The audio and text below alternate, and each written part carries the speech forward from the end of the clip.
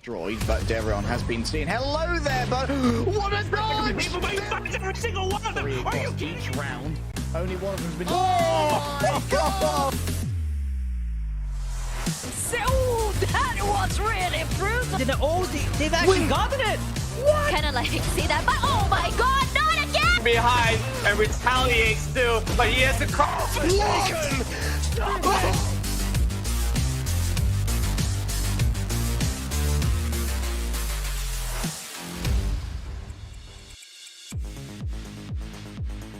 Welcome on board on the weekend run of the VALORANT Challengers Malaysia and Singapore Split 1 of 2023. My name's Contra. Here alongside with me is Choo Choo, and it's great to be joining you guys here on stream as we'll be uncovering some of the best plays possible from all these up-and-coming teams that are vying for their spots, heading up to meet some of the best teams of Southeast Asia. I agree, especially you guys saw it's already down to day number 3 here, and most of the team already all of the team already start off and play at least one game for themselves, so they have a bit of a feel when you're talking about them warming up into the VALORANT Challenges Malaysia-Singapore Split 1 series. And also, speaking of yesterday's performance, I mean, I hope you guys, all of you, have enough sleep because of how long it lasted for our last series between Louvre versus Enigma Gaming yesterday. So it took quite a bit of a stretch till the end, but nobody hits into the best of 3 for the third game yet so far.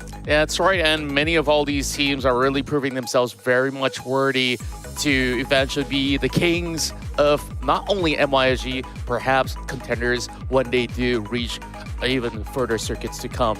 But of course, for those of you guys who are tuning in for the very first time, don't worry, we'll run you through of what happened of all the action that has happened throughout day 1 as well as day 2, as we're just about to kickstart our day 3 run. But before we even get to that, let's check out this video. Greetings, challengers! So good to have you joining us once again for another year of VCT Malaysia Singapore. 2023 marks the first installation of the split system, namely Split 1 and Split 2. Each split will primarily consist of a Challengers Qualifier, Challengers League, and Challengers Playoff. Now, let's jump into the breakdown. Split 1 will start off with the Challengers Qualifier to obtain the top 4 teams via a double elimination bracket who will proceed to the Challengers League.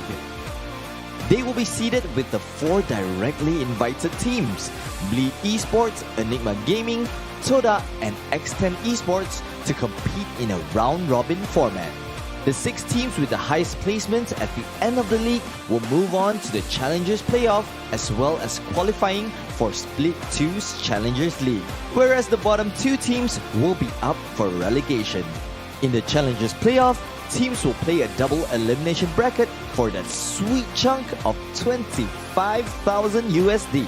Now, let's head into Split 2. Similarly with Split 1, there will be a Challengers Qualifier to obtain the top 2 teams. The 2 teams from Split 2 Challengers Qualifier will join the bottom 2 teams from Split 1 Challengers League to battle it out in the relegation promotion bracket. It will be a 4 teams GSL bracket whereby the top 2 teams will be promoted to Split 2 Challengers League, joining the other 6 teams from Split 1. In the Challengers League, these 8 teams will once again engage in a round-robin table in order to obtain the top 6 teams who will move on to Split 2's playoff. The top 6 teams will now go through a double elimination bracket where the winner gets a direct invite to the Pacific Ascension Tournament. In this phase of the tournament, the top teams from the other Pacific domestic leagues will compete against one another for a slot in the international leagues.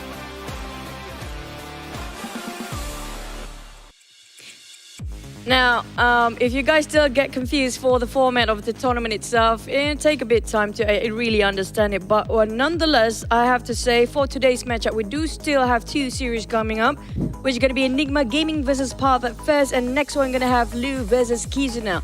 So I personally think the latter, or the Kizuna versus Louvre, is going to be taking a bit more time since the standard of 2 teams pretty much very similar. But when it comes to Enigma and Path, now Path didn't do so well yesterday. Really rough start for them to have their welcoming game yesterday, being crushed or by a landslide against Stoduck. But they are a new team. They are very fresh, and they are the one that actually coming in from the open qualifiers. Again, fighting against one of the invited teams, Enigma Gaming this time. Feels like they need to bounce back from yesterday's loss. It was a big landslide because they fought against Stoduck 13-4 in Ascent, and then 13-1 when it comes to Fracture. So where do they stand right now with Bleed taking the chart at number 1 spot? Well, Bleed is Bleed. And extent, most of the invited are actually in the top ranks except for Louvre, who actually from the open qualifiers. Exactly, and of course you can call it upset as much as you want, but that was quite a show-stopping performance that they put up to be able to pull those games against Enigma Gaming as well. And then you have back in day 1, Kizuna Esports as well as Yakiniku. There were matches that they came up pretty close. Even the Esports did seem to have some worrying signs, especially on the first couple of rounds that they had, and then eventually they managed to stabilize, and therefore things look to be so much more cleaner. As for X10 Esports, the way that they've been able to play at a very fast tempo has not been changed after all, despite, of course, this is a brand new roster from Thailand headed into Malaysia as well as Singapore with so many new faces, and yet again, they still prevail to be the top-notch organization as they seem to be. But the one that we have our eyes on today, Enigma and also Team Path, plus Louvre and also Kizuna Esports. Can they change their standings by end of day number 3 here in our VALORANT Challenges Malaysia Singapore Split 1? Now, our first matchup, which Enigma Gaming versus Team Path. It's all down to Team Path really, because if they can bounce back and recollect their thoughts about what happened yesterday, they can have it big today. All they need just bouncing back, because even though I do realize they love themselves the double initiator sort of a strat, and when it comes to Enigma, they do love their Sentinel so much, so they love to play Sage and KJ all day long. But it's all down to the maps itself or map vetoes. So I do know for a fact a lot of teams will not pick Breeze and also Bind due to it's not available in rank. Maybe that's why, you know, it's been a while that actually the players love to push their rank, right? So they haven't been in Bind and Breeze for quite some time. But Lotus will not be played in this tournament as well as Split. So it's only down to like 5 more maps there is out of the 9 maps available, right? So definitely it's going to be either Ascent, it's going to be Pearl maybe, it's even going to be Fracture, or what else do we have? We do have Icebox and Haven. So that's going to be the hot pick for today. I think usually the first map, a lot of them will be veto out or actually pick when it comes to Ascent. Yeah, and judging for the fact that it has been quite the trend where players are adapting to how exactly to play around Pearl, where you have to check really tight corners, take control of the mid section, or just hit directly to the site. There's a lot of options on the table, and let's first and foremost take a look at Enigma Gaming's roster, where we have Zan, Divine, Frey, Styron, as well as the Doctor. We know the Doctor since the day he's joined Toda back in the past, and then of course with a little bit of change of surroundings and stuff like that, things have looked to be pretty much great for the team, but they're still trying to find their footing overall here in this season. Didn't really kickstart it off with the best note possible, but we know that Enigma does have so much potential. And that's true. Based on yesterday's game, they pulled all the way through against Louvre, even though they finally lost in the last minute. But it's still neck to neck. I'm talking about tie all the way to the last 2 points, even a triple overtime in the first Icebox match against Louvre. Plus, you talked about the Doctor, who's one of the most experienced player. Not just that, not as just a player. He can call out the shot for the draft of the agents when he needed so, even though they got himself a coach. But the one that actually playing / coach, I can feel like it's going to be a Doctor. He was an ex-orangutan coach as well. But speaking of the lineup that we saw with Enigma Gaming just now, Zan himself showed so much showcase yesterday.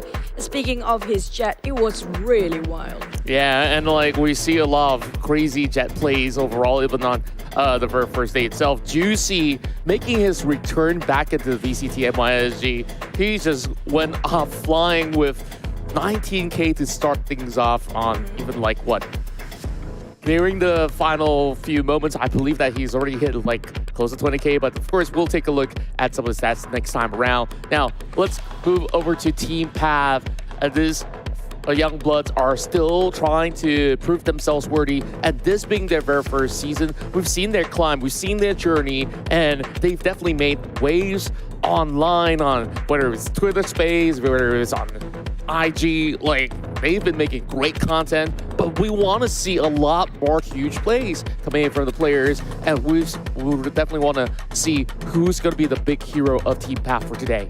Yeah, speaking of Team Puff, they are one of the most fresh team when it comes to their official tournament appearance. This is the first time they're appearing. But nonetheless, I can say they got the nerves and they can actually have that composure all the way long. Because why? Yesterday it was really tough for them to have a head start here. So hopefully when it comes to second day, they can bounce back. But they do show a lot of promise when it comes to their performance. I'm waiting for them to actually finally get the chemistry going on when it comes to tournament, because one of the many reasons tournament and the usual ranks will not be the same. Plus, it's a league, right? It's a round robin league, so they have the time to build up their character and gain as much experience, and maybe one of the best that can actually, they already sort of win themselves by getting into VALORANT Challenges Malaysia Singapore Split 1, because it's so hard to get in here in the first place. So you cannot take the credit away from these players because they got what it takes to be here. But the thing is, can they be calm? Fighting against all the Titan teams out there, they already kind of established their names out there. At least they started off on a team that has high caliber of sorts. And not to say that any of these teams here on the list is not. Of course, don't call me out, Twitter. So even despite that, I mean, that being their first step into this passage, I think that their path may not always be clear, but I hope that eventually they'll find the light by the end of the tunnel. Oh, so it's definitely not clear if you ask. Yeah. So I really do want to see how far would Team Path go. True. And then especially with solo spots for them to make it into the playoffs run, then they really have to set the bar really up high. That's true. I'm looking for them to finally push themselves, because yesterday's performance, most of them feels like a bit too hesitant to make the call. You can see that they have the general idea of how they want to go around things, how to get around the retakes and just to attack. But at the same time, they're just a bit too hesitant when it comes to getting a shot call or trying to rush in.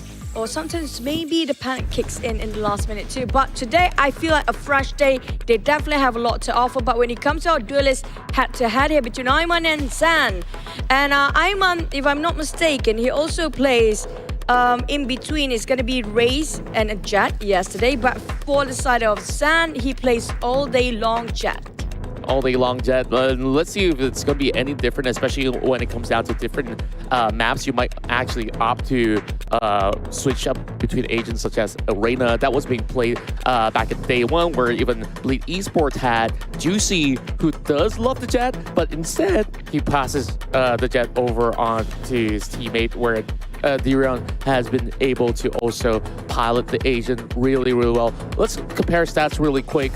Despite it being vastly different, do keep in mind Zan had more rounds to play in his series as compared to Ayman. So, yeah, when you look at the kill averages, I believe that the stats itself just a lie, because like they've only played one series, right? So each map that they play, this is what you expect out of all your duelists, where you need to get like, you know, a healthy average that's close to 15 and above.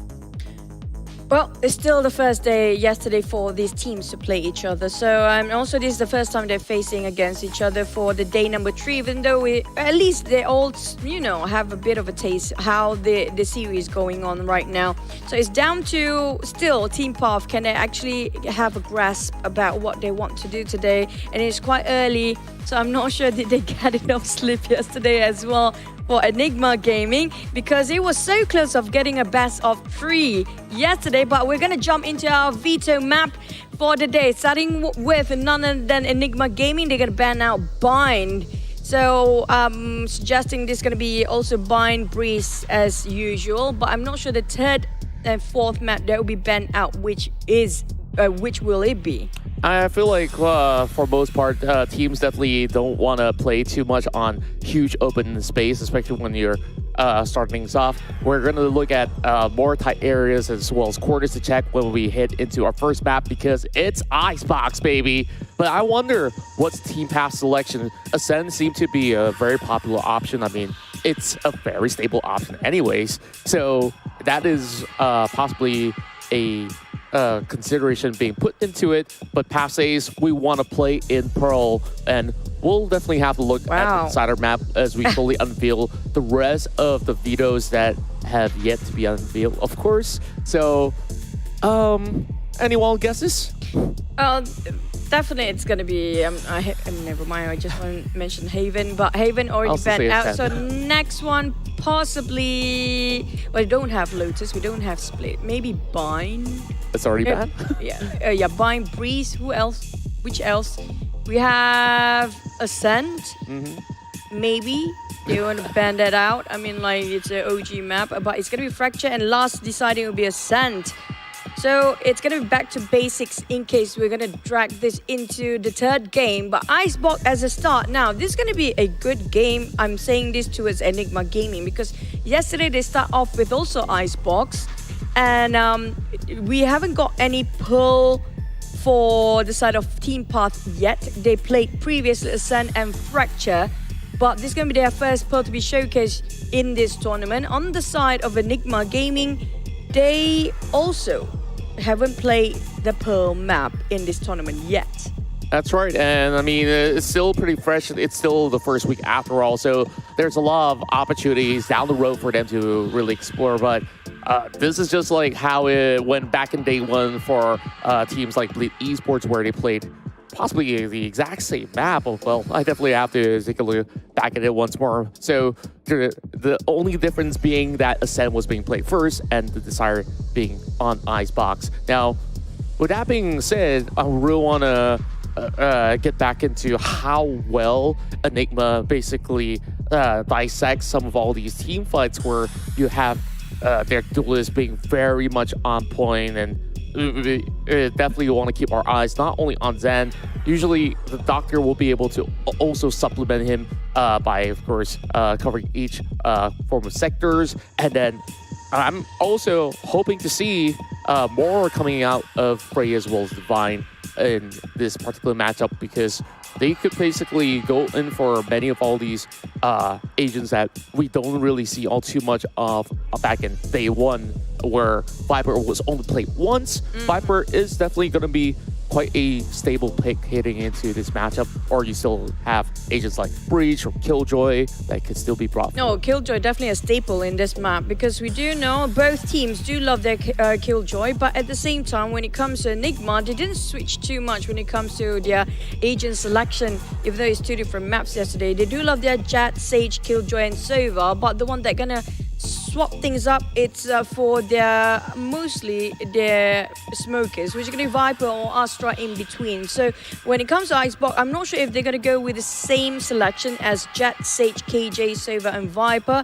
but based on yesterday's performance, I saw Sans Jet. It was really terrifying to watch, because why? If you're the openers, you're going to be terrified. If you're on their side, you're going to be happy about it, because he's just so bold. It's just fearless dash and by dash, and the way he thinks, he don't really make a second guess at all. That's right. I mean, like, if you're playing in server, there's no split second for you to even think of something else. And like, Zan was absolutely on point. I mean, there were just highlights and clips on him online by now already. So on the flip side, I mean, when we take a look at Team Path, this is going to be another beginning for them now that they've already settled down with the earlier deficit that they had on day 2. Heading into day 3, they really want to start afresh, and I'm just hoping they're morning people, right? I mean, like, you gotta prepare, get your warm-ups done. If you have any more scrims, get it out of the way, and then, prepare yourself for this entirety of the series. So Team Path, I mean, what's really interesting to see is that, they've actually came together for quite a number of months now. Double duelist. Now when we're moving into the Agent Select, we're seeing both sides going on the Viper to be able to control each corner of the map, while the only major difference here is the duelist itself. And I'm sorry, I'm laughing because why? This is going to be a bit confusing for us, especially coming up from Team POV. They have a player named Sage, and they do have the agent Sage being played by Kai. So it's gonna. When we mention Sage, it's the player's name, it's not the agent, okay? So be mindful of that. But speaking of the draft or the selection coming up from the side of Enigma Gaming, they do have the same lineup as yesterday. Now it's down to execution. Can they close things up just how they did yesterday when it comes to the Icebox? They didn't really wrap things up. It was like triple timeout in the first Icebox yesterday. But for Puff, I'm loving the fact they're changing things up another notch when they pick Reina and also Jet at the same lineup. So this is going to be really interesting. Do they want to go for the rush? Because if you have double duelists, you want to go in very fast. But in the meantime, they want to go fast. They don't have that flash, but they do have the layer coming out from Reina. So I assume Reina will put in layer first if they want to go for the rush, and Jet just going to dash in. Well, the others they have to put a lot of work as well. But Reina, to be the flasher in this team only, it's going to be a really tough job for Boogie. Yeah, I mean, there's definitely a whole lot of work for them to eventually crack things up, where when you take a look at both sides, they have yet to play each other. I have no idea how much do they actually meet each other in scrims in that particular instance. But judging from the team preps and all, I mean, Enigma Gaming being an esteemed organization as well, and they should have just about the right idea how to exactly handle situations, as they've already had them play in different teams before, as well as when they culminate together. There is a wealth of experience that they do have as an edge against Team Path.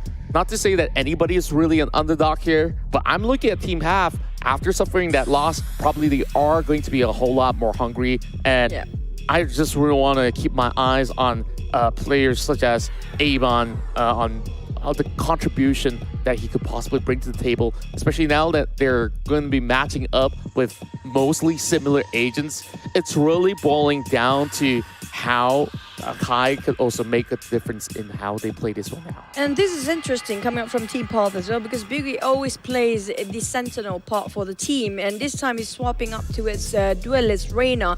I do want to see how they will fare when it comes to the first round or first matchup series between Enigma Gaming and Team Path.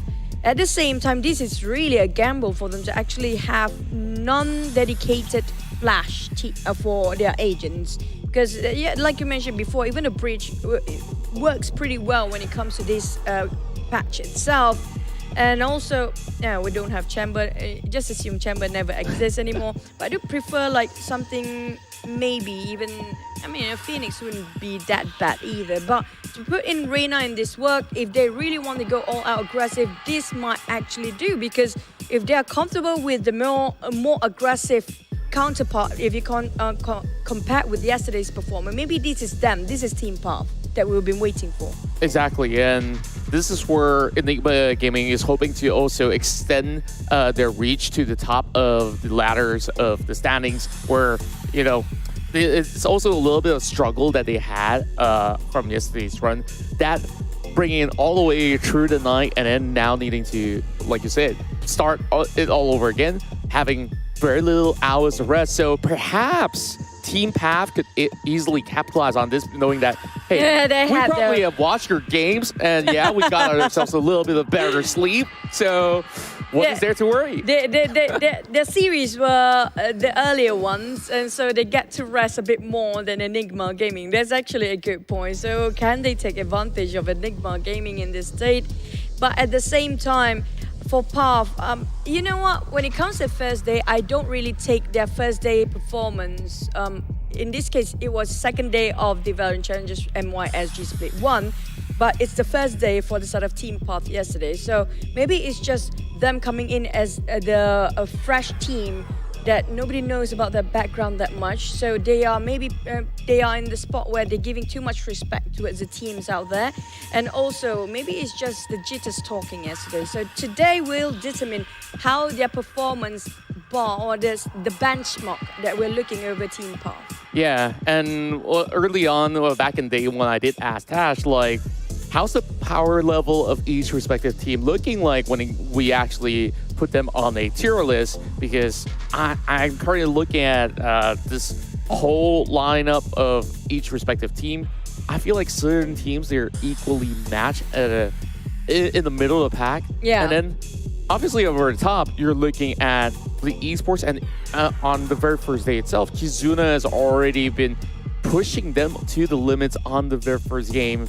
So I definitely want to see, like, by the end of the run of this week, like, what's going to be the tail end of most of these results. Because sure, you'll have a couple of teams who have yet to play the circuit for the most part, but tomorrow there'll definitely be a whole lot more games in store for you guys. So now I believe that we're already seeing teams such as Bleed already feeling absolutely comfortable on how they've been able to set the bar up high.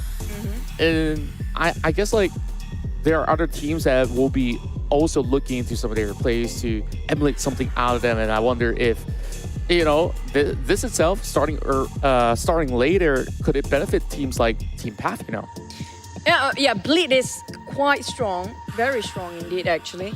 But they are not playing today. We're just giving a standard bar about who's to be in the benchmark, who's the #1 spot. But the game's going to start in less than a minute. But for now, I'm going to focus back towards Enigma Gaming and Team Path. Now, this will determine how Team Path fare when it comes to the overall rankings and overall standings. Where do they stand between all these 8 teams, the 4 invited and the 4 open qualifiers? I have to say, one of the most strongest open qualifiers contender is going to be Louvre, which is going to be the next series. But for Enigma Gaming, even though they are invited, but they're not showing any sign of weakness based on yesterday's performance. It's just slight mistake in the minute moment of time where he shouldn't be done. That things happen, you know, sometimes things happen. There's a bit of luck, like it or not. It's down to luck, whether you see that person first or the other person see you first. That's it. And not only luck, there's also a whole lot of skills to be shown here in our matches. We're about to kickstart our very first game. It's Enigma Gaming versus Team Path. Let's hit into our very first map, Icebox.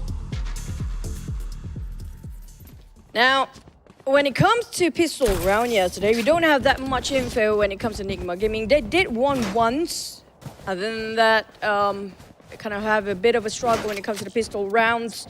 But the pistol round sets the tone for both teams here to have a good start, because it will drag up to the 3rd round to see if they can get the bonus round, the 3rd round or not. And when it comes to contribution towards the economy, that's going to be a big part of it. For the side of Enigma Gaming, they're anticipating the rush in B. All 3 of them are already waiting in the B main, and they will go for the rush for Team Path. Slow up straight from the start, kind of hesitant and pull back for a bit, but there's already 3 of them waiting. Trade 1-2-1, Divine taking on Ayman, and it's gonna be Zan taking on Boogie. And down to only 3 members for Team Path. There's already so many players, it's gonna be back to 3v3. Such a strong stat coming in from the rest of Enigma. They did trade 2 for 2. I mean, like, every vital information has already been given over onto the side of Team Enigma, so they could have ample of time to prepare for this one. And while they're at it, they've actually found another pickup all the way on over around back.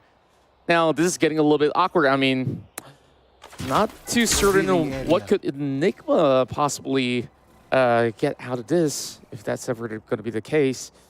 I mean, they still have 3 members to work with, and Team Path only having 13 HP, and Amon still gets the trade back onto the Doctor. 1 for 1 though. Now Amon's gonna be all alone. 13 HP won't cut it, and they don't have that much of covers anymore. Like, they really need Sage to be alive. That Viper is so crucial in this kind of plays to make sure that they can't be seen when they're trying to plant it. Now, they have to switch things up for Path here. They definitely have to at least try and buy some stingers in between. But the thing is, feels like Enigma Gaming know exactly what they are thinking. You saw how many people just now in B. Make it 3, and they're trying to push into a bit deep in B main as well. Yeah, the Doctor are now taking space over on to B, probably looking for the ARP if he does find an absolute clearance over onto the side. Meanwhile, Team Path journeys their way into A. There is a jet that pushes up there. Oh my goodness. Over on top of the pipes, he gets a double. Goodness me. But he won't be able to land the shots directly. Boogie comes in with a stinger. He's got sided out, and Frey, Divine, they're just gonna pincer him down. Able to still do some damage, but the point will still be in Enigma's hands. Almost a very clean win, except for Zan have to be sacrificed there. This is what I worry for Team Path agent selection. They don't have that dedicated flasher. Like, if you want to have Boogie to put in the list, it's going to be a bit tough for him to follow up as well. So, just now, they realize that Team Path knows where to attack next, which is going to be A. They know exactly it's going to be A. Now, it's going to be a bonus round for the side of Enigma Gaming. It's going to be Marshall versus Marshall on the broilers and mid. Well, we do have pushing in from the tunnel of the kitchen. San is just going well again, taking on Sage. Frey taking on Kai, and Boogie is down. Rap getting managed to trade on one, but Imon finally been finished off with triple kill by San. Now, this is not the Enigma Gaming we witnessed yesterday. This is a whole different level. Enigma Gaming, with the play defenders yesterday, they barely pushed way too deep, but they know what they can offer. They really make it quick, swiftly, just pushing all the way with San. Wow, what a peak. Exactly, and like that read over on the middle was just impeccable work coming in from Enigma, right? Like, they've already tried B, they've tried A, nothing seemed to work, like probably middle. And they just basically had every quarter stacked up, and that push coming out of Zan again caught them off guard. Look at this setup once again. Over on the top of the pipes. This is going to be pretty tough for them. I mean, they're not even checking out the nest, and they're already being punished by Frey. Oh, the Blaze Storm, and gonna go for the dash as well. But Zan finally will be taken out by Sage. Now, this is gonna be a bit of a fair fight. Finally, they have a bit of a head start for the side of Path. Now, how to get in there? They still have the Viper, so the Viper can actually do a lot of work, and the Sage still have her walls as well. Boogie trying to get out for Divine, possibly. Now, how to get in? Problem with, they don't have any infos, the positions of team coming up from Enigma Gaming. Sage tried to break the wall, hoping can breach through the side, and Kai slowly creeping in as well. Try to find anybody from beneath the or at the hell. Gotta block it for a bit. They plant on the second floor, but Styron caught them. Sage taking on Divine. Sage spot out, Styron got it better. This is why I think it's getting hard for Path again. That was a bonus round for Enigma Gaming. Yeah, and I was just absolutely surprised. I've been locking my eyes onto Styron. He's been lurking all the way onto the back, and he cuts into Broiler ever so quietly. And that triple was very well deserved. I mean, that patience pays off pretty huge. Now they're running off with this extensive lead, 4 solid points, get that full buy-in. Zan finally gets his hands on the operator, and that's already, what, 7 takedowns on this jet.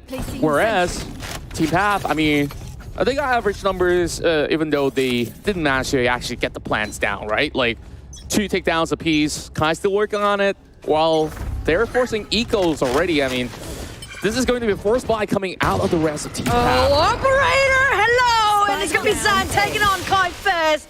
Just going to updraft all the way into A side. But for the side of Team Path, are they still committed to this? If they want to pull back, it's a good time. But Boogie, taken down by Zan again. These guys just don't miss. And now they pull back, maybe try to re-rotate into mid. But we already have Styron waiting just around the corner. He can spot out Styron, and that's going to be 1 stage down. Rap finally take a trade with Styron. It's going to 4v2, a bit outnumbered for Team Path. Doesn't seem like they have a clear direction of what exactly to do right now. I mean, all they can do is to look for a pick, and yes, they will. Ion gets the find. But this could still be a shot that will connect Raph. Just got clipped off. Now the spike's going to be down, and there's no business left for Amon. This is rough for Team Path right now. They need to keep it together, pick themselves back up again. gathering the pieces about what to do next. They have the Hunter's Fury, they do have the Blade Storm, and they do have the Empress for Boogie, but they don't have anything to stop anybody from, you know, they can't stop Enigma from retaking, or even, it's just so hard to see them plant. It just really it really relies on their tempo of play as well. I mean, they're really holding themselves back instead of being a lot more proactive to actually receive those vital information. Of course, you got that owl drone just to scan things forward. So they're attempting to be, but Spike is still held over on mid, and that's where Kai has got to be careful, and they got caught out. Starro now knows Spike's gonna be down, and their challenge over on the B does not result into all too much. Sad defying. Everybody shreds down Team Path right now. Frey does go down though.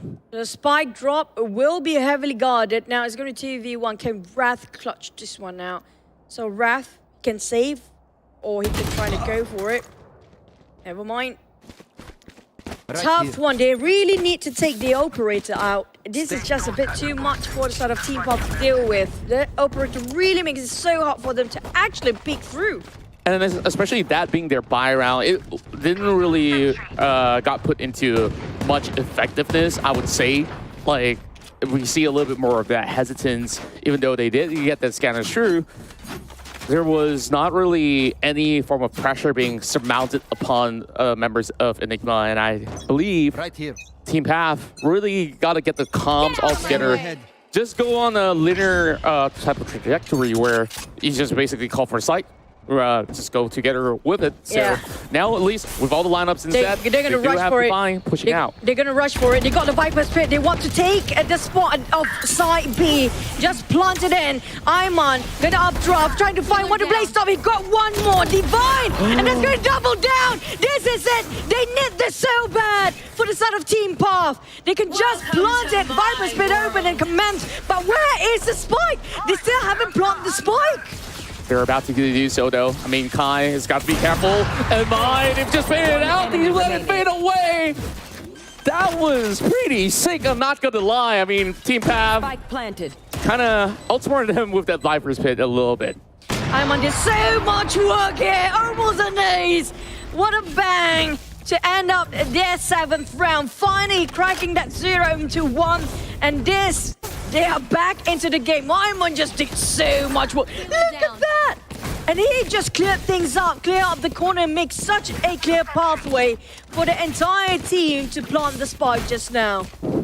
Just correcting myself as well. I mean, the doctor did go down. I thought that he purposely put it down and like you take it out, but it does last quite a while, right? So, I mean, Team Path, great execution. Finally, things are going very well for them at their first point, and so long as they get through at least 4 more back, they stand a really solid chance on to the next half. I mean, sometimes you just need that momentum to start swinging.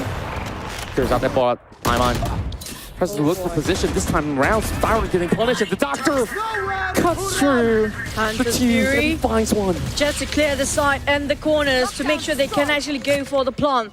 But Frey managed to squeeze in around the rafter. Iman gonna go for it, coming up from the back line as well, making sure nobody backstab him from behind of the spawn. Frey just happens to be there on the rafter, taken down, and it's gonna be revived to a Styron from Divine. It's gonna be 4v3 here, still equal grounds, and Iman shot down there. Hopefully it will be a loss for them. Back on equal grounds, 3v3. You want to spot one now, but Team Path finally got the momentum. Boogie just need to buy time in the rest of the team as well. Styron, they're then challenging them head on. He got one more. Wait, what? How Styron doesn't have a candle? He's just going past him. Oh, he's gonna go for the bait, but Raph, make sure he got things clear. Trying to snatch away the operator, still on the hands of Team Path. But never mind. I mean, there's just not enough time. They were too focused on to taking him down. So, I mean, it's okay. I mean, that's just like, what, 2.9k creds? I think they have a whole lot more on the back of Enigma for the time being. But Team Path now, back-to-back scores, and They're definitely feeling more of themselves right now. Enigma now walks back in with an operator so they can establish a better grasp onto this A side. But you've already seen, I mean, plenty of times, Frey has already gone out of side for a couple of times to peek into over mid. This time, being a little bit more defensive, but being spotted out by the owl drone though. So backup has to eventually come across. The doctor still lurking around. I mean, The Vipers love to lurk, and both of them are actually looking at each other. But I'm loving how they play right now for Team Pop. And Boogie got knocked out straight away. They don't have any sort of blinds anymore. They're only left with the ice wall coming out from Sage, who already utilized it earlier. It's down to Iman with an operator and Kai to actually do the plays, but Iman did it again. It got one on Styro, down to Divine and the Doctor to actually retake this one. But Iman, it's just right in front of him. Oh boy, Divine finish off with a triple kill. That was a strong retake from the side of Enigma. there's only so much you could do with only the operator in hand. I mean, two members in such close quarters, I guess like he ran out of luck, out of juice as well. 7-2. I think it's pretty the way that they've been able to enter so effectively. That's a really good telling sign on how they could basically try it again. But this time around, hopefully with Sage, the player, by the way, so to survive instead of going for that big wraparound, I think they have another idea where maybe they can force a rotate back around B. But the doctor have always been there. I mean, like, he asks, have you scheduled your appointment, sir? Oh, one more. Today's not Here your comes day. San with an operator. Raph taking on. It's going to be San taking one. Another to go. Oh, boy. They need to clear up the corners for side of Team Pop if you want to enter the site. But Iman chasing the tails of San. He's just too fast, but still enough. Iman with that bulldog is more than enough. Double down, almost get a tree. God, Iman is doing so much work for the team. If you're going down, you got to start making them hurt anyways. Enigma starting to not look as clean and crisp as compared to the first couple of rounds that they had. And starting to feel a little bit more of that immense pressure. But all in all, I mean, the doctor on this Viper, still so effective. It's hard for them to really gauge this B side because there's just so little spacing that was being given onto any passage. Man, the problem right now, if they lost this round for Team Pop, that's it, because they won't have any to buy anymore after this. They gamble everything to buy everything before the last round of the swap of the first half. And the San do have the strong lane, but the Hunter's Fury did hit a couple of them. Getting on a 4v4 here, 3v4. With Enigma on the lesser number of men to work with. But the Owl Drown just spotted out on Zan.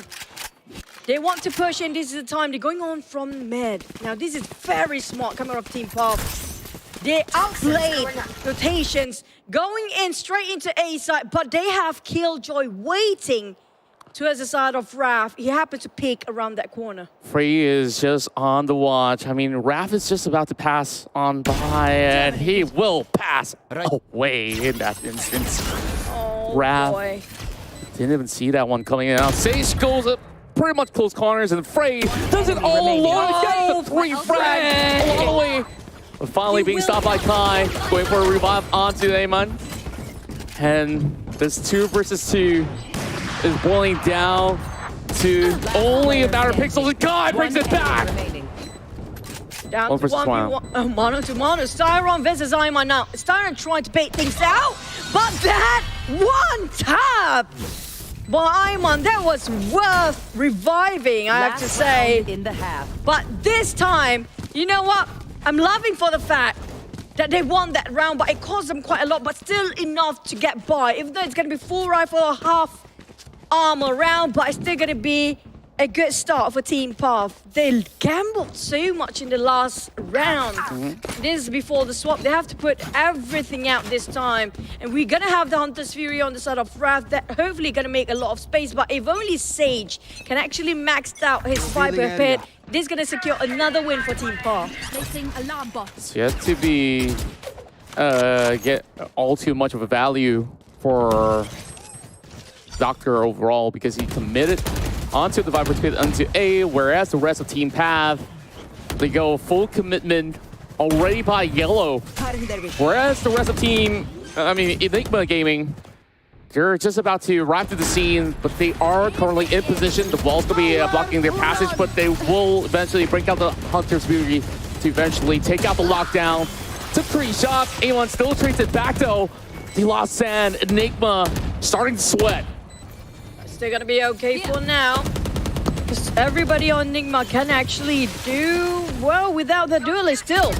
Frey caught on one, but never mind. Boogie managed to take down on Frey. Raph just trying to open up space for the rest of the team to go for the plant, and Sage managed to get into the yellow. They tried to. Oh my God! That diffuse! He clutched it! That diffuse! Out of all the hassle that they put through. God! Team Good Path, gracious! they did so much and they couldn't really get him out. The look on their face, They're absolutely dejected. That should have been their point. It just slides off. Split second, was nobody watching? I mean, like, that should not happen. That We was really got to supposed wind it back. I mean, how could he just Can you see a bit of replay of the last? have so much That diffuse. ice on his veins? The that diffuse he coming doesn't up. care about all these. Tyra bullets knows flying what out. he needs to do. I need to diffuse, and that's it. That's it. That's gonna be the Pros end of don't that round. fake. 9-3, starting off with this time Enigma as attackers. Now, they do know for a fact how the mine works for Team Path in a pistol round in the first half just now. So taking their own sweet time to hold it in. There's one thing that they have for Enigma is going to be discipline. One of their biggest advantage for the team, but chipped down quite a lot. Boogie, Styron already finished off early on, but Boogie and Iman, they don't have that much either. Yeah, I mean, this considering a very important pistol round for Path to come back into the second half of the match. I wonder how much could they possibly find for the moment. Frey is ever ready onto this corner, and they have already suspected Team Path would pull off cheeky plays like The this. Doctor walking straight into the poison smoke. Spot out Sage, straight one tap on the head. They already planted. All they need to do is just buy time, make sure the spice goes off. Frey just gonna go towards the main entrance on the A side. Spotted out Raph, the one that actually on the Raptors. It's gonna be the Jet played by Iman. 2v2. Bit of a dash. Wow, that's a fast swing coming from Iman, by the way. Nice tracking, but Divine still trying to fight for it. But Iman almost an ace again. Goodness me, Iman's just so good. Yeah, he's definitely having every single pressure building up upon him to carry the team forward. And he finally gotten this point back. And now we'll see Team Path trying to set a firmer grasp onto what they could possibly get on this defense. I mean, on the attacking side, they look a little bit more wobbly, especially the way it all ended up in such a dramatic fashion. I mean, you gotta untilt yourself. You gotta quickly go in for this quick reset. And now, with 4 Spectres in their hands, they should be able to do a lot of work. But on the other side, I mean, we're looking at Enigma going for Stingers as well. And the sprays are connecting, but Iman goes in with a double tap. They will find 2 members down from the side of Enigma. They tried to do a fast entry, but being stopped entirely by Team Path. Now they got themselves the tone that they want to set for the team. Frey didn't look where should have. It's going to be triple kill for Sage to finish things off. This is a good round for Team Path. I'm loving this. Absolutely love it too. Now, they just have to find a few more to equalize. Once again, they are on their bonus already. You know what? Like, Amon says, hey, I got 5K in the back to even get my hands on that operator if I want to, but the hand cannon works just fine. Like, Amon, he opened things up over on his B side, and now he could even rely on just the Blade Storm just to get a little bit more of that value. so far. Oh, they're going to push getting it. a whole lot of... They're going to push it for Team Pop. They're pushing way into A right now. They're going to force a fire. Amon getting one on the Blaze Storm, but Enigma, Sun and Divine finish off Iman and Boogie. And this is going to be a bit of a problem for Team Pop if they need to retake it. Spike still at the spawn area, but you still have Sage guarding over B site for the side of Team Pop. And Spike still not being picked up by any of Enigma players. Try to spot out where are Team Path positions first. I mean, the spike's still all the way over onto their default spawn. Now they're slowly bringing it over onto B. And little do they know, I mean, Sage is all alone by the corner of yellow. And I believe that he sees a little bit of glimpse of it. We're already seeing Enigma giving pinging onto yellow. And they're slowly beelining their way in. Caught from the flanks! Woo! Nobody wants their backs, and they will be punished. Zan still gets one trade. Finally stopping the bleeding at the very least. Now that leaves Rap all alone to defend this one though. They should have got that for Team Path. They were squeezing on both sides for Enigma. Gaming has still managed to squeeze in for the side of Sana, and the Doctor still won this round. They should have been theirs just now. They come both ways. They literally just make sure Team Enigma Gaming couldn't get out from there, but they managed to get out anyway. I think even getting 2 frags, that was quite a high value That's already. really a good value for them. So, and like, it was a bonus round for Team Path if they won that anyway. So they haven't bought anything. So the operator's coming out quite early.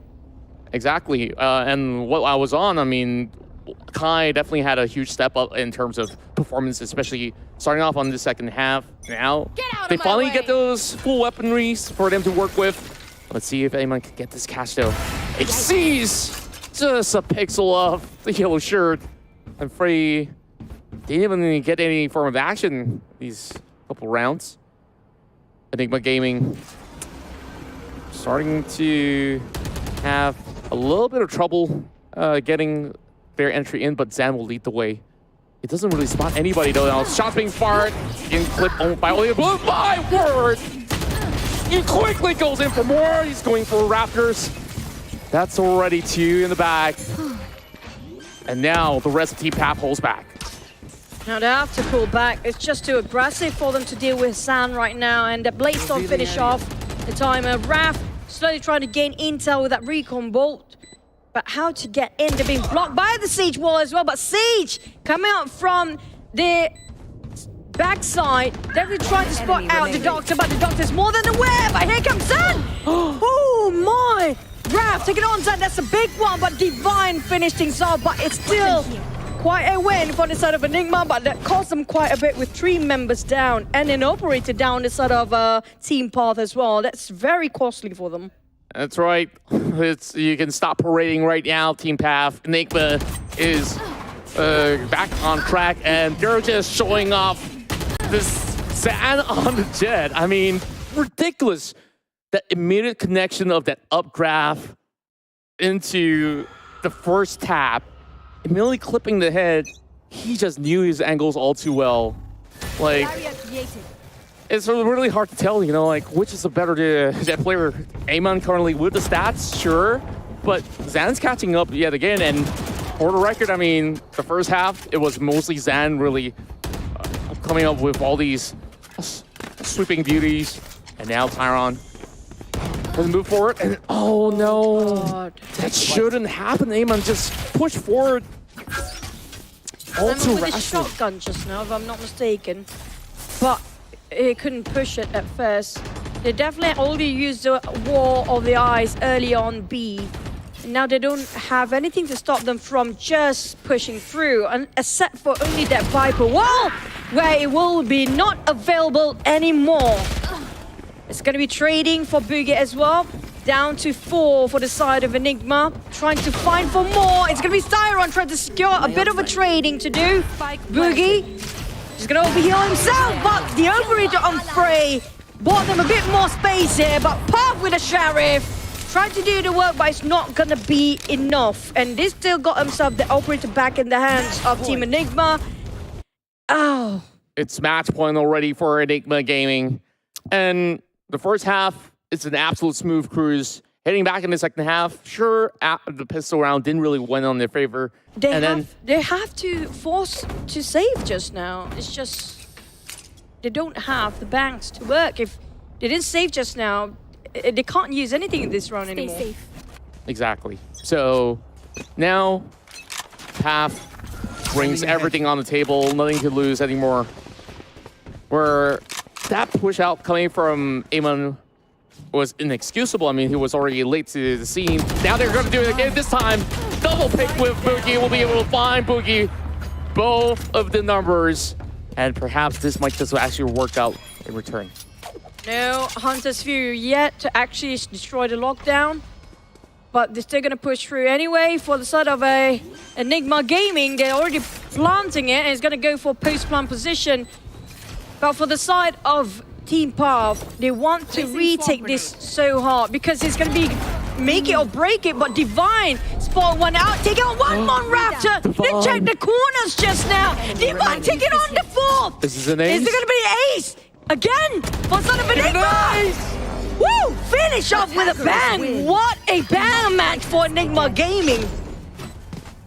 Wow. It had to be the golden moment on that 13th point. And Team Path, once again, defeated 2 days under 10th. But Enigma Gaming, though, man, they're on absolute fire. Even though, you know, we're talking about them having such a long run of work throughout the midnight where they were playing the previous series. But hey, they're gamers. Like, you give them a mouse, a keyboard, and time on the screen, they will show you what magic is made of. But you know what? That was Enigma's pick on the Icebox. So maybe they're not that comfy for the side of Team Path, which they are more comfortable in Pearl, which is going to be one of the harder map there is. So I have to say, I'm loving how they so much have improved within just a day. Yesterday was really a landslide, but today we saw a bit of a fighting spirit on the side of Team Path, especially Iman. You saw how much work he did. But you know what? When it comes to craziness of a chat can actually bring on the table, it's going to be Zan. Yeah. Zan, I mean, like, the crazy shenanigans that they pull up. On ground tree itself, this perfect route on the middle, I mean, they know that they're force flying, having a little bit more of that eco still going on, and they just absolutely full sends it over on the mid. Like, they're the attackers instead. I mean, easily you can get confused, only with the name Sage on that Viper. Like, a couple of times we see a lot of action going on to this B alleyway where all the tussle, especially with the Doctor always guarding through those section, has been able to get so much more value for Enigma. And then there's Zan with this spectacle where he just absolutely shredded off the rest of Team Path, leaving nothing to chance.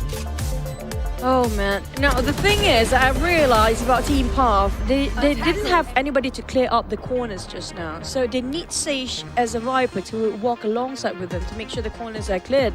And that's the biggest issue that we saw earlier. And they don't have a dedicated flash agents to actually do the work as well. So they want to go for an entry or a forced entry or, you know, a rush. It's a bit difficult with only a layer to work with. But still, nevertheless, it was a really good matchup when it comes to Team Path versus Enigma today. I'm loving how they are a bit more aggressive than yesterday. But for Enigma, they are on different level of aggressivity compared with yesterday where they fought against Louvre. They're so disciplined.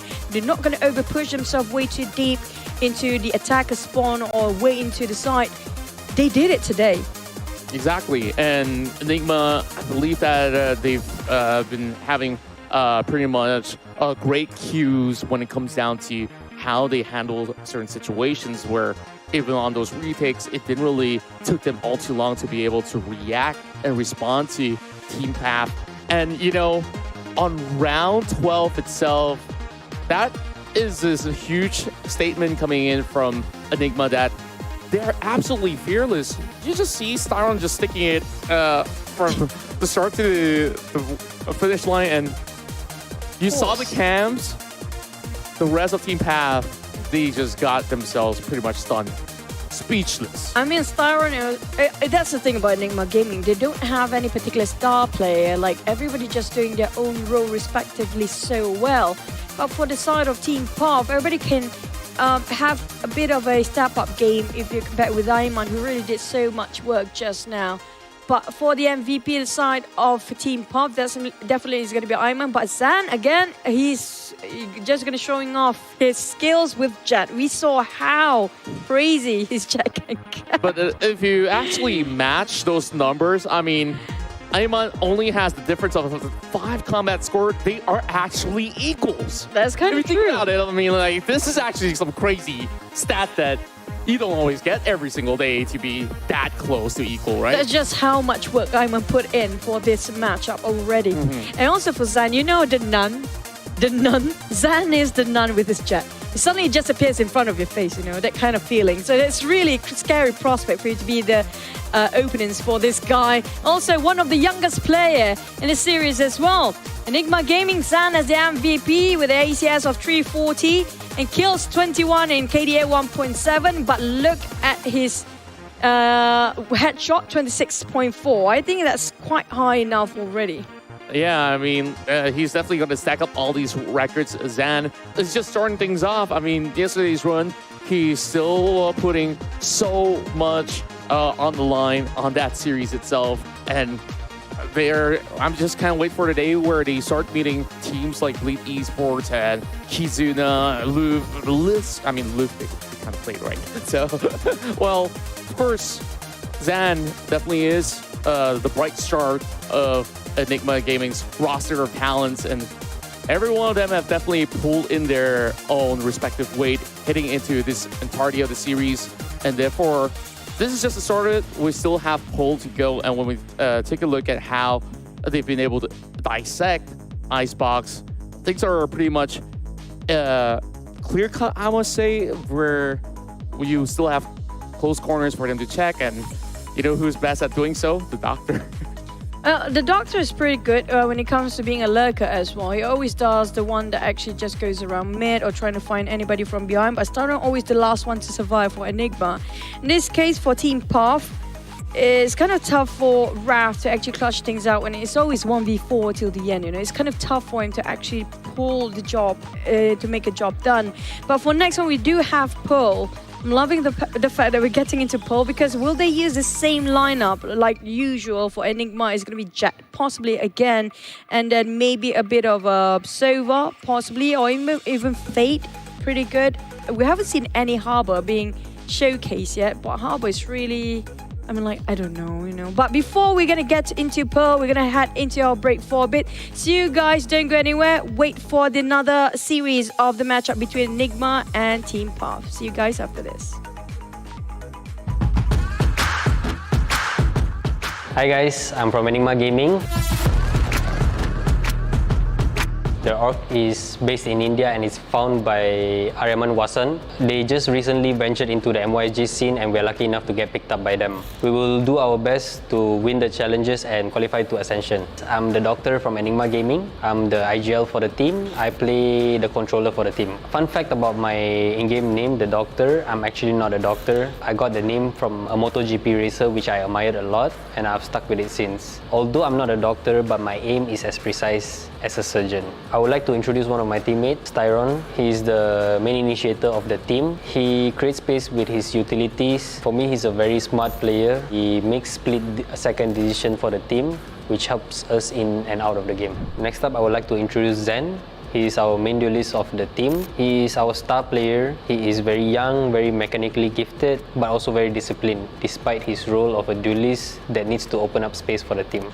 Next up, I would like to introduce Frey. He's the sentinel of our team. He's a very good sentinel because he is very good at finding those 1v1s and winning those. He's the jokester of the team because he's very straightforward. Lastly, I would like to introduce Divine. He's the flex player of the team. He is quite a perfectionist in and out of the game. This helps us execute with his flawless utility usage and trading capabilities. Although there are some respectable teams and players out there, we are not afraid of any of them. I want my team to be remembered as one of the greatest that ever touched the game. We would like to thank all the fans around the world, especially those from India. We wish that you would continue to support us as we carry the Enigma banner into the MYSG region.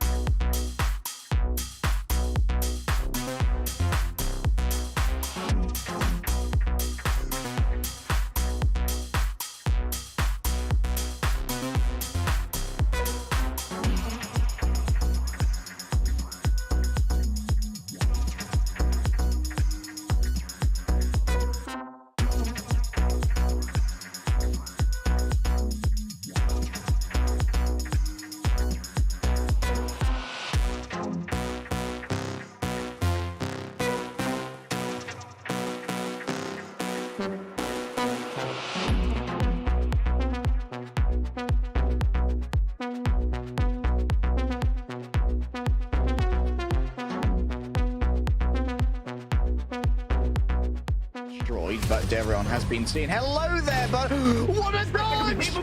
Every single one of them. Are you Each round, only one of them's been. Oh my God! So that was really brutal. They've actually gotten it! Kinda like see that, but oh my god, not again! behind and retaliate still, but he has to call for second. Stop it.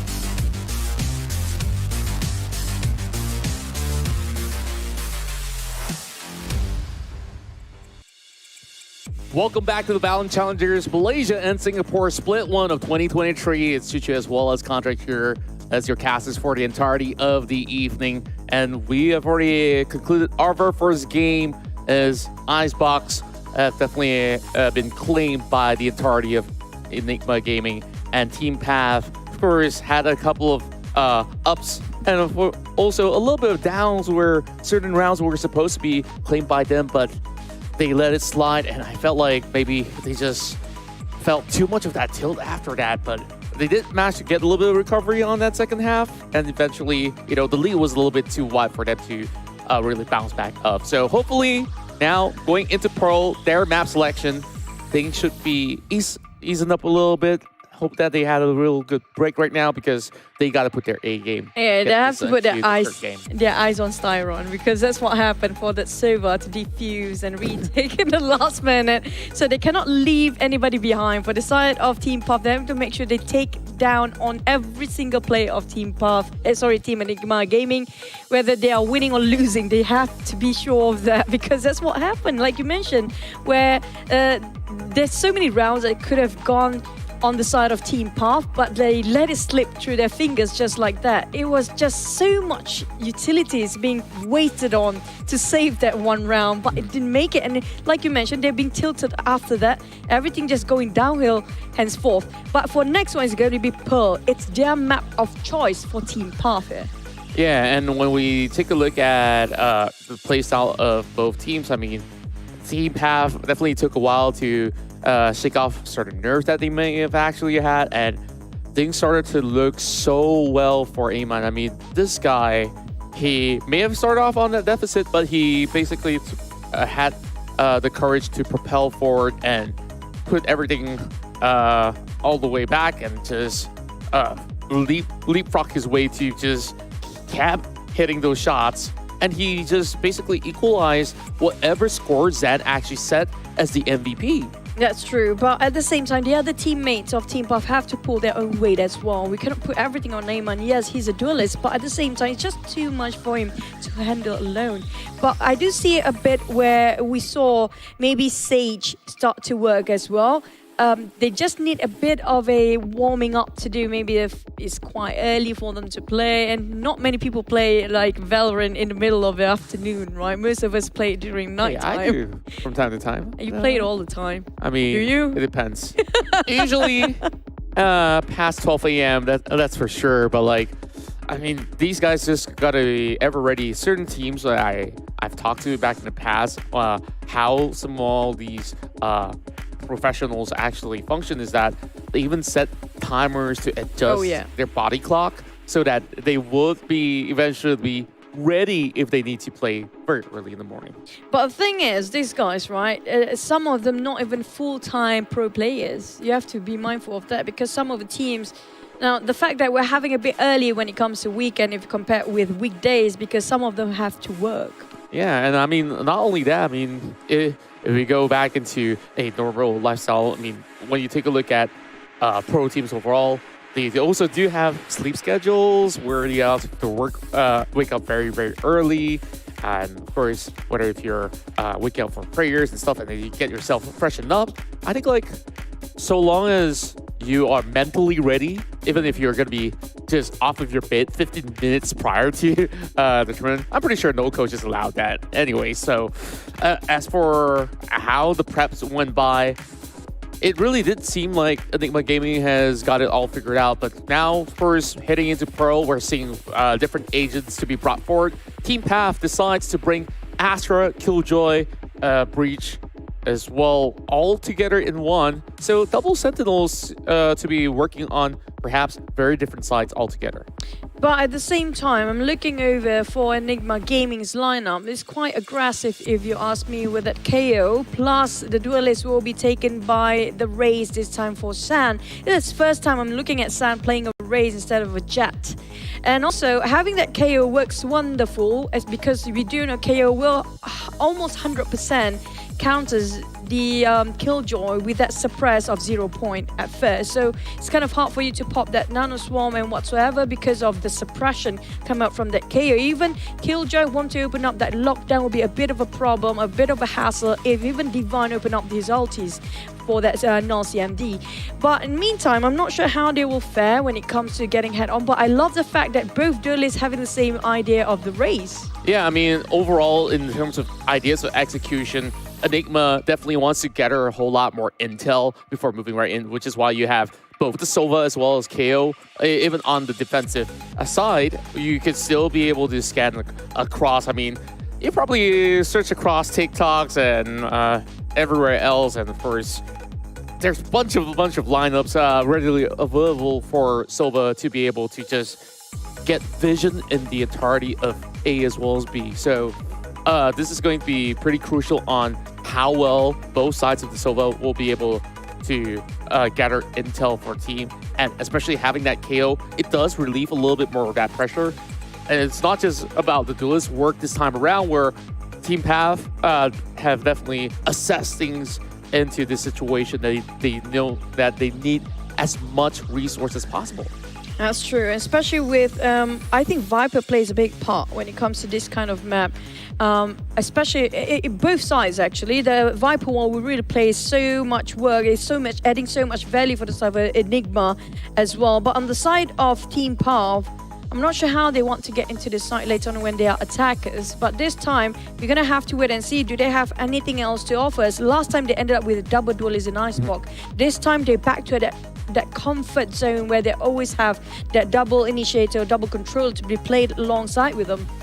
Yeah, and I am looking at Raph to be a huge playmaker into this matchup as a breach, because once you do have the Rolling Thunder up online, you could basically shock the entirety of the A side, and that will just leave so much more room for them to take the entire passageway. And even on defense, I mean, you do essentially the same thing. Even when you try to line the Aftershock, you could just stretch it all the way throughout B main or A if you want.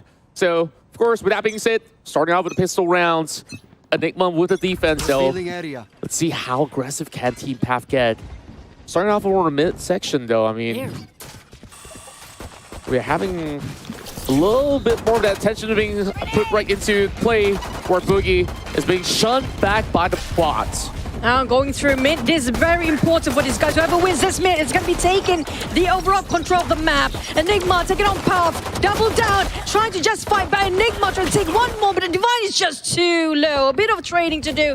Back to his 3v3, and now they're shifting from mid where to go next. Will they still commit to A? It feels like it, but that's out of Team Path. Oh no. Spike down. Frey caught him just in the nick of time. Sage wasn't really in the best of positions. Now they are slowly getting all the way back into B, but the Doctor spot out Boogie.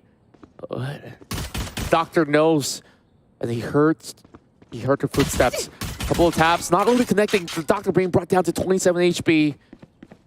And he needs Styron to work all together with him.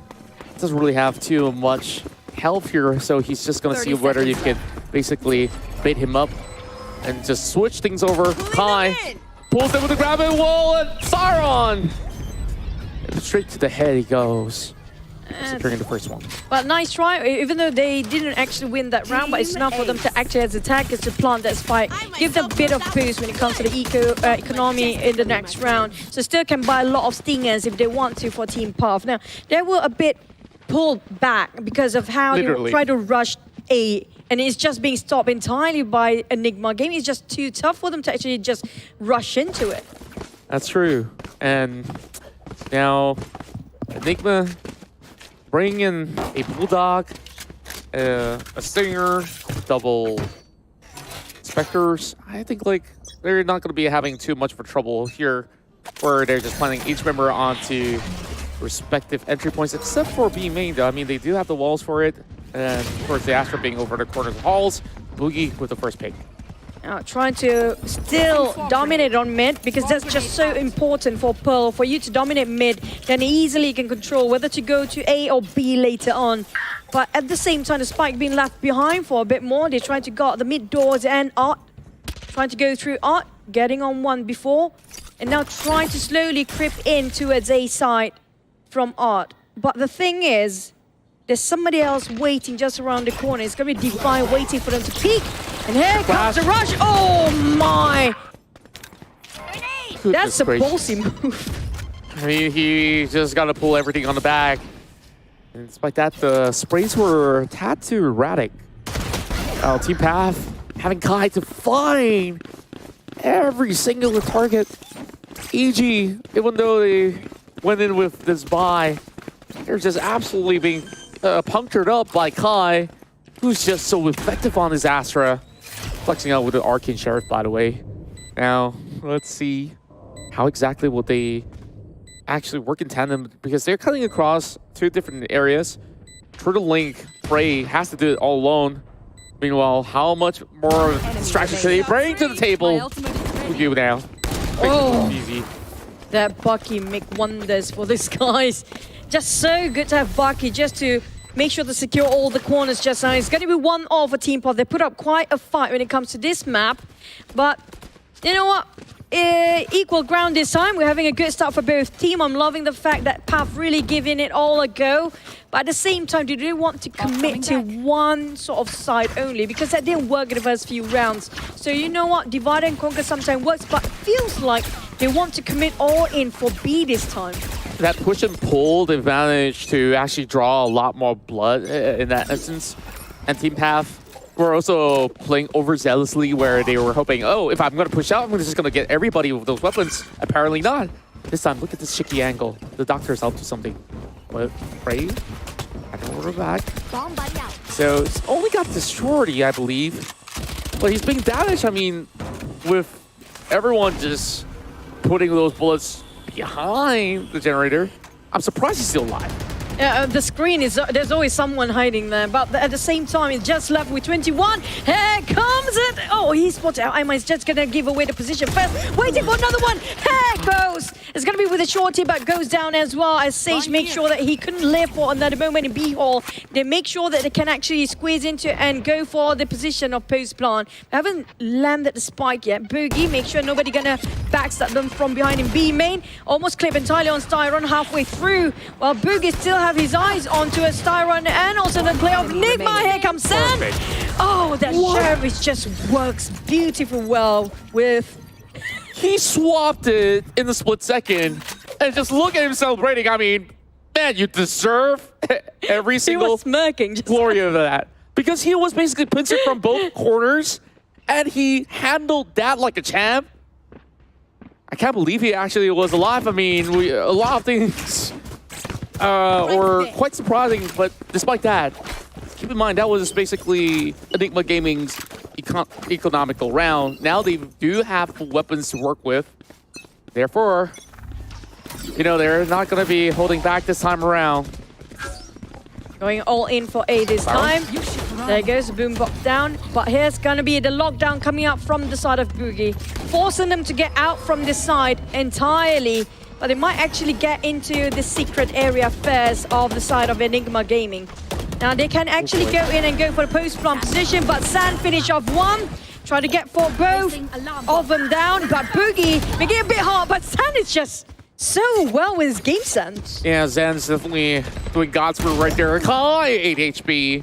No dream for him. Put to sleep. But Rap's going to be able to match up against the tempo, and Zan still seeing where if they could basically get the catch all the way to the back. They know where they're at. And Sage, she swings. Eventually will falter though.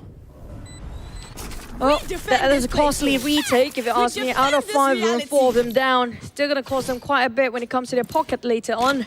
Back far side of Enigma finally equalized the field again to 2-2. And Zan do have the showstopper later on, so he's going to go really crazy for the next round. Yeah, this is where you really got to be on the lookout. Because the way that AJ has played on this defense, you already see how gutsy of a playstyle they had. Styron pushed up way too far forward on this Sova, and it's sure he held back for a little bit more. And those form of exchanges, at least they get to keep one weapon into this round. Everybody is going to be pretty much stretched if they do lose this one, though. 100 creds apiece. Rav trying to set up every single flash possible. The smoke's in the way, and Zan still gets the first clip. Oh, what a spray! Divine!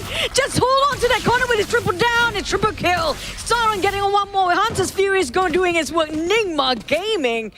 God, that was brutal. Styron did so much work stopping everybody getting from the mid towards the A. I'm rubbing my eyes. I mean, that happened in a split second. Immediately snaps at them, and 4 members of Team Path just got decimated in an instant. Obliterated, like vanished out of thin there. And they got the Cosmic Divide, but they want to try to go for the rush. And mind you, now. that wasn't even with the showstopper, right? I mean, he's just got that perfect line of sight. Everyone's just cutting across that art side. It's just incredible how the angle he pulled off just now was so perfect. At the time, he's just incredible. But right now, they're back committed to B, where they only have one doctor to actually stand up to defend this one. But the moment he can see through and get the intel, there's so many team players of Team Path in the air. The rest of the team will rotate as fast as they can.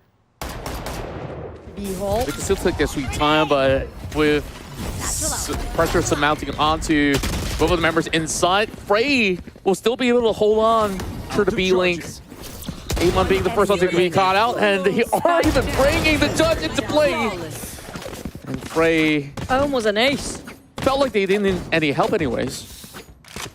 These two lads, I mean, they cleaned up everything and they left not much for those who just rotated from A. They're not stopping, Team Path not stopping anybody coming up from B tunnel just now. They got the site, but at the same time, they didn't stop any movement coming up from B tunnel or even the B tower. So it's just so easy for Frey to just push in like that. Yeah, I mean, they really have to keep in mind when you're going to commit, you need to find not only a firm hole of a coverage from your flank, but oh boy. Then this time, being shocked overall, and Amon quickly goes in with a stinger to go for the trade. Now still in A art.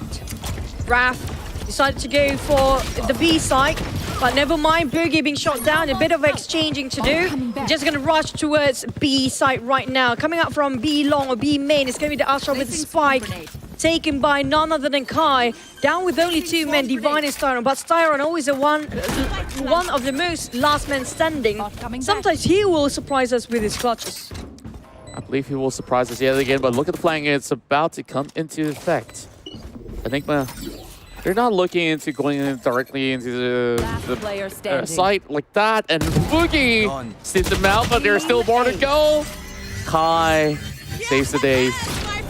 But this matchup inside the Pearl itself, you just look at both sides go point for point, and it's been pretty difficult to even tell like if they have been able to really understand what exactly is a clear plan of their opponents, right? Like they've been hitting over onto B, some of them being successive, some of them not. Team Path, I think them on this attack have been pretty much shocking the way that they've set things up. Especially, I have to commend Rav because he's been phenomenal in order to stop Zan in these couple of rounds. They got to stop challenging Art.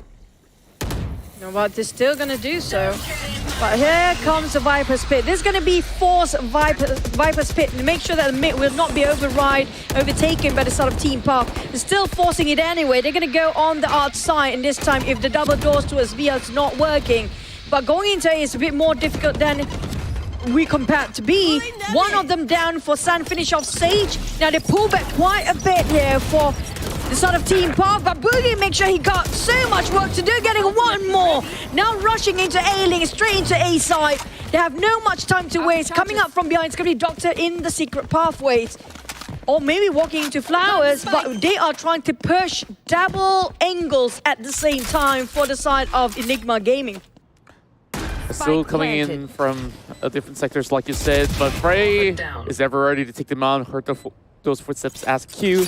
Just gonna clear them off with a snake bite. There's just a little bit of damage onto Amon. Try to snap him and quickly swerves wide. That's a way to punish. And Enigma already going for a defuse. Probably Will's there though. Frey's just taking his sweet time. And there we go, Rolling Thunder. Here it comes. Team Tap brutality. Yep. Just for the sake of it. Now Kai and the rest of Team Pop are happy, but it was a bit costly with that Rolling Thunder in the last minute. At the same time, only that Rolling Thunder being used. Still have a lot of ultimate and utilities not being used. Talking about the lockdown coming out from Boogie, you know, also the Hunter's Fury coming out from Sage. Now Cosmic Divide will play a big part here, but the other side, Doctor is also preparing his Cosmic Divide. Did Zan ever use his Showstopper at all? Waiting for that golden hour, I Haven't- believe. Yeah, not even once, right? Yeah, I guess like you just gotta see if everybody's thinking about that a huge corner. You want that for a huge 5-man ace, perhaps? Maybe we will never get to see it.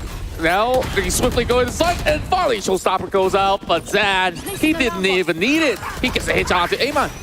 Now they're trying to force it anyway, but Sage can hold this side for much more longer. But side of Team Puff Boogie did so much work this time, but it's not going to be enough because Divine again wants to prove us he might score another ace in this matchup.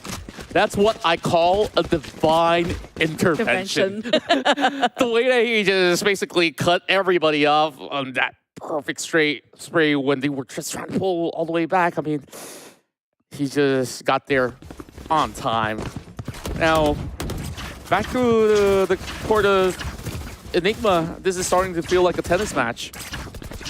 Ping pong match. Ping pong, perhaps. Ping pong is faster than tennis, by the way. It's like ping and pong, you know?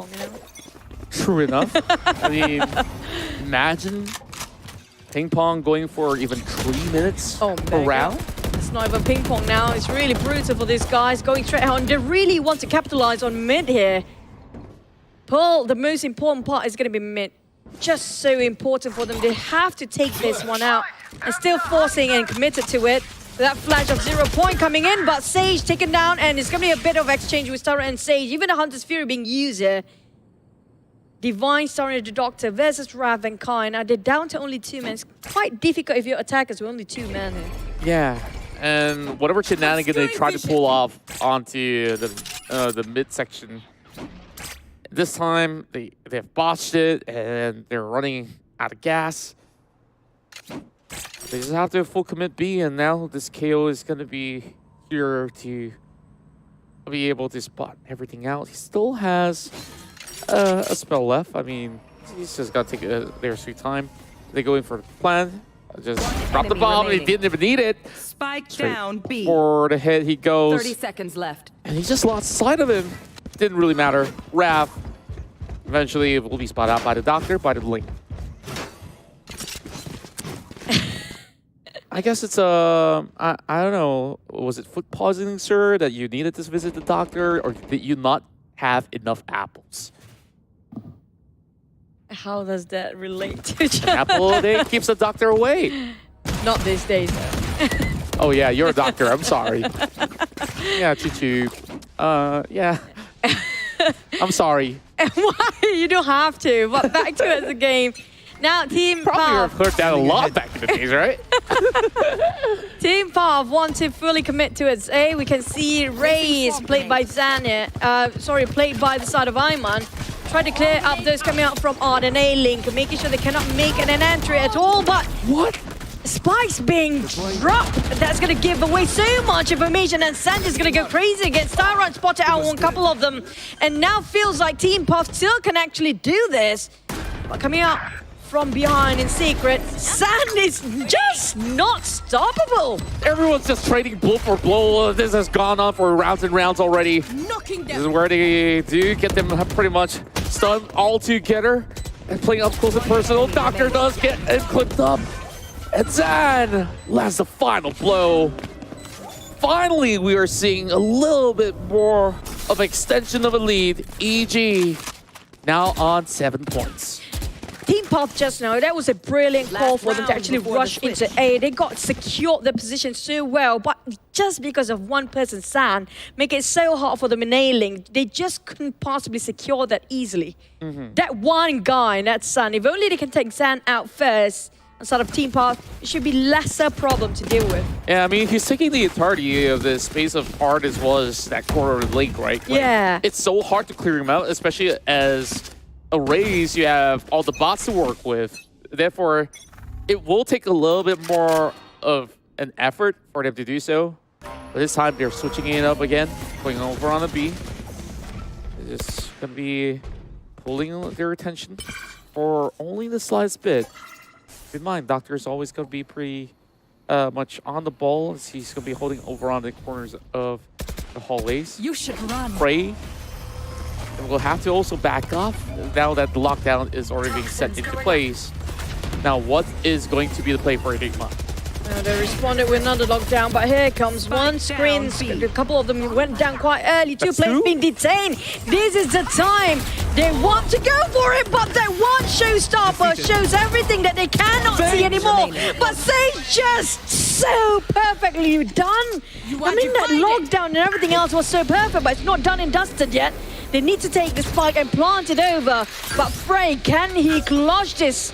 Snakebite spotted on one. Try to stop them from planting it. But Kai's just super low right now. Oh, man. That was so good for Kai.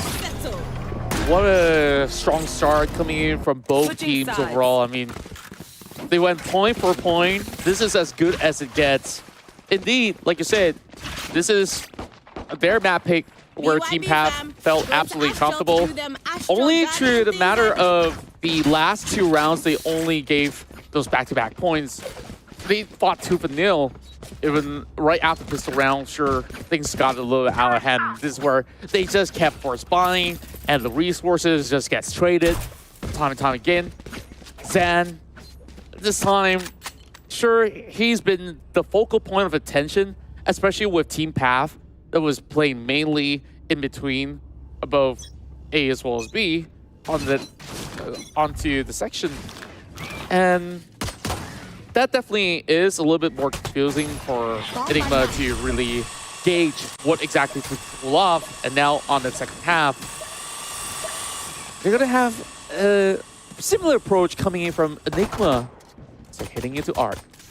Yep, feels like they've been contesting art for the longest time for the last couple of rounds there. And they're trying to force it even more. Around Arbiters have a couple of players for Enigma Gaming. It's going to be San and also Styron waiting just to pin them down. But they pull back and reroute themselves towards A main here. Coming towards the side of a restaurant. Just trying to play around the corners. We got one couple of them down, a bit of a trading to do between Iman and also Kai, Styron. Making sure they can't make through. Doctor. It's not done and dusted. They got themselves the site here. All they need to do is make sure that they got art. Nobody's coming up there, but coming up from behind towards Flowers, or maybe even Secret Path. It's going to be that Killjoy. Boogie, he can clutch this. I hope so. We've seen I mean, like, it's 4v1. a couple of times before. Yeah. But he's kind of stretched, though. I mean, there's so many angles to work with here in Pearl. And majority of them over onto Art. 2 whips already. Still needing a little bit more. He sees a swing coming out. Divine couldn't wait any longer. He's like, let's get this done and dusted. I mean, like, no matter how big of a swing that was, they still couldn't pull it off. With 4 people picking you at the same time, it's almost impossible. It's scary if you're that one last person. But valiant effort by Boogie. And I can say it, Boogie really stands out when it comes to this matchup this time for this series. If you compare with Iman last time, Boogie really knows exactly what angle he should actually aiming for. That's right. Where Team Path being forced to get their hands on Frenzy, well, I guess like it's a budget stinger with very little bullets, but so long as you are playing for mid with a cheese strat, this may just be working out, but instead, everybody just got scanned. Okay, Enigma is not falling for this prank after all. Brave Divine said everybody's at it. They're hoping for a team base, and Divine does it. Oh, you heard the Guardian shots just now. That's just scary, especially around the double doors or the mid doors. It's just almost impossible to dodge that one out. But that was an echo round. KO knife. Yeah, that detection, that suppress really stops them from actually trying to fight back. That's why we said KO is such a good agent to be played right now. It's just so perfectly well done. You know exactly where to toss over that knife. But back to the side of Enigma, they're having the lead right now at 9-5. The second half already underway. This time, both teams are playing with their guns. Yeah. But bonus round for the side of Enigma still. Fair enough. This only being the second of the second half. They're just gonna take it a little slower this time around. The spike coming through mid into B. I mean, at any given point in time, you will expect a rotation to come into effect. Meanwhile, the rest of Team Path, they're already pushing outside of A. They're already halfway through B, and that's a 2 for 2 right through those halls. Yep, they're rushing into B right now. Same goes for the side of Team Path. They're rushing to SB just to retake it later on. But look at where Sun is right now. He's waiting way back to the spawn area.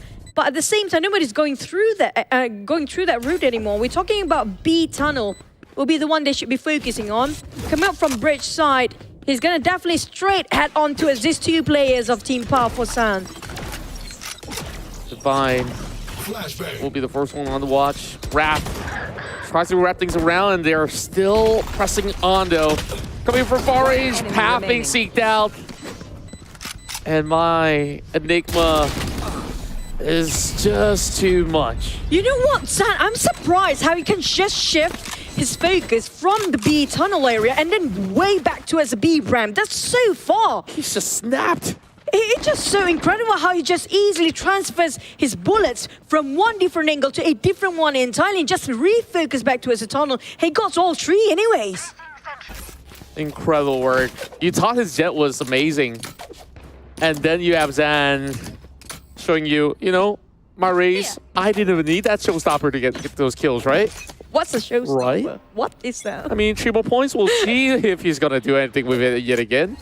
But we're not going to be faulting him for anything at all. Ray knows Team Path loves to push out the side. That this is where it will reward them in return. Oh, there's still great cover fire. A good trade, 1-1, but we have to deal with another one. Styron waiting on the other end! My God, this guy's barely whiff. And now they got a clear path to get straight into side B. There's nothing to stop them, and Boogie will try to stop with that Sheriff, but it's so far from them to retake from A to B. We're talking about they got so much space to reposition themselves for Enigma Gaming. Look at how they place themselves. Even planted is for the long. So it's going to be difficult for them with nothing to, what? They don't have smoke, they don't have wall. How to actually defuse and retake that side. Especially with Divine already receiving everything he needs to know. So they don't really have much. I mean, Sage, he can go in for to keep this Phantom into the next round, but he says, never mind. I mean, I still have just about enough. Still wants to go for that challenge, though it was perhaps a little too late. I mean, even if he runs right through, he still needs to find time to defuse. Now, 11-5. Oh, man. Enigma looking so much better on the second half, though. I mean, right after round, I have to calculate. But what round 10. Round 10 hours, right? But what would you do if you are Team Path right now? If you happen to buy it right now, next round will be really important for them. And what happens if they lost this? There's going to be a bit of a problem for their buyout later. They just got to go like a couple of marshals. Yeah. All marshals. Definitely on Sheriffs. I mean, it depends if they get the fourth but Guardian. You need to Usually win. Guardian would be the default option. They gamble it out for this round then. They really gamble it out. Yeah, I hope it does pay off. I mean, the first half was so exciting to witness, right? Like, everyone was on point, especially for Kai. I mean, there's so many of all these cracks. Wait, how did he get here? Definitely fully below surprise, and Ava knows where exactly they're peeking out from. And you can't cheese him three times in a row. Sage, as well as Divine, goes both for blow. Now, only 2 remaining on the side of Enigma. Oh no. Team Path feeling only slightly relieved, and Amon finally goes down. I just want to say Amon is back, but the moment Styron is there, everything's done and dusted. Now, they might actually want to go and rush into B, but I think maybe Styron want to take a bit of its time to actually plant it, because Divine is not there yet. He's waiting for Divine 30 to seconds push left. around the bridge area, making sure he got himself inside the B side to help him as well. But it's just so hard for him to actually go in with Lambot triggered and also give away Styron's position. Is going to be hard because if he goes down, the spike is there. This is worth gambling for Team Path right now. They need to win this so bad. All they need is just buy the time so they couldn't plant the spike. Quick swings coming out. Divine still not able to catch out the final few members. Pat was just ready right through the bottom layers. What's happening to the guy over in the corners of the tower? Now, slowly and steadily, EG makes their mark yet again onto all the points that they need. We quickly take a look at the highlight before we go on to potentially a match point to be secured eventually. Like, they've already got just about enough credits for them to spend on what's necessary, while Team Path still one more buy. Only after this, they might actually lose at the Recon, so this is definitely the round to do everything they can. We do have double players pushing it from AR again. They're going to contest this multiple times, and now they pull back into Harbor for the side of Wrath. And also Imam, but we heard a showstopper. So many outs being investors in this round, but they're trading for 1-2-1. Another Hunter's Fury coming up from Styron. And that really making it so hard for the side of Team Path to win this round again. It's down to 2 players left. They're outnumbered for the time being, but just by 1. And here comes the lockdown as well, literally expending every single thing on the block.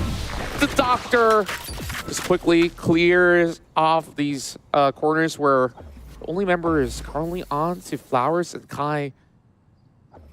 Checking on the secret, he sees both of them, but he doesn't react in nick of time. The Doctor still gets planned down, and Team Path Match point. having economical damage, and I'm not too sure if they can pull back from here on. They've only got, what, 1 Vandal, a Phantom. Come on, squeeze that wallet out. I mean, like, we got 1.7 Stinger, maybe? Kai Okay. just gonna go all Sheriff. Oh, you know what? Yeah, half armor. Even Sage didn't have any armor in this round. It's just how much they need to win this round. It's do or die right now. One more round for Enigma. They can have it a bit of a relaxed play, a bit chilled for side of Enigma, but they're not chilling at all. Look at how much Styron tried to provoke a side of how much get out from there. But they're still trying to contest Art again. And this time only one person to got those coming out into Art, which can be Wrath. Go into double door. Take on B side maybe, making a bit of a pullback, going back into Art just to bait them out, making a bit of a fake or bluff. Taking all the way back, maybe going into B main or into Rams. They will still have quite some time on the clock though. I mean, there's no need for them to rush.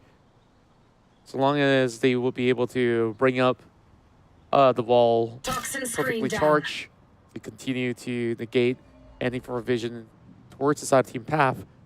And they're banking on hopes that they will rotate back into A. I mean, it's been taking too long. 40 seconds left on the clock. Team Path is nowhere near, and the Cosmic Divide is already online. And you couldn't hear the spikes being planted as well, but Enigma spot out those coming out from B hole, but the Hunter's Fury tried to stop them from planting, but a bit too late now. Still got clipped quite a bit on the side of Enigma, but it's not going to be enough for Sage to actually do the work alone. They still need the Cosmic Divide to come down first, but the bridge making it so hard for them to just focus on what's in front. Styron coming from B ramp all the way, tried to shoot them down. They're planting for long, but here comes the last player. Ramp, can he clutch this? He got 1, down to last man. Oh my goodness me, can he still buy time for the team and get another one? But that recon will give away his position, keep swapping it out, no more time! He you needs can't to do it. defuse now! Oh man, close! Attackers win. A great effort, but Styron knew for the fact that he had every resources to just toy him around, and Enigma Gaming secures 2 back-to-back wins to kickstart a beautiful Saturday. Loving how Team Path just happens to be better Oh, than yesterday. look at that. Oh, what is it? Koro? The meme, right? The meme frog, but Pega? Pega, is it Pega? Okay, but still good. Well done and good game by both teams. I have to say, for the side of Team Path, they are doing way better than yesterday. We can see how everybody just stepping up their games. In the first round or first series, we saw Ayman just doing so much work. But this time, we can see a bit of a highlight also on a side of Boogie. But the side of a last person standing is always start to make it hard for these guys, you know? Yeah, and I think like going into some of all these instances where she just knew exactly the timings of the rotation for Team Path, where you expect certain players to check certain corners of the map, and time and time again, he appears. Same goes to the Doctor. He will always come in alongside with Frey. Like, it felt like these guys are lurkers in a nutshell, where they just know exactly where they're at. And which is why, like, when you see some of all these duels, they snap left, right, and still get those shots in return because, okay, we've already got that intel. 2 guys could be passing through the B link. And with that sort of information, there's only so little window opportunity for them. And, like, usually, like, oh, they wait for it to subside and, like, bam. But the thing that I realized coming up from Enigma Gaming, they are more experienced. You can see how they just fake and bluff and just play mind games with these guys all the way around, where we saw that Team Path, when it comes to the last plump just now coming from Enigma Gaming, there were so many people in A. They still thought it's going to be A, but all of them are actually already in B. But it was really a close one, if you ask me, just because of he has to defuse. It's not even half defused yet. And he keeps swapping over to his pistol. Just couldn't have enough time for him to handle it by alone. But so many sneaky plays coming up from Ayman as well today. And at the same time, in A is just being heavily contested when it comes to Poe. Now let's quickly take a look at some of the stats that we have. Enigma Gaming have been able to secure themselves 14 first kills, and I think a lot of that has to do with what happens over the mid sector, right? Like, everybody wants a little bit more of an art attack, I call it. No thrifties. Everybody was going on buy rounds and like switching over weapons every single time. But I would say most of the post-plan action bit came in from Team Path, though. Yeah, but I'm like Team Path. I'm loving the fact they're already sort of build up a character in day number 3, as in officially in our VALORANT challenges, MYSG split 1. But imagine throughout the entire league, right? It's gonna be a long time. Imagine how these guys will be by the end of the league. I'm looking forward for that. But for Enigma Gaming, it's finally getting themselves a win after a loss yesterday. That was a really close loss, so they really need a win once for themselves for today. Yeah, like, I mean, eventually the day will come, but as for Enigma, they've definitely earned this hot-fought battle. In essence, like, they definitely felt pretty confident, especially on these 2 maps where even on defender side, you don't get as heavily punished when you do, you know, push a little bit far forward. But this is pro play. It's all about coordinated attacks, and even on defense, like, you want to spread out to take up more spacing as compared to your opponents. And going into some of the stats, it's Boogie that is the MVP of the match. Yep. But for overall, we have to give it to Zan. So he did quite an impressive feat. He doesn't have the dash like our Jet used to be, but you know what? His accuracy and his precision when it comes to spraying and that one headshot all the way, his game sense, so the timing of looking over, peeking over a corner, is just so perfectly well done. But when it comes to Boogie, I'm loving the fact this time it's not just Ayman did all the hard work this time. So one by one, they start to warm up towards this VALORANT Challenger series, and they definitely start to gather up as a team, picking up the pieces to work things right. But for the next one, we have a different team entirely. But this time, finally, Enigma Gaming is one of the teams that's quite strong when it comes to overall rankings. So that's right. And let's take a look at the overall MVP of the entirety of the match. I think this leaves no contest where Zan absolutely popped off for the past 2 matches. And look at the headshot ratios, 27.1. It's going up. I mean, considering all that chaos inside of Pearl, I'm still surprised that he still gets those headshots. You know, like, I mean, they're so well trained for it. Like, I think we've already seen the ACS as well as the kill averages. Now that they played this match out, that was a lot of brawl where bodies were falling everywhere. So maybe that KDA, that kill ratio as well as KDA has brought down a little. Yeah, by the end of every round, we kind of notice there's only 1-2 players left instead of all 4. It's so hard to see all 4 or 5 men alive in either of the teams. That's one of the many reasons, because both teams kind of have the sort of a gist about, you know, we kind of know how you play based on the past 2 days of every team's performance. So they kind of get the idea about how they have the idea to about rotate on A or B side in every other map. But this is a kind of a good start for the first week still. But next one, we do have this is going to be a spicy matchup, if you ask me, between Louvre versus Kizuna. Now, this is going to be hard to predict who's going to win this. And both teams happens to be having the same standards though. Ooh, boy, I definitely do love myself more action coming from these 2 teams. But we'll definitely have to wait for a couple of minutes because the teams will have to prepare. And you guys could go ahead, grab your snacks, grab your popcorn, and anything at all. We'll be right back after a short bit.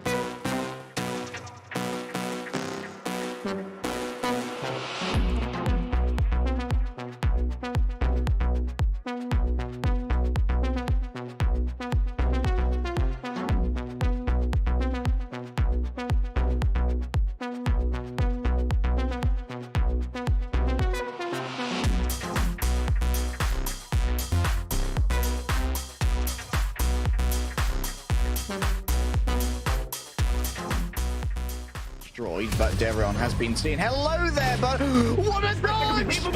Every single one of them. Three Are you across each round. Only one of them's been. Oh my God! So that was really brutal. They've actually gotten it. Kinda like see that, but oh my god, not again! behind and retaliates still, but he has the call for taken.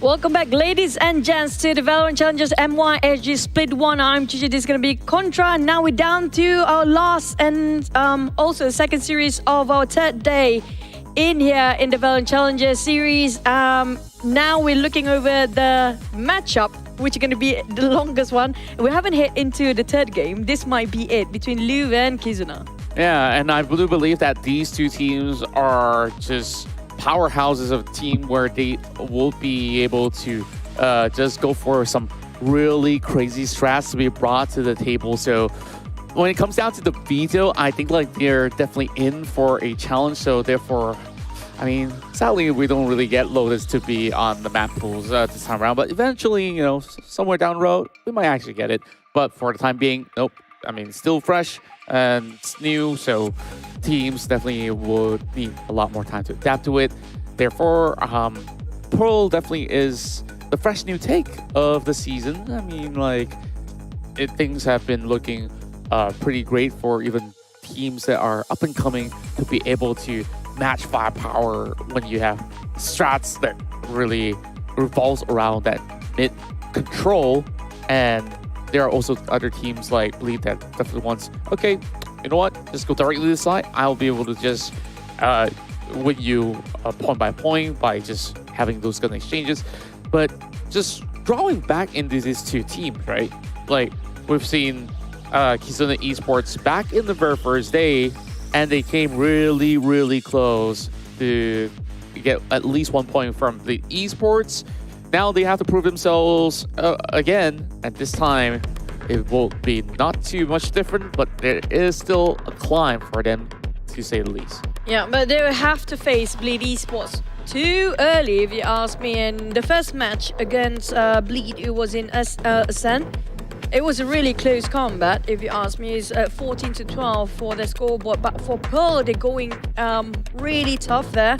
Is by a landslide 5-13. Still Bleed gonna own that game.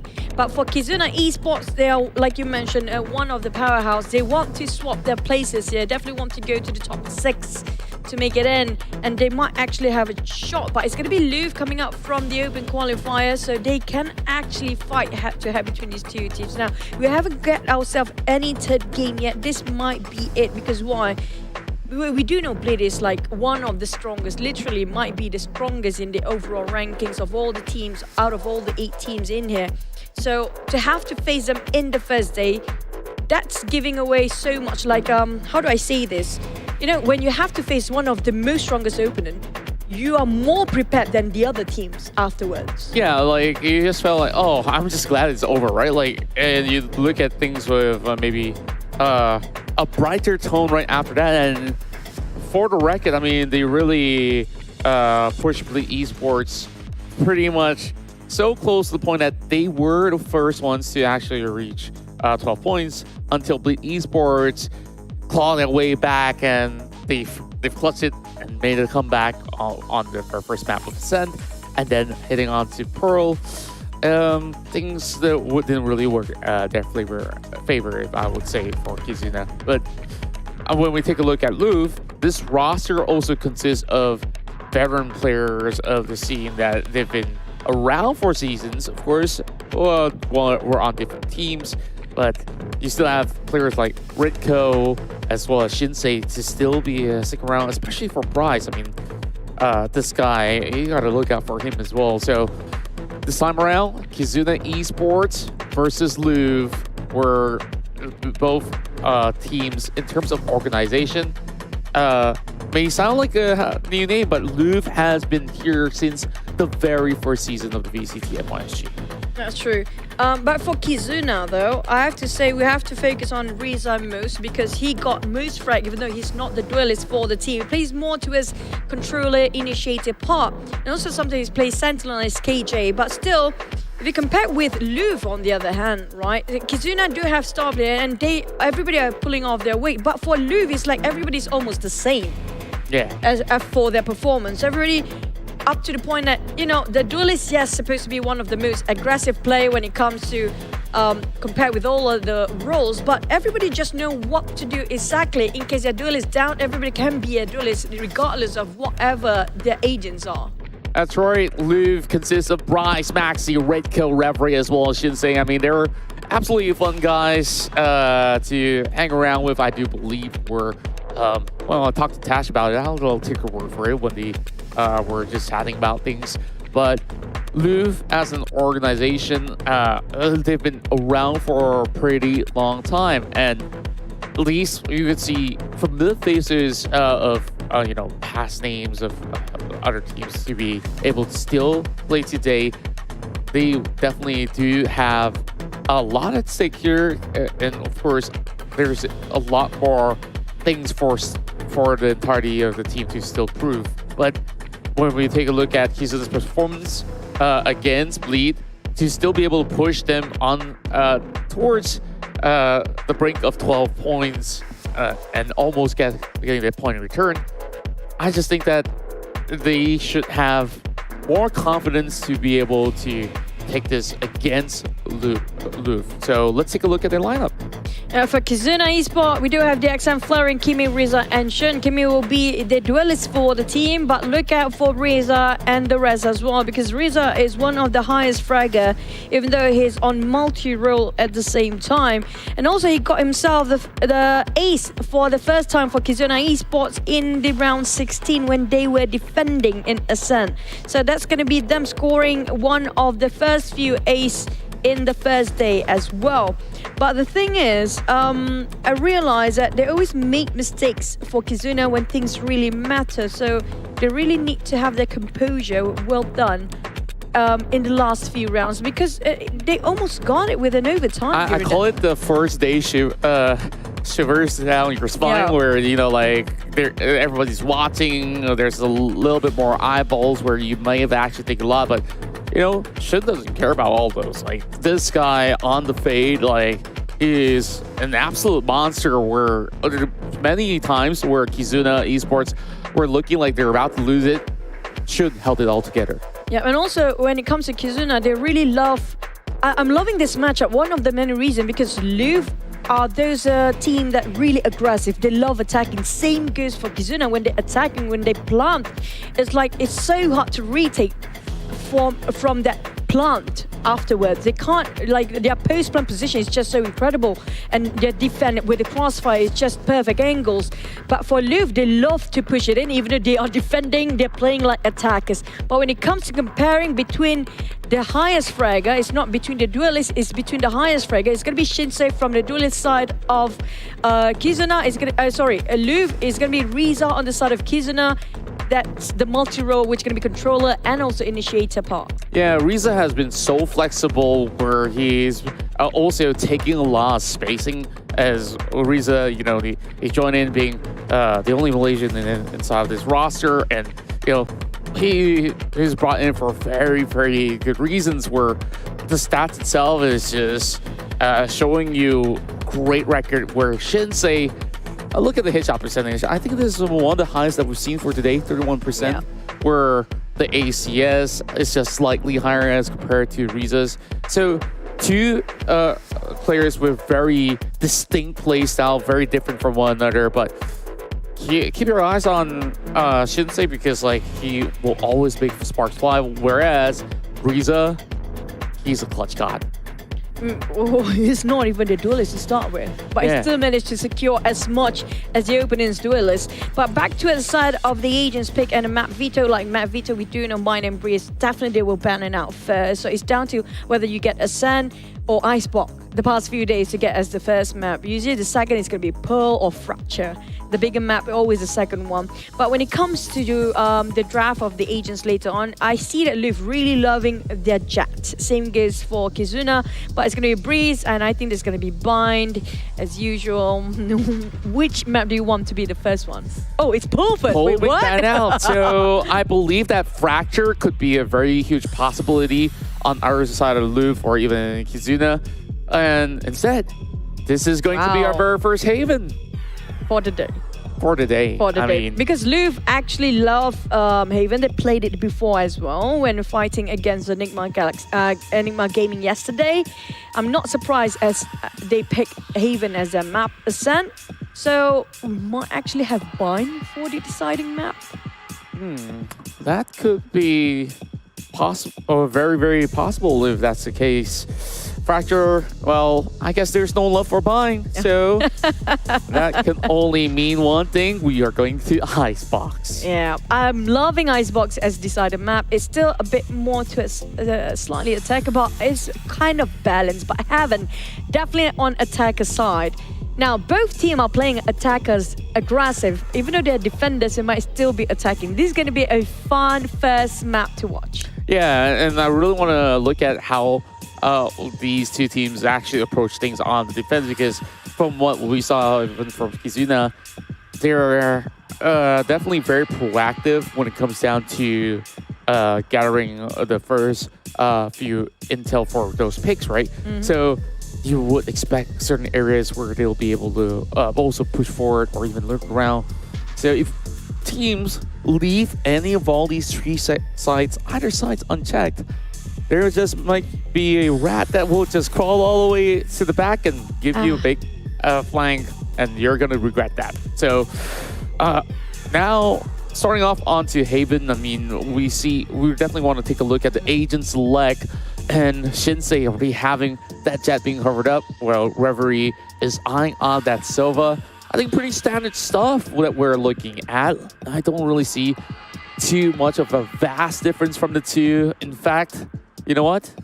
Exact same mirror matchup. Yep. It's actually a mirror matchup, and now this is going to be more interesting because it's down to the play, right? Whoever outplays the other, whoever make the first mistake, whoever see the other side first, they might actually take the ball, and the ball will be in their court.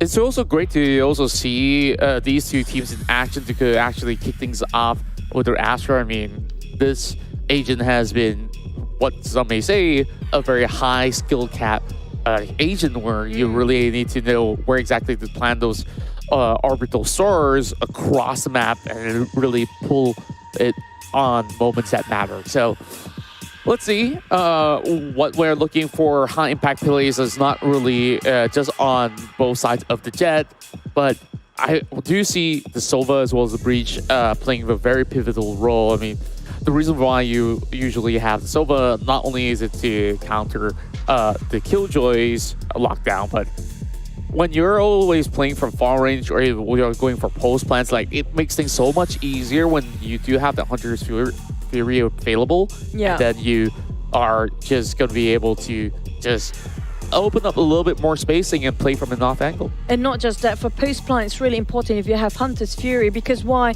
It's so easy to aim it, because all the pathway or the entry towards every site is just having that super long entrance. I know, like, some players, you know, on solo queue struggle where you ping directly on the spike and they just play everybody but the plays that they ping. Yeah, with Hunter's Fury definitely solved that. But we're talking about pro players as well. I mean, I'm pretty sure the shops are absolutely cribs. And let's get it started. Louvre takes on Kizuna Esports. And also, I can't wait to see if there's any C-side double prong attack, because both teams have the flash and the duelists actually just go in and rush things out, right? So the moment they flash, you have to expect the Jet will dash straight in your face. And also, I'm loving the fact also in this map for the eco round, there are so much good angles to just use a shotgun if you have to use those shorties and the buckies in case things did go well for the previous round. So we're gonna have to wait and see how aggressive these guys can get, you know, because both teams are really loving the attacker side. Let's see how they deliver the Louvre. Quickly turning in. I mean, they're just going to be giving nothing to chance for Kizuna to find that early pick. Well, I would say actually the other way around. Louvre is actually on the defensive side. So, Shinsei has got to deal with this flash though. It quickly pulls all the way back. Now Kimmy will have to deal with this frenzy that's charging right in, and Flowering still trades it back. That's 3 down. And Louvre, they're still rotating their way. How are they supposed to do this? It's going to be retake with only 2 men on the side of Louvre. Have to figure things out. One around the suicide, one on just behind the box. Here comes Bryce trying to gravity well in the middle of the side as well. But one from Hell is going to be a bit of a problem for Maxi to just turn things around. There's no way for them to actually getting this one. Bryce has to fight against 3 players facing him straight in the link. And that's just it. A strong start for the side of Kizuna. Yeah. Just tell me where they are. Even Bleed Esports were unsuspecting victims of how well they have their firepower in tune. Overall, the few players that you're looking out for here is Kimmy. Sure, maybe the first attempt didn't really work as well, but Flowering with that cover fire, that was like, what, 2K in the row?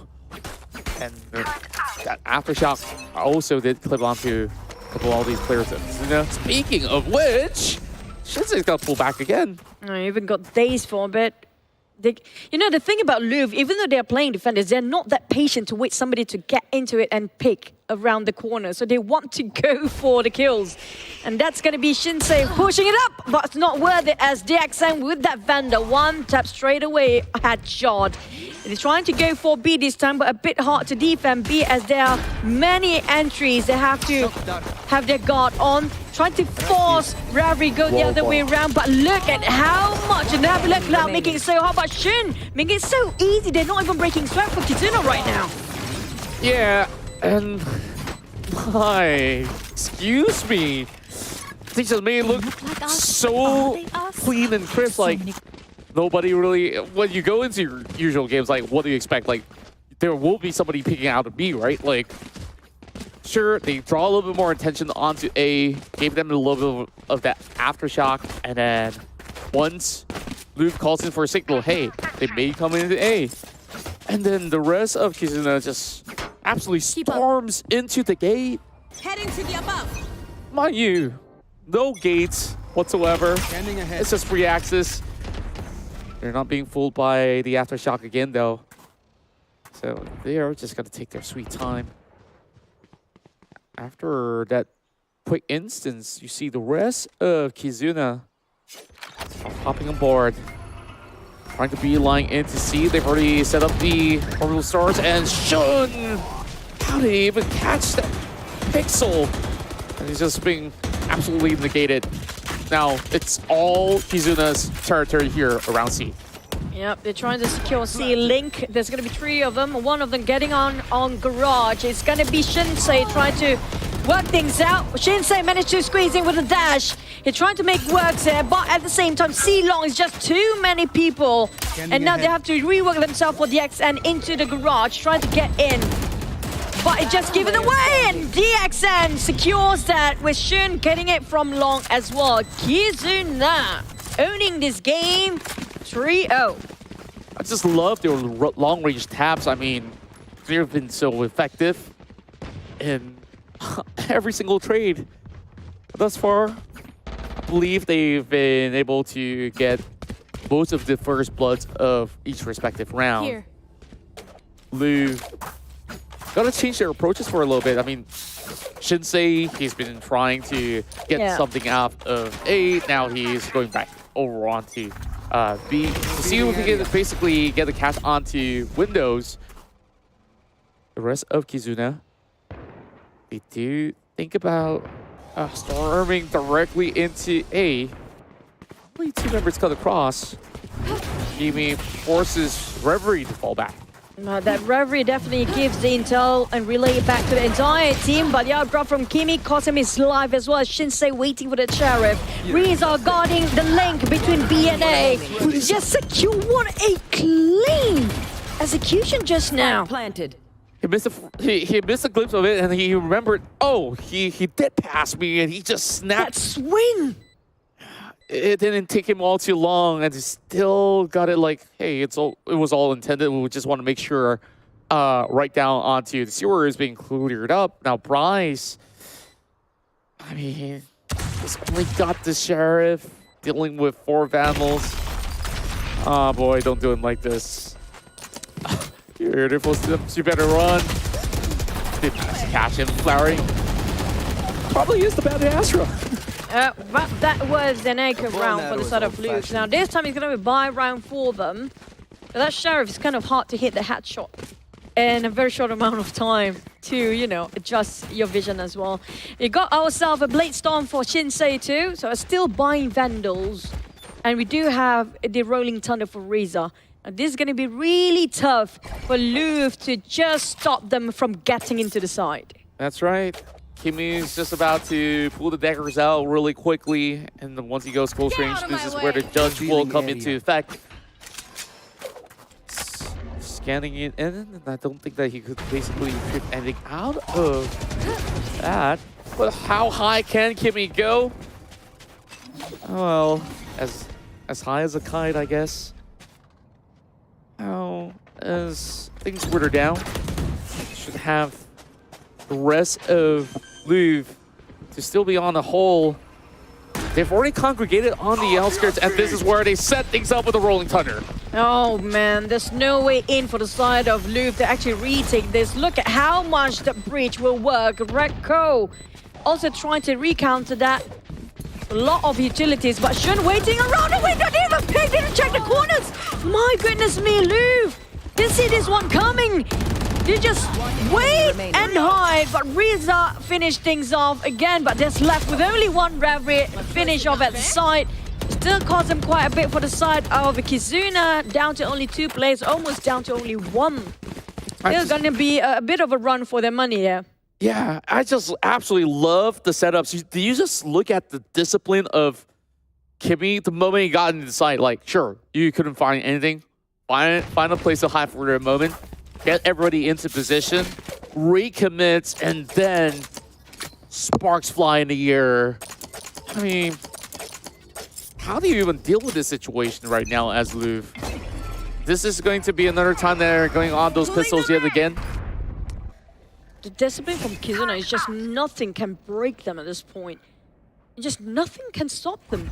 How to stop? They just mind gamed you and bluff and fake it all the way. You have no clue which side they were actually targeting. And look at this, they just bluff it all the way in A, giving so much resources towards A, and then just gonna go straight into C. Lucky enough, they're not taking up the bait for the side of Maxi and also Bryce. They're waiting behind the corners here, but look at how they check the corners for Kimi. Oh boy, 2 HP left, but it's worth the trade here. Hey, it doesn't matter how much HP he left. This guy can go in for days if he's going to be hitting all those headshots anyways. Kizuna slowly restorating. The rest of him and Shinsei still got one more knife to work with. It's a little bit too long range. Now there's still a firing squad waiting with that perfect line of sight. Blue's got no business.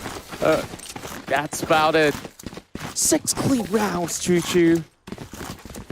And honestly, I wouldn't fault Louvre for not being able to respond because it's just they're so hard. quicky. It's so hard. You cannot read them out. It's so unpredictable about how Kizuna's just the way they think, the way they respond to the situation. Okay, they're definitely trying to, you know, fish out as much intel as possible about how many people in A. If there's too many, if there's more than one, they're definitely not going to go straight committed to it, and they just bluff their way. It's just so hard to read their moves here. The question is, how many times can they bluff Louvre? Though, I mean, they're not going to always fall for it this time. 6 rounds already.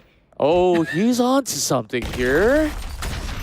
And the aftershock didn't really land onto him. Okay. I think like he see a pixel. Okay. Kimmy is still ever ready.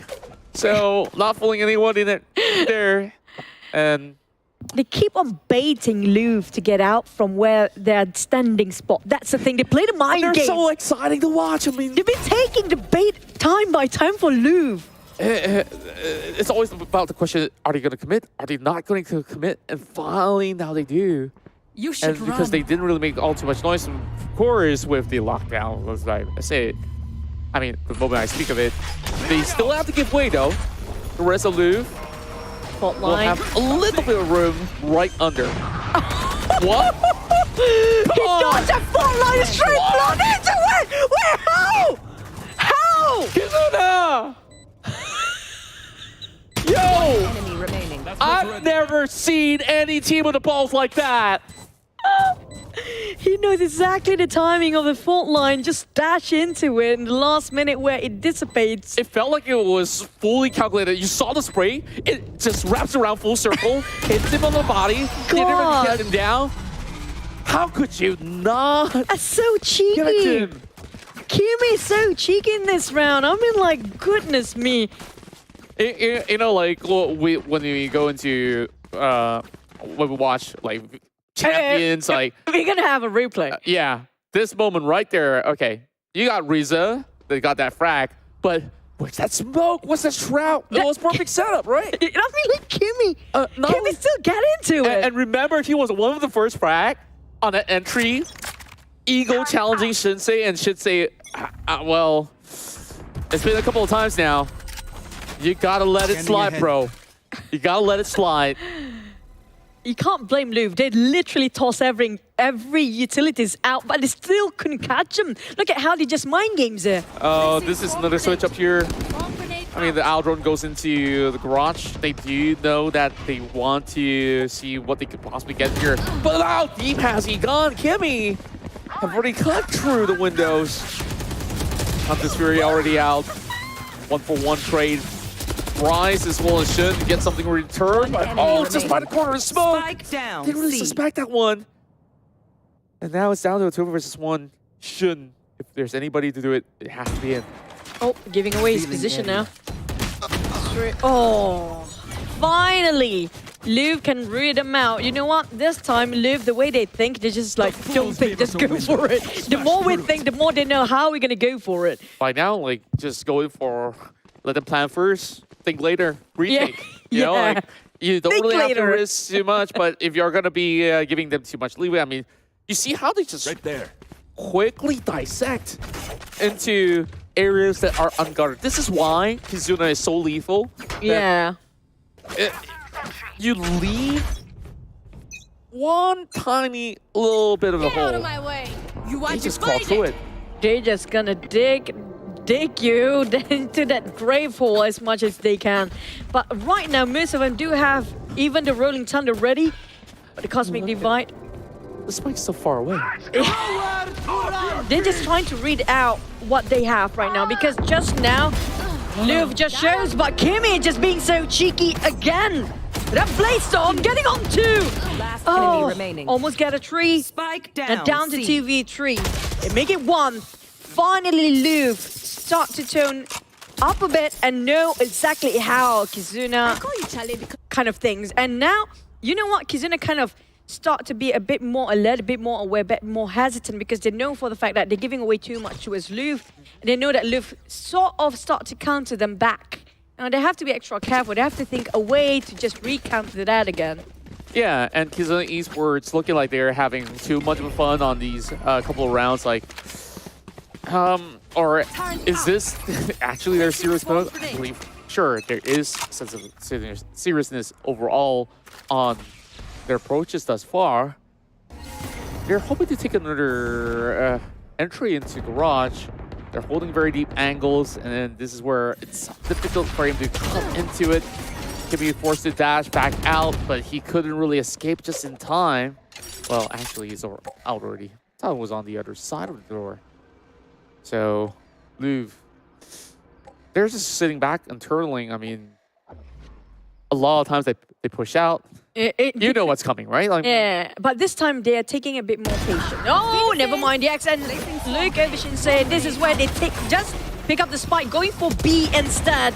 They're making sure all entries covered. Going up as well for Kimmy, up on the boxes. Make sure nobody coming out from A or C here.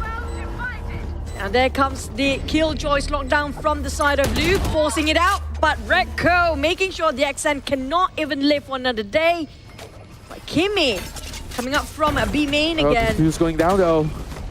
Oh no, the It's Cosmic hard. Divide! The Cosmic Back Divide! push! How could they do this? Okay, Bryce is still defusing. There is a hope here. And it is Last player down to River and Frieza. Oh man, In that the was so final close. They're halfway through the defuse, right? I thought it would have actually fully committed. If only, if only the Cosmic Divide lasts just a tiny bit, 2 seconds longer, that might be it for them. Yeah. That might be their round.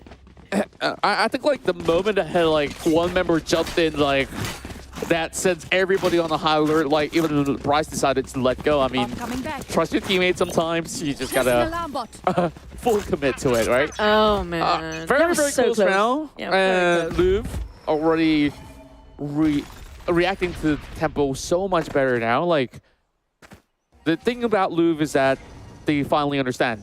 You're not supposed to play Kizuna's tempo. You're just gonna make them play yours instead. Drag it out, let them decide, and then eventually, slowly take its course. Because like what we saw early on with that Cosmic Divide, they plotted out perfectly. I mean, Yeah, that was perfect. That was a access. perfect Cosmic Divide. But just if only it lasts a bit longer. Both teams being forced to actually buy half armor all the way, some of them. But for the side of economy, definitely Louvre is breaking their banks right now. But are they committing to C? That's a bigger question from Kizuna because they love to bluff so much. Guess like sometimes you just gotta give it a try, especially now with the C commitment that was being read out. Bryce! They finally managed to stop that jet, moving all around the side. So this is definitely gonna hold back Kizuna. This is the first bot attempt onto the C side.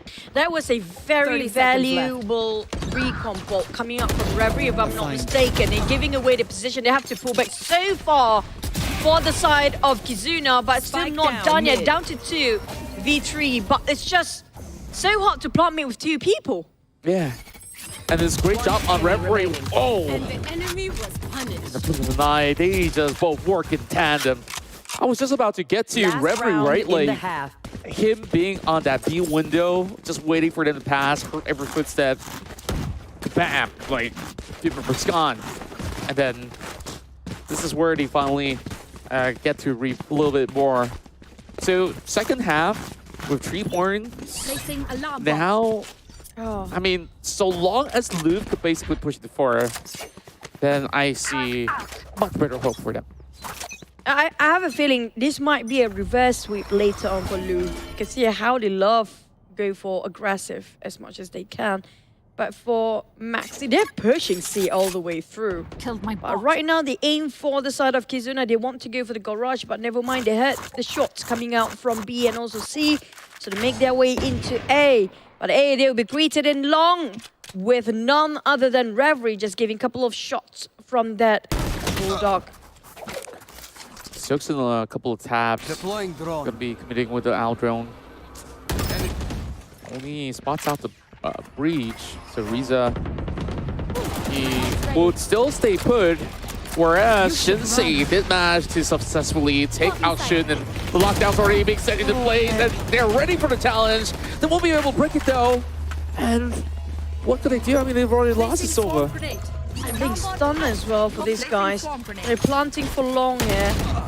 And this is not great for Reverie. They're being detained just now. Kimmy getting on one more. Feels like they will win this first half as Maxi. I'm not sure how he can clutch this to defuse, support fire by himself. Everything have to be done just by himself alone. And there's a Cosmic Divide in between, but you know what? 9-3. But Louvre can catch things up in the second half. Switching sides. So far, we haven't seen any curse of the 9-3 heading into our brand new season. But I'm not going to jinx it, but like, you know, Kizuna's been so sharp on Oh yeah. offensive side. I start to wonder, can Louvre actually take it a step above what Kizuna just did, because technically these are their matchups, but ideations, they tend to differ from one another. And Louvre, you know, And this is starting to crawl back into the game, like heading into the final bits and pieces of the first half. I will Things are stop starting that to shape back up together. and this is their map pick for side of Louvre. It's kind of hard for them to score in the first half. Well, they do love to push a lot when they're defenders, but this time they're going for attackers. Is this it for them? Here comes a seismic blast, but it's not going to be enough yet, as Kimi losing 2 members out. Still have to clutch this one. They got started days. There was a nice bridge play with the chat as well. Duelist, what a combo, but still going to be hard. Shun! Clutch. How? Whoa! Do not hunt the hunter. Shun, what did I tell you? From the moment they show the roster, this is the guy to look at and clutch the pistol round. Louvre. Casually one tap each of them. Yeah, like that looked like the usual practice shooting range for him, where Yeah. left, right. All right, donezo. But I really want to highlight as well. I mean, like Louvre, their approach very straightforward, not fooling everyone, but they were also doing really great work. But all thanks to Riza's flash, that gave them ample time and to eventually have the rest of Kizuna to be able to react and slowly eliminate members of Louvre. They're going to do another C hit again, this time bring everything on board. Oh boy, a lot of them got dazed and stunned. Reverie trying to find the back line, but both of them trading for 1-2-1. But the Nubular smoke really make it so hard for Redco to see anything going through. Deciding it for a bit more. It's down to Riza and Shun to actually find the last person Redco of Louvre. But Louvre, they need the win so bad right now. He got stunned on one, he got one, and then one on the right side. Oh! He saw him first. Indeed. They think they're And they only clipped Riza for Half what there. I've seen, 65? Yeah. 55 damage. Like I mentioned, there's only 6 bullets in the chamber of the Stinger because he unloaded that clip onto Sova. And yeah, that could have been big for Louvre. Now what could they do? I mean, only left with Sheriffs. They have to save this for the last round here, just for the sake of it. This is a really high pressure situation. I mean, 11. Louvre, they're falling so far behind. There's so much to clear. Kimmy's already on the Blade Storm. And he's gonna push outwards. Silver tailwind. Trying to dash forward, forcing it out for Kimmy. He just want to rack things up here. He just want to finish off this round and go for the last match point. Riza still being very patient around the gong. Now they have to decide for Louvre to know, A, there's only one person guarding, it's gonna be Shun, but Shun barely whiffed, that's the thing. True. It didn't seem like he left the first match of what he played against Bleed. Still looking so good. But I think like we praise him a little too much. Like Shin say, I mean, he's still on board, and we saw his track record. He's still great on Dead and Maxi. Values were for the Sheriff. Overall, for members of the side of Louvre, still 5 men strong. Shinsei picked up the Vandal, and he's just setting them up in flames. Only the Extended Walls flaring. Being left on board here on the openings. And they do get 3! Flaring with a triple, make that a quad!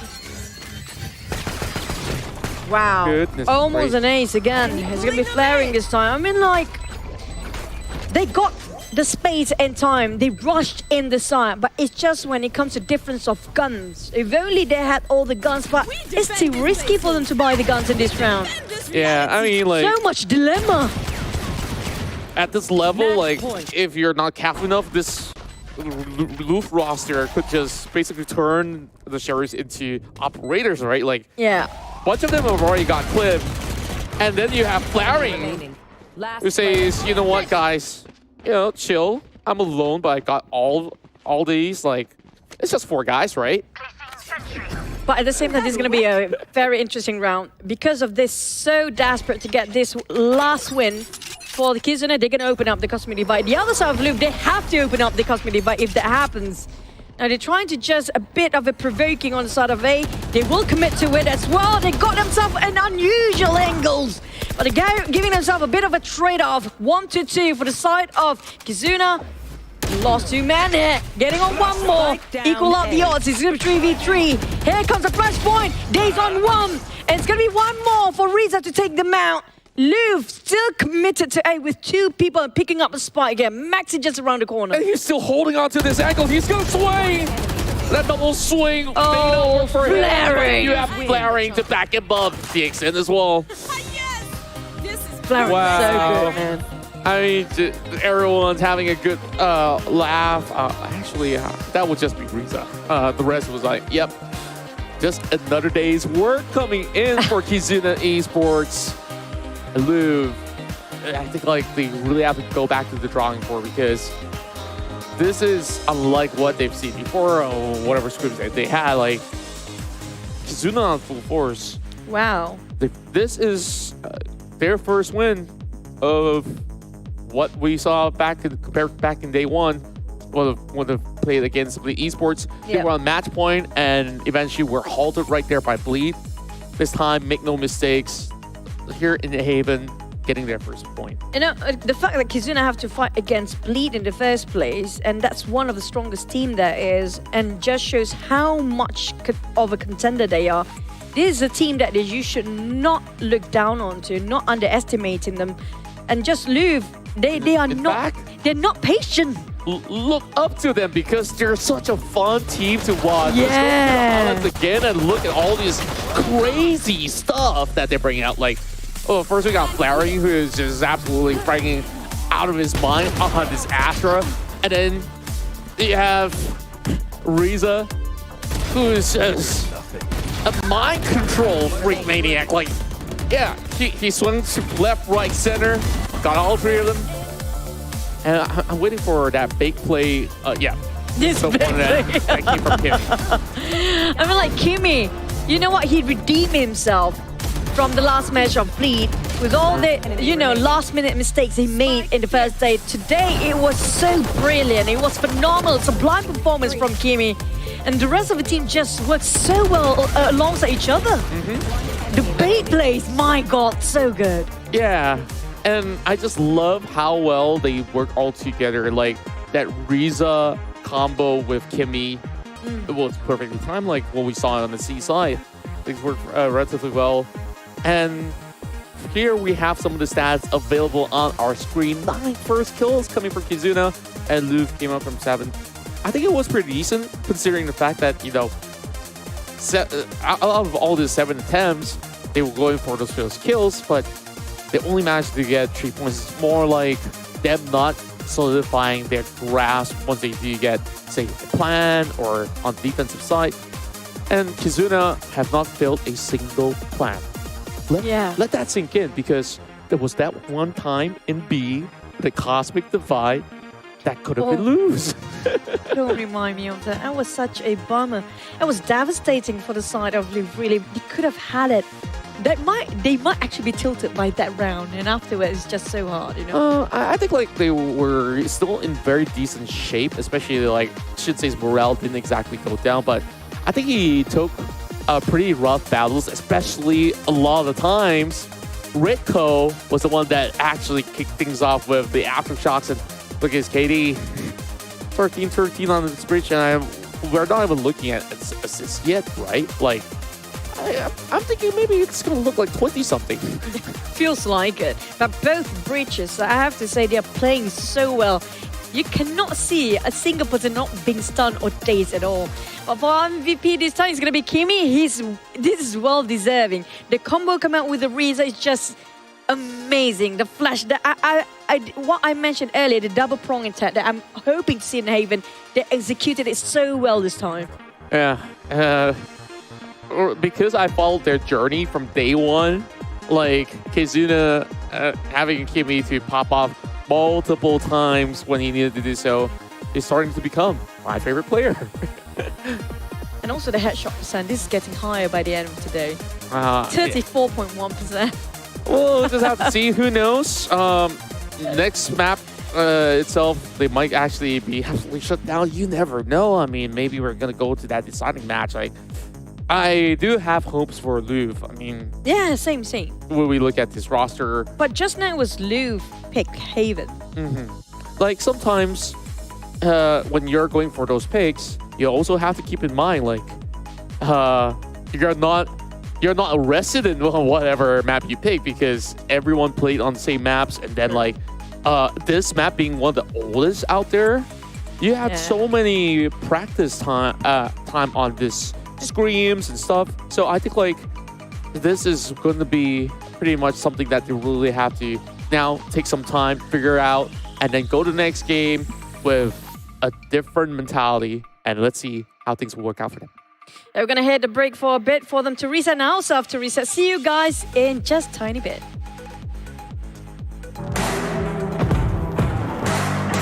Hi guys, I'm from Louvre. My name is Rick Cole.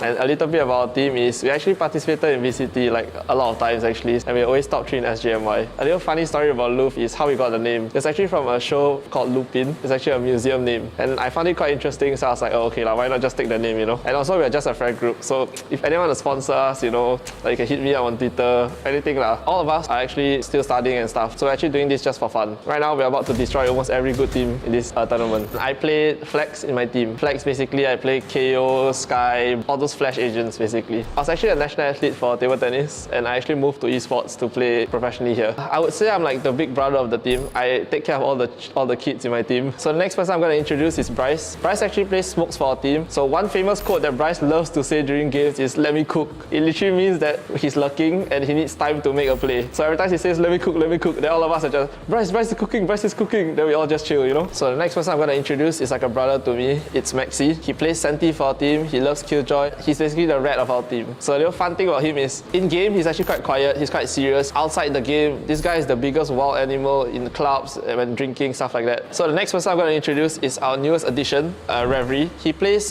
initiator for our team. He actually destroyed us in a LAN tournament. It was quite tilting to lose to him. The best moment of my career has to be beating my own team, and then after that I proceed to join them. He's actually one of the cutest members of our team. So the last person I'm going to introduce is Shinsei. He's the Apex Demon Jet God. He looks like a clown. He literally make us lose, but everyone will just laugh. He's actually like a very cute boy outside of the game, but in game you're going to get destroyed by him, man. Although we're not paid and you guys are paid, we will take your jobs, man. So just be ready for that. People aim for top 6, but we're aiming for top 2. Anything below top 2 will be a disappointment for us.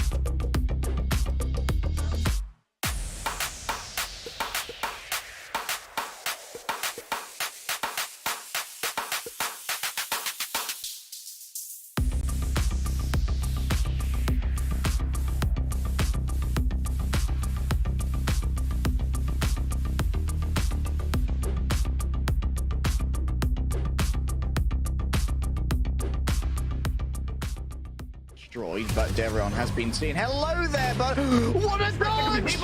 Every single one of them. Are you kidding? Each round, only one of them's been. Oh my God! So that was really brutal. They've actually gotten it. Kinda like see that, but oh my god, not again! Behind and retaliates too, but he has the confidence.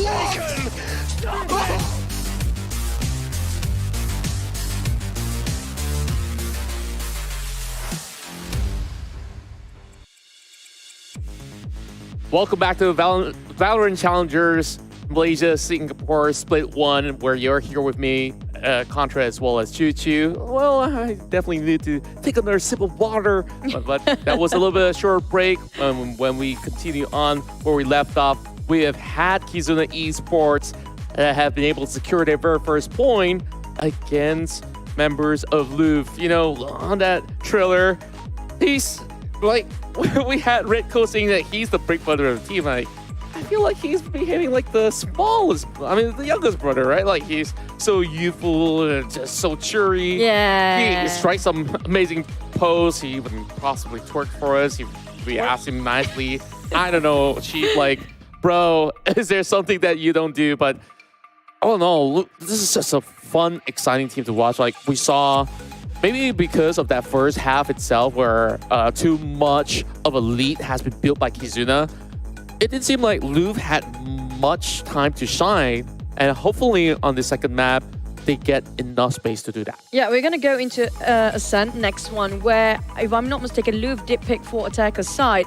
Speaking of the team itself, don't let Bryce cook, okay? The moment Bryce starts cooking, things going to happen. So they haven't got the time for Bryce to cook something for Louvre just yet. Maybe this is it. But speaking of team comps, right? Have you ever listened to any of the team comps video?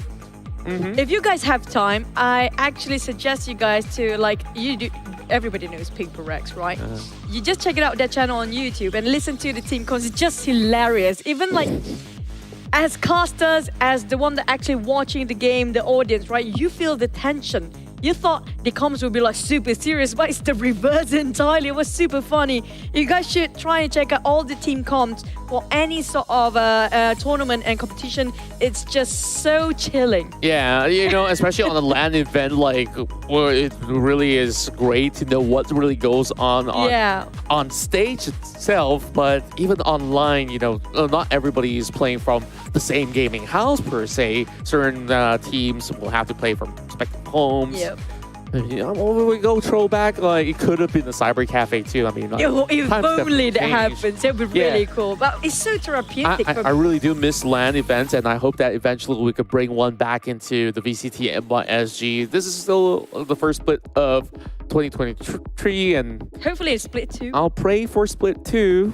I mean, yeah, there's definitely a lot to look forward to. So, it's also interesting, right? Like, it's Reveries turn to step into this team where in that trailer itself, he just said, yeah, this guy used to stomp our team and now he's with us. Like, I don't know how Redco managed to convince him to join the team. Like, Convince is one thing. Yeah. How Reverie stepped into the team in the first place, how he's being welcomed by these guys. Like, you used to trash us. That conversation, we need context, right? Like, how it all evolved. Like, but I think, like, one thing's pretty clear. Like, when he said, you know, for so many seasons, they've been able to secure a top 3 finish. Now, they have already solidified their names in a sense, but are you just satisfied with this top 3? Because now Kizuna Esports have taken 1 point away. Like, you gotta start climbing again. Like, man, Redco and Co, you guys kind of let this one slide. You know what? Pushing for game 3. Sorry, my mic keeps slipping down. Okay, even though it feels like a landslide if you look at the scoreboard, but it's not as much of a landslide as you thought it would be. Yes, the point says a lot by 13-3 in the last match.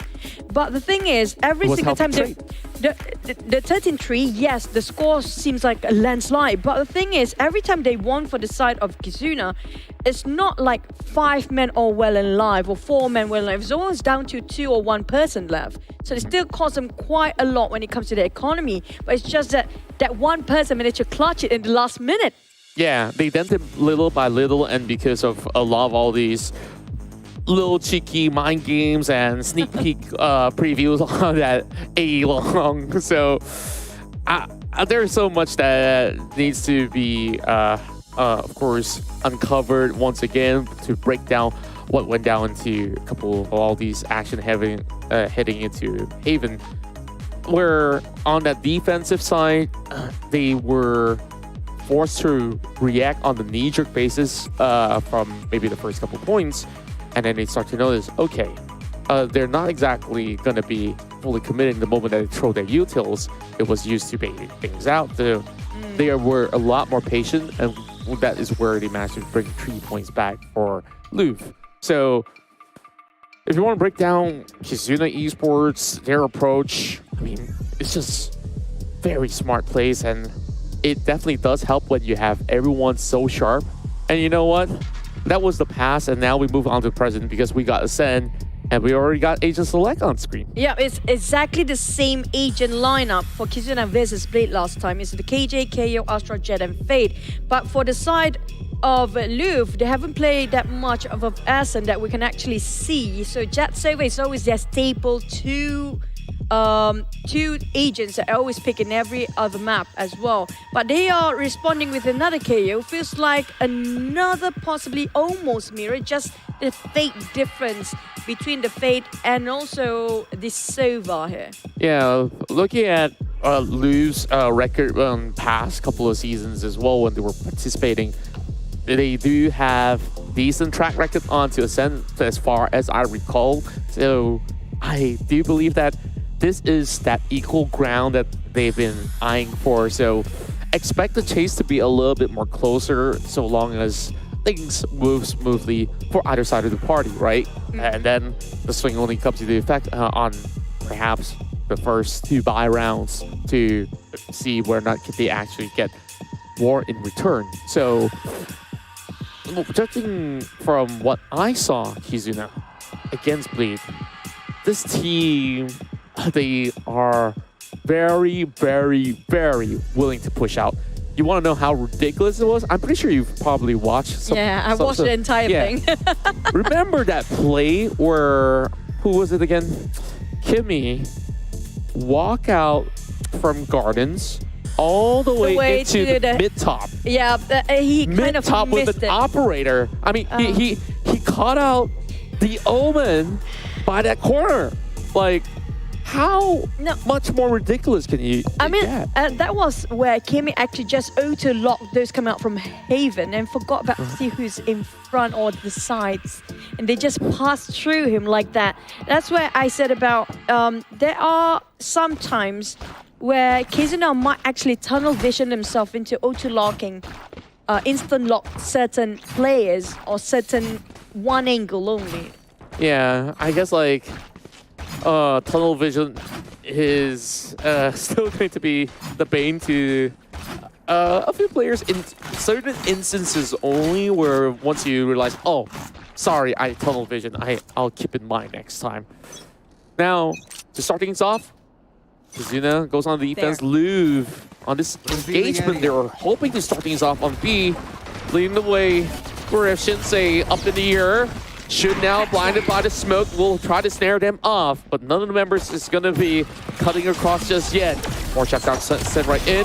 Sun spots him out, and eventually Reverie arrives to the scene. He gets 2. The boathouse will not be safe enough for the side of the attackers played by Louvre right now, but they do have more men outnumbered towards one flaring, but this is flaring to talk about. He always clutched things in the last minute. Oh, we saw one around the box. 18 HP. I couldn't wallbang it because it's going to be just one pistol anyways. Now they only managed to plant one. No, they got one! Reverie in the boathouse, just around the workshop. Flaring tried to outplay Reiko, who has more HP. 18 HP left. Can he clutch this? Reiko tries to chase this ace, swipes him off. But it's still impeccable work coming in from both teams, right? Going only down to 1 player each. Big brother Reiko says, nah, I'm not gonna let you take this first point from me. We're just gonna see how you're going to suffer this time around. Well, apparently not. I mean, Kizuna, they can still find their way back. So what I was actually shocked was with Flaring's headshot on that frenzy into Boathouse. That was a considerable distance as well. It's Flaring. We saw it in the last map as well. He just knows where to aim, exactly at the head. But Nebula Smoke being taken back, and there goes another one straight into it, dashing in. Shinsei greeted by straight another headshot by Flaring with the frenzy still. Haven being just spotted out. Redco did so much work. But where are the rest of Louvre? They're now creeping into A main. But it's just so hard for one person. Wow, drifting round. The first 50 for today. And Flaring is a frenzy god. It's a god. Triple against... Whatever gun. You saw the guns. I mean, like, everything belongs to Kizuna now. Not even the Vandal could handle it. Oh boy. Feels like a deja vu. We start off earlier today as well. 1-1 for both Team Louvre and Kizuna, but this is where things really matters. Now, will they snowball this or not from Kizuna Esports? Start to push in for Kimi. There's not too much of a patience this time. Trying to get one. That was a nice frag for Kimi, giving them a bit of a pullback towards side of B spawn there. Might reconsider into going mid for side of Louvre.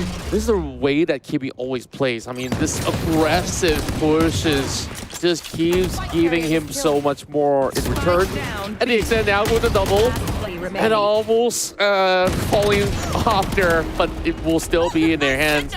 Like, still guarding over onto the guardian areas. And, well, that being pretty much a round that Kizuna has every form of weaponry, and Louvre was just saving.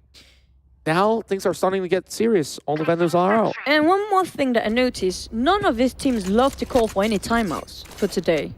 Yeah, like, let's just play on, like, you want to tilt, like, tilt in silence, right? I mean, like, okay, enough about talking about tilt, right? But when you go into a game that's swinging in momentum, like, sometimes you just really want to focus, have a little bit more of a small talk, and, like, know exactly what to do next. Like, so long as you get that resolve, that's great. But if you really have to, and you have a coach to also advise you on it, great. Everyone's just gonna keep their silence, and of course clear their hit space, and then focus. That's one thing. And another thing for timeout is just cutting off the momentum of the other team if they are on the roll. But here it comes. Maxi trying to pick over those in Cubby. Kimi feels like, you know what, I'm not going to move my crosshair yet. He got one. Ooh! And Alpa finally fallen off. And now they're trying to force into the garden from Cubby. Maxi Till want to secure their backs if anybody trying to lurk from mid. Nobody trying to make a move here coming up from the side of Kizuna. It was a wonderful double peek as well. Now they're just buying as much time as possible, but look at how gated this territory is. 3 members onto side. With having 2 members being suppressed, they will take out the bot first and foremost. We're hoping to catch the bomb, but oh, they didn't check the main entry, and Bryce has finished cooking. Oh man, this is beyond cooked. They are roasted right now. Louvre, Bryce. Well, they need to plant. Still got one more DXN to take things over, but not sure about this. Everybody aim for that garden. Voli wants to go for Haven, but Reverie feels like, you know what, it's taking too long for the garden site. Why not we just give a bit of a drone? Just gonna walk in. Generator, Bryce a bit low, but you know what? Bryce doesn't care. Serving 4 on the platter. Bon appetit. Wow. The way that they've been able to execute this without even a shadow of a doubt. I mean, things are just looking too good. Kizuna, as well as LVR right now, tie 2 points apiece. And Bryce now leading the way with 6. frags. Both Astros are amazing. And also they might just want to go for the rush, but the moment the nebulous smoke coming out from the side of A, from the hands of Flaring, they're kind of hesitant for a bit because the initial idea, I feel like they want to use the Cosmic Divide on Heaven by rushing into A side. But this is making such a hindrance for the side of Louvre to just push it in. Here comes all 5 members will regather in A main. They will rush it in. Contra, I feel like this is going to be a fast run for these guys. Yeah. They really have to be on their toes, though. Flaring wait with a couple of jiggle peek, and he does expect that Cosmic Divide, and this will be responded in kind. It's the battle of the Astros here to see who outwits each other. He does take off the scanners. Knives already down, and the Sensei with a double. Now, trying to push even further more. They want to go for the plant. Haven't still been divided by the Cosmic Divide. They even secure one person to just look over. Never mind. Shinsei trying to make sure nobody coming up from Heaven, but they are coming up from possibly Kabitu Garden. But where is the side of Kimi? Quite too far off from inside B all the way. So maybe they're waiting for exit frag or just gonna save this round for now. They got themselves the operator. They don't want to drop it again. Yeah, they don't really have enough for the next round. This is the only option left available. It's gonna pass them 1 point back. It was like, great work. And you caught us all off guard. It was only Riza as well as Flaring that was in there trying to hold them all off. And with that clean execution, I was really surprised that Kizuna did not decide to at least send one more member to try, because they want to still have full stack weaponry, because they realize every single round if we're gonna keep losing 2 members, 3 members, 2 is the cutoff point, right? Yeah. Anything more than 2, like, you're gonna walk into the next round, maybe having only 2 Vandals and then scraps. And they're not gonna let that happen. Now they're trying to stop Kimi, trying to stop them from coming in B, but most of them are actually focusing on A right now. They might actually try to pull the same thing here, but Flaring do have the Cosmic Divide. Make sure they won't be coming in. At the same time, Flaring just buy time with the Gravity Well and also Nebulous Smoke, but Shinsei already dashed himself into hell for the LDXN, and Flaring is down as well. Redco, Shinsei, they're trying to secure the site here, making sure nobody can just retake it easily. 2 of them actually on Haven. Shinsei still can use the Blade Storm, but still gonna save it up for the next round. Here comes suppression. They know exactly how many people in here, but no clue about their position yet. Believe this is worthy of a try. I mean, with Kimi holding on to 1005. Okay, I guess you're absolutely right. And Master Chef. Oh, no! Almost getting the final one, though. I mean, he did more than enough. They want to wait for the exit frag, but they got frag instead. And the operator's on the floor right now, trying to wait for another exit frag before he actually swaps with the operator, possibly trying to find it now. There you go, pick it up. Just gonna live for another day. Yeah. Twice in a row now that happened to its Kizuna Esports. Now, this is not a great start. At first, they were leading. And you see this momentum building up for Louvre, and this is the very first time that they're walking away with more than a single digit. And Kizuna says, hey, this is getting out of hand. So I definitely think that they really needed this timeout to strategize, especially now with 2 huge elements available. Flaring as well as DXN can just work in tandem, because like when you have the Cosmic Divide along with your lockdown overall, you could negate even the noises of it. Sure, you can see a glimpse of it in essence. So, but the thing is, this is on defense, so you still have to wait for them to really go in for the plan first. Whereas Reverie could easily just respond, hey, he got the Hunter's Fury. Yeah, the thing is, the Hunter's Fury is definitely going to be a bummer for the sort of lockdown. But the thing is, Flaring and DXN are always the first one to be caught out by Shinsei. So that's going to be a bit of problem for them to drop their utilities on time. You need to be alive if they were to stop. But the thing is, the moment they get into sight, it's just within seconds.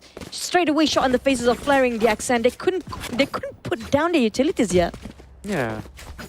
Guess they really have to put more work on that. Kizuna starting to show a little bit of cracks here. I mean, they've done this a couple times. Back in day one, they played this alongside with Bleed, and I think like that has been quite the banger of the series, and we are expecting this to be exactly the same way as it should be. It's great. Kizuna doing whatever they can to stop them from moving into the Icebox. When we sit here all day. So rare to see Louvre so patient these days. They're taking their own time now. Here comes the dash of Sensei. And this is where I talked about before. Oh, finally they managed to actually take down onto the side of the XM, but couldn't land the lockdown yet. Saying this for Flaring. There's just no free entry, and that is not gonna cut it. Reverie showing himself a little late to the party. And Kizuna figured it out. This A push absolutely read like a book. And it all started with Shinsei going on that toe-to-toe challenge. Yep. It was against the Extend, and the white swing that he was trying to pull off wasn't as effective. Maxi still got it in the bag. I mean, lucky that Nano Swarm, or I think it was Riza bomb just now that kind of goes off, making sure that Shinsei couldn't actually attack head front to a side of the Accent. But now it's a bit of a problem for them to actually push things through and straight rushing into A because there's Nightfall. Shen is more than prepared, there's lockdown. There's also the Cosmic Divide all ready to go. So if they want to rush these things out, the Nightfall will definitely drop this one. Yeah, DXN holding right down under. I think he's been by that corner for a couple of times. We see a little bit of KJ lineups. Of course, Lambots to hold it back. Finally decided to rotate. Have to. It's too much utilities can be thrown. I'm thinking perhaps this rotation's over onto the garden instead of going to direct B. A little dangerous for them to look at the position of... They want to go for mid, I guess. Yeah, Kimmy's really guarding B really well. There you go. They baited for... Not really. They are going into garden like you mentioned. Counter? Yeah, why not? Let's go for it. Trying to go and pick garden for a bit. Just barely at the edge of the defenders or the side of Kizuna's lockdown. They still have that Nightfall. They still can use it. I call that the Venn diagram of immobility, but the rest of them are charging in. Bryce found an opening. This is not looking all too good. The rest of Louvre are slowly taking over the entirety of the sector. Maxi, he looked the wrong way. Kimmy will still falter. And now Louvre still in control, and this whole matchup itself, Bryce, you know, maybe it's that video, right? Like, finally people start to see their personality. He's cook. Yeah, and he's proud of himself of what he can basically cook up. And this guy on his way to becoming an MVP. He's so much. He's really cooked when it comes to this one. This is the difference when you put an attacker team on an attacker side first. It's very different when they started off with defenders in the previous match. So they're trying to steamroll this as much as they can. The moment they swap over to defend, it's going to be a big problem. Now they're taking it a little bit time to get in or not, but they are pushing on the side of Kizuna this time. It's a 5-stack onto A. Yep. First time ever I'm seeing Kizuna commit to this. Look at the other way around. B absolutely left out in the open. Kizuna, you're going to be late. This ain't no plane ticket though, but... You have to go for a retake, like it or not. With the Cosmic Divide, it's just so hard for them to land anything. This restaurant's got a queue. I mean, there you go. Kimmy's in. Spike down. Maxi couldn't spot out Kimmy yet, but Kimmy just playing around the smoke is down. Feel like Louvre might just gonna get this one in the back again, but Shinsei's too low for this as well. DXN. There's a couple times that he's been able to pull all these close quarter combat back in his favor, and that spray actually clipped so much of his health. Shinse's gonna be shaking. Oh, a lot of fire HP. Down to the wire. Does the Killjoy bot does it? It spots him now. This Killjoy battle is insane, but Maxi has more health to work with. I have to close my mouth not to scream over it because it was so intense, so close. And they were in a line, and he has the opportunity to clip them both at the same time. It was absolutely nail-biting. I really controlled myself from like screaming on top of my lungs like. I'm stopping myself from saying anything because I might scream. That was such a sick clutch, and now VXN after those plays. Now the highest, the top fragger of Kizuna for the time being. Waiting for the smokes to dissipate. They're taking their own time. Both team right now hold it in, and might just have a peek and A main here. Riza heard the footsteps, spotted out the drone. Definitely they know they're going to commit to A again. There's starts where the side of Shun will rotate. Not yet, still staying in B, but they got dazed just now. Shinsei, they have to pull back for a bit, but they still got one. For the side of Kizuna, they're just not doing great at all for this round. Well, they really have to be careful as they step on some of all these stars. Can't afford to be punished like that again. But also, great presence of mind coming in from Bryce to be able to catch both Flaring as well as Kimmy. Is that okay? Wow. Happened over onto the mid sector. EXN are is just sick of getting all the highlights onto both Astros. Now both Killjoys are stepping up. That's true. Now they're gonna rush into A. Riza waiting behind the generator, but it's not gonna be enough. Shun is down his zone on A, but and that operator will swap hands to a side of Louvre this time around. Down to the 11th round this time. Do they save or do they buy? I think he's just gonna go for the save because they need to have that last first half round to have fully equipped rifles. Where after this, Sheriff rounds, eventually they will have to unleash all of their ultimates on the next round to get more back, right? Like, even despite that, I mean, you're looking at this KO needing to be a little bit more proactive as well on his approaches. And he's just holding down the line.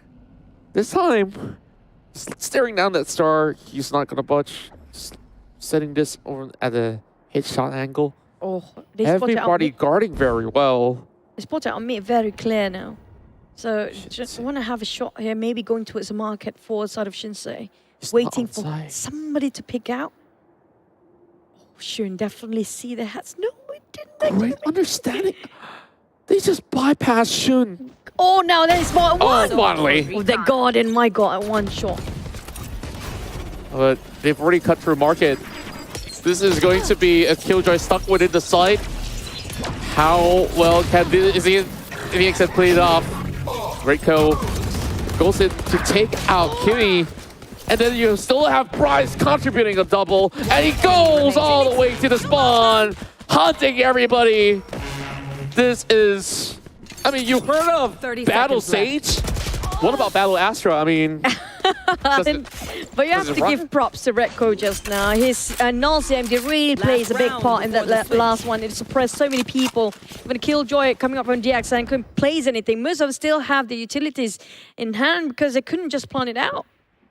That suppress really gave them such a hindrance till the last minute. And now, can they close with a 9-3 for Louvre?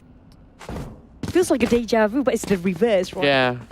It's gonna rub salt on the whatever wound that there is left on the side of Kizuna. Now, it's very odd to also see Kimmy being stunted, but this is also, how would I say, quite typical for certain Jet players that don't feel so comfortable on the defense, where usually you're looking on mid or you're trying to pick out on the B. You will take the first run of the attack. Now, Shinsei, though,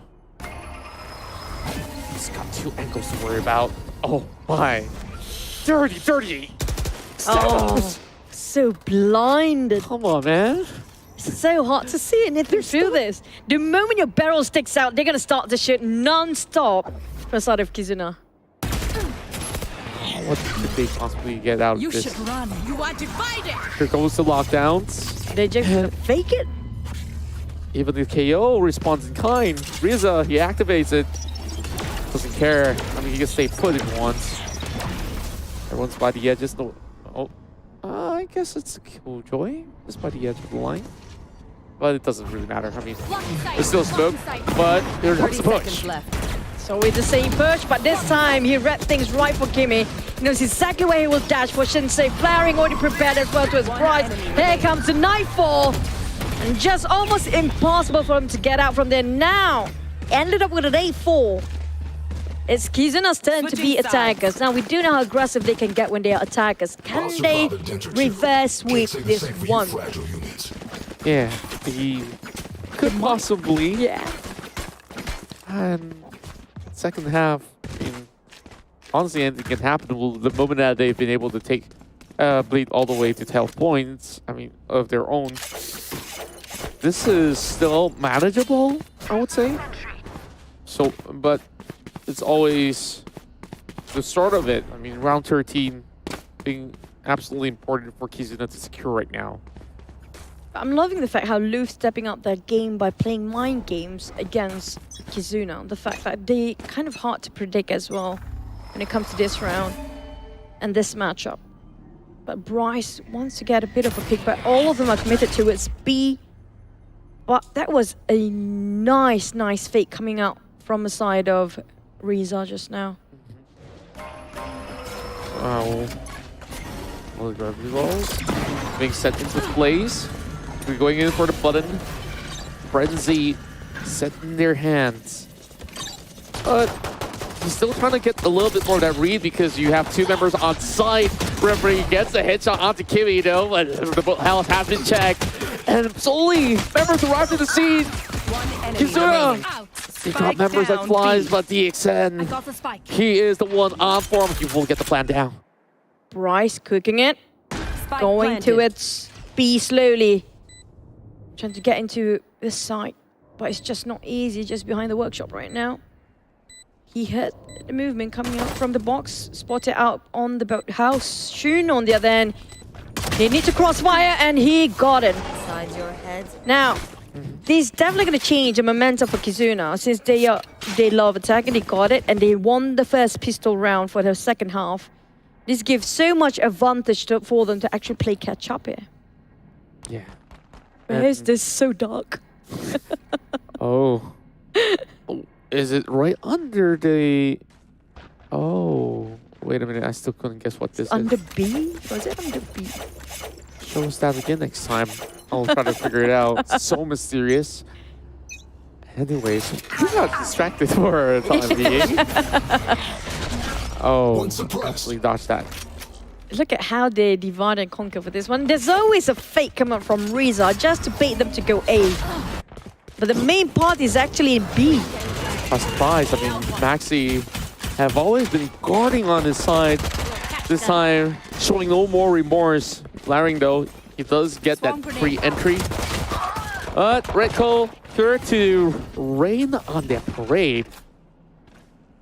So far, it's only down to Flaring as well as Shun. It will take their sweet time. They don't have to plan just yet. Yep, still less than a minute to go. We've got one more for Bryce. Double down. Bryce cooking again. There goes another thrifty round in this matchup.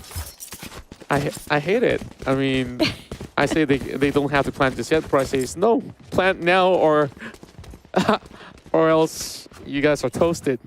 Oh, man. They're bread now. But the idea is there. They got a lot of time just now, not even having to plant it. But the moment he accidentally pressed it a bit, it just gives away his position with just that small thing, you know? The sound of the spike. Now they're fully committed to B. We're not even trying to fake it in A. All of them just going to rush it through and go for the fast spike plant. Kimmy boy. swiftly goes up in the air, gets that perfect flash. Being set up for Kimmy. And in return, he throws it around, still has Maxi in hand. Goodness gracious, 20 HP. Spike He's planted. dealt more than enough damage. The rest of Kizuna slowly cutting across. Slowly coming to its boat house. Shinsei just gonna cloud their vision for a bit there, but they've been waiting, anticipating for Riza. Oh, he still got one with the help of Shin behind him supporting fires. Riza 7 HP and also 3 of them make it 2. Shun and the Axan. And behind the wall bang. Try to just take it down. Slowly they are grab walking both of them. And they got it back in the back. Kizuna. Tail to tail, 6-9 now. Beautiful stuff. We're seeing a lot of challenge going on to B. And usually it's going down to a 2 versus 2 or even less. They do prefer B if you compare how Kizuna and Louvre just now. Louvre just going all A all day. But I'm not sure if they're just trying to fake it first. But there's still a lot of bait games coming up from the side of Kizuna. They just play a lot of mind games against Louvre. Take these bait, go for it, give us away your position. And at the same time, they try to change the mindset within an instant. So Louvre cannot be comfortable at any round at all. That's true. I mean, as much as the stakes are high, there's also a lot of things that they really have to adapt to. And this being the initial few runs of this stage 1, we're already seeing the extent this time. Getting that perfect frag. As we, I don't think there was really a reason as to why Maxi needed to push out from that point onwards. Now they lose any nano swamp that they could utilize. And mine! He got checked inside of smoke! Random spray! The sound gives it away. The audio plays a big part when there's so many smokes in between them right now. It's going to be 5v1. I mean, right, Redco, it's going to be a sheriff. So he wouldn't save it anyway. Goes the bot, the turret gonna give it 5 of them peeking up. That's scary, man. That's like a horror movie. Horror is real. It's like, everybody, where are you guys? Come get a good picture. Hello. All 5 popped up. I don't want to be him just now. Somebody clip that. Renko, if only we can see his face during that time, we're perfect. Like, wow. He must be saying something like, wow. So angry. Oh, man. I wonder if he jumped off his seat. Oh, some noise is being made this time. Just to distract them for a bit, I guess. I believe it's more like, I challenge you to come out and play. You like that so much. They like the fate, right? It's like, okay. We got the fate's location. And she says hello in return. They're gonna change it up. Maybe thinking about mid. Oh, this is Nightfall, there you go. Just gonna give extra prowler during the process and just rotate into mid, maybe into market. But will they go straight into cubby? Yep, they're planning to go cubby. But the other side, Louvre can actually read this one out too. So the moment they turn into this corner and gardens, hello! It's going to be a bit of trade and one more, Shinsei! What a nice support fire coming up from different angle entirely. The crossfire was perfect and Shinsei have been taken down and still Louvre winning this. But the position, their instinct to actually go straight, even though the Nightfall was in B, it was perfect from Louvre. True enough. They just activated the trap card. Just look at them hugging those cheeky angles. And I think like Kizuna Esports also did factor in that the preparation was just about as good as it gets. Initially, they wanted to do 4 stack into B.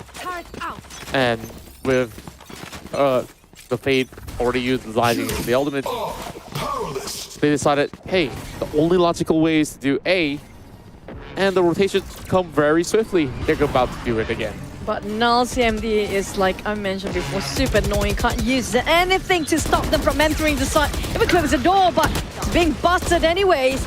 Inside of Louvre, still managed to secure that one. My oh my. Here comes the lockdown coming up from the side of DX. And will they respond to this with anything? They didn't have another lockdown to counter it. So I have to just wait it out for a bit more. Just 1 more second to go. Now here comes another charge. They're all just standing on top though. Not that they have any sort of clue who's now you're being scanned, but thankfully, not much of an angle for them to work with. Doors being shredded off though. I mean, Bryce, Maxi, everyone in Louvre gets involved. And this is their round to take. Leading another one, and then we'll see them going on match point.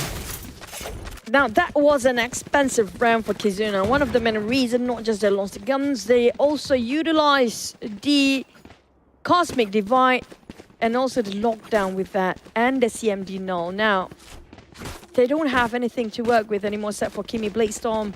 But look at the side of Louvre. They're preparing to drop themselves a lot of stuff here. We're talking about if they force themselves in, there's also the lockdown for the side of Maxi. Redco can just use the null CMD, so they cannot rush in anymore, have to pull back. How to get in here with only 2 matches to go for the side of Kizuna? They really have to make it out alive to find an opening pick with whatever sheriff that they do have right now, and hope that they do get the weapon in and eventually pass it over on the Kimi so that he can do a little bit more. But for now, he does have this Blade Storm. Bypasses them cheekily. But Spike's still all the way back though. Somebody's got to go get it. Yep, Rizza's gonna do the job here. But the moment they already got in, they have to buy more time. Shun, lucky enough, managed to take down on Bryce. He's the troublemaker on the side of Louvre. They have to shut him down first. Double on Havoc to make sure they shut down those actually behind the generator because of the spike. Were too far, they have to reroute themselves just to get into mid-market. But they realize they already transitioned themselves into B.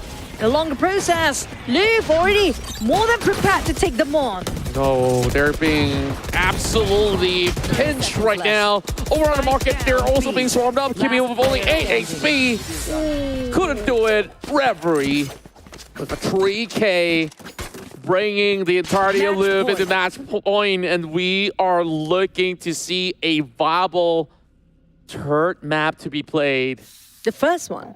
Yeah, and Icebox is where things get even more exciting. Like, I felt like it's probably the crossbreed of a little bit of that long-range action where you have over B, and of course over onto the belts of A sites. Well, why are we even talking about Icebox yet? I mean, it's not over. KZ is trying to figure this out. Yep. And because why? Because Louvre is not taking the bait anymore. Yeah. I'm like, isn't that like, oh, they don't go along with our bait game there. What should we go for next? And I really felt bad for Riza as well. I mean, plenty of times I think like he was the one soaking everything for the team as well. And a couple of times, because you kind of wanted to set all these flash, you also need to put yourself into very dangerous situations. And I absolutely understand that, but how do you read through Louvre's defense throughout the course of the second half? Because this is significant improvements. That's true.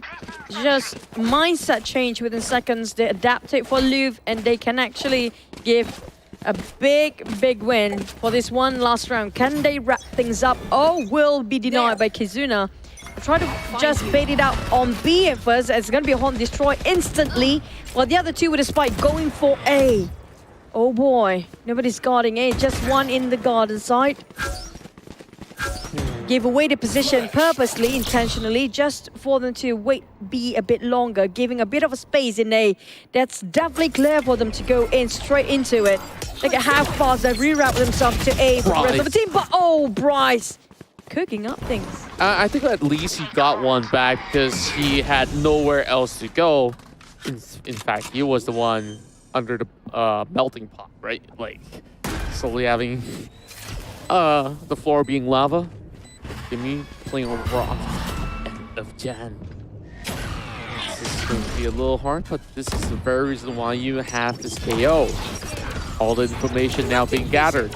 And now it's really down to Flaring. They try to hold the line, but there's another one coming out of mid. And little did they suspect, red kill 30 HP. DXN full health. Wait, no, why? He's just gonna go for... Are you kidding me? Is he sticking it? Oh, he's sticking it! Wait, what? Oh my, what? Defenders win. He got it! Big Bro's got it in return. And there you have it. Louvre, they push it forward, and we are going to see Icebox. I was hoping for another round for that one. Would have thought, like, why, what, how? Yeah. It was a little bit of a time window for them to actually react and respond. I mean, we look at the Killjoy, maybe they were hoping that, okay, let's catch him on that last few seconds. And eventually, that was being read as well. So, Louvre, they definitely are an interesting bunch. I mean, with Haven. Just go for it, because why? How? I guess like what I mentioned early on was that, yeah, we've seen them play before, and now going into this new season, honestly, they have not really lost touch. Sure, like sometimes you just gotta warm up your fingers and stuff, and eventually you just outshine everybody else. I think there's just a whole lot of highlights that really revolves around these two Astras, where both sides of the duelists had a little bit of backseat, except for Shinsei though. Oh man. I mean, like, I still can't get over what really happened in the last clutch. In the very last minute. There were 3 people before, and there's a lot of thrifty moments here as well. We didn't get a lot of thrifty the past few days. But Kimi really redeemed himself when it comes to this map. He did so well. He didn't tunnel his vision down, didn't auto-lock anybody. He's just being more aware and alert when it comes to his surrounding. But for Redco, this moment, why is... I mean, like, he's so far away from the accent. He didn't think that they could... He thought that they're giving it away. Yeah. But... I don't know if it's he an honest definitely knows. mistake or... He definitely knows he's at the window just now. Yeah. Guess there is a few... It's kind of like, damn if you do, damn if you don't. Like, if you don't try, you might be punished for it. And when it's the final point of the match, you don't want to make that mistake as well. Do they just want to, you know what, get over it, we're just going to go for a third. Yeah. Maybe that's it, it's you know? Done. Louvre, they push it into game 3. That's what we were here for. Finally, we get our first game 3. Yeah. And both sides ended up with a thrifty each. And Master Chef Bryce have done so much. And I think like the last I checked on the assist was definitely more than 15. So like, he's got inflated KDA right now. He's we just moving need right. at the A. And also the fact that Shinsei, he's always, I think it was Shinsei who dashed towards A side every single time, the same corner he's going for, kind of being read out by a side of Kimi. So it's kind of easy to counter him after he's, you know, the moment you saw his smoke up, double smoke down. You definitely can predict where he will land himself in the last few dashes. But for the MVP, definitely deserving for Bryce. He played so much just now. That shot now going even higher, almost 50%, 41.5. You have to give it to this guy. When the moment he cooked up, you know, the only thing that you can actually stop him, just bringing him down. And that's a bit easier for you to actually fight against Louvre. Does he cook in real life? That, we'll leave him a question next time, I guess. But all in all, we're just seeing how Louvre have been able to take that one-game loss and come back so much stronger here on the second map with, you know, a lot of all the other members who needed to step up, which did step up. This is where I feel they will unleash the full potential of what this whole roster is about. And Kizuna Esports probably would also feel, hey, buddy, likewise, I think Flaring did a good job. Should give me... only Riza had a lot of struggles on that KO. You did mention about him being he's the one being the human shield for the entire time. He's soaked up so much damage, have to, you know, sacrifice a bit here and there, quite a number of it. Actually, he died so much as well. But the thing is, my mindset, my mental is not ready for the next game yet because I was still hoping for another round. But we are ready for Icebox later, but we need to take a break for a bit, let the players to reset for their last best of 3. And the first time we'll get to see the third game. And see you guys after the break.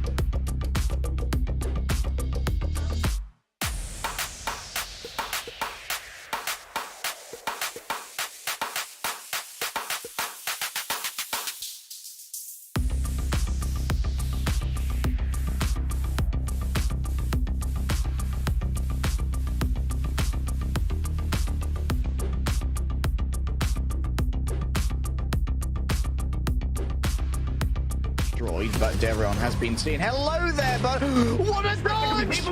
Every single one of them. Are you Each round, only one of them's been. Oh my god! So that was really brutal. They've actually gotten it. Kinda like see that, but oh my god, not again! behind and retaliates still, but he has to call for taken. Stop it.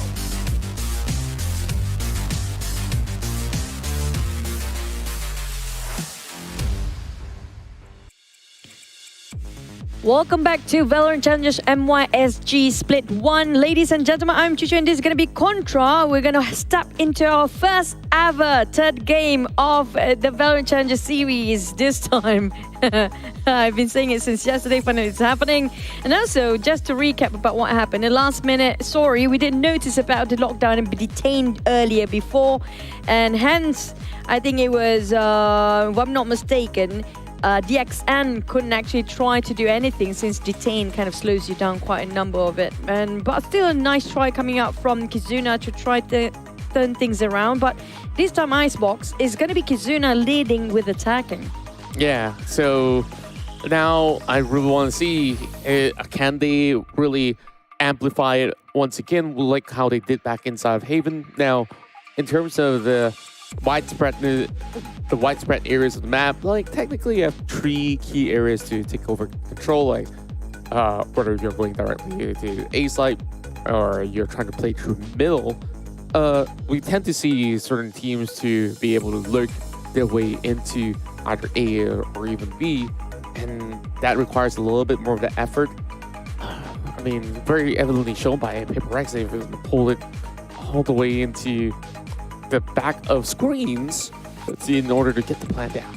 Now, this is a good game for Louvre if they, for Louvre if they already warmed up through Icebox yesterday, where they had themselves the third timeout to actually win against Enigma Gaming, and it was 14-16 in Icebox, and they might be using the same lineup of agents that they had yesterday, which are going to be Jet Saver, Sage Viper, and Killjoy. I'm not sure if they're going to mirror each other out for the side of Kizuna, because both teams do love, I feel like Killjoy is almost stable and Jet will be perfect when it comes to duelist dash, and both teams love their Jets, obviously we saw earlier just now. And this is the first time we're heading into game number 3. Can Kizuna snowball? Because the moment Kizuna wants to win that match, they have to snowball with attackers from the start. Like, that's where, of course, you have to also see what kind of agents do really feel like. You did mention a little bit more of Harbor. I think, like, maybe it doesn't didn't mean... mention Harbor. I mean, back before we even got deeper into that, like, I believe it was during the previous champ select, or I mean, like agent select. So I think like back then when it was first released into the game, a lot of people were experimenting, and he does have a little bit more prominence inside of Icebox itself. The question is, can he be as effectively played as compared to Vipers, which you could still have a Viper's Pit to be utilized as well. So like, in terms of execution-wise, like, yeah, if you're going up against a fast team, like, with all these controller agents to be able to set up perfectly, like what DXN did in the past round, and also for both the Astros. So I feel like there's just a lot of things that they can do to just wither things down. I mean, like, Harbor is usable in Icebox, but for me personally, I don't really like it. Yeah, Reckoning really can play a big part when you just post-plant, just waiting for it to happen. But the thing is, his cove is not working as supposed to be, because it helps with the planting moment. But after that, if you're waiting and put up a cove, nobody can shoot through it if you're trying to pin people down in the smoke. So that's going to be a bit of a problem. I do prefer Viper over this because of the snake bite. It can just delay people from defusing, and not just that. The wall itself can cover so much angles and areas that kind of stop people and just think twice before entering a site.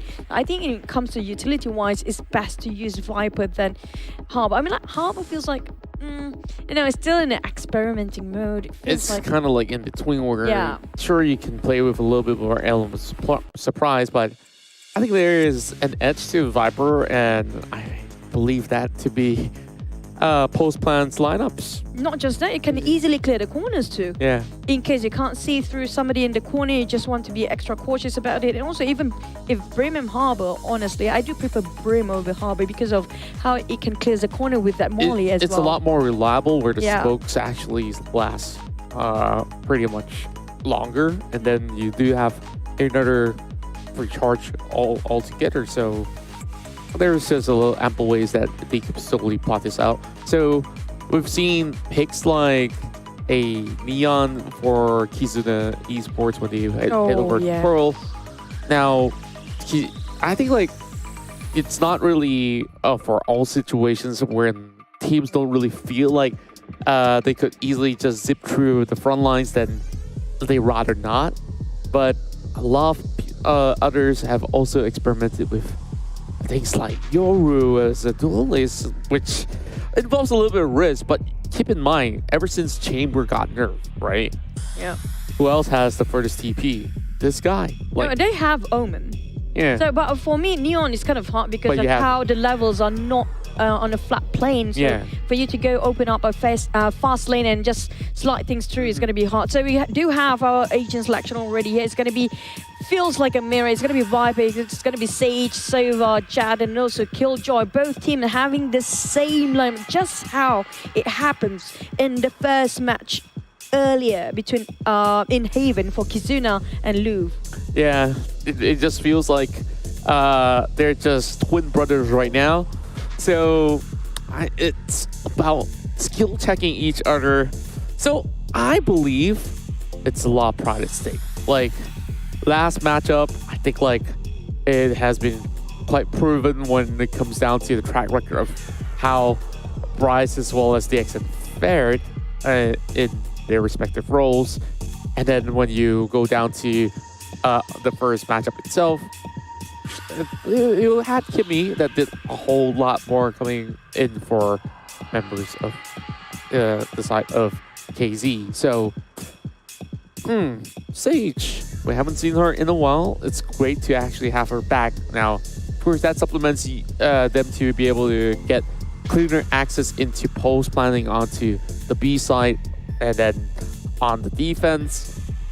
You can either use those balls for cheeky little boosts. You can use it, well, whatever way you want.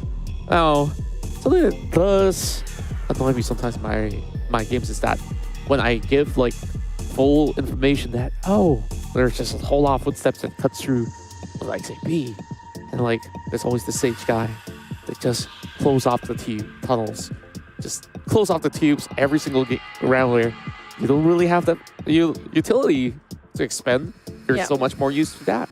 And not just that, for Sage and Icebox, it actually works both ways. For defenders, definitely can do the tunnel from the kitchen to actually block things up, and also you can block people from any side entrance, like any way. And also it's very good for, you know, post-plant position for B or even A if you're going. I think it's called pixel plant, where you can actually plant it up on the how you call it in the A side. There's a sort of a wall up there. Yeah. You know, you can actually put it.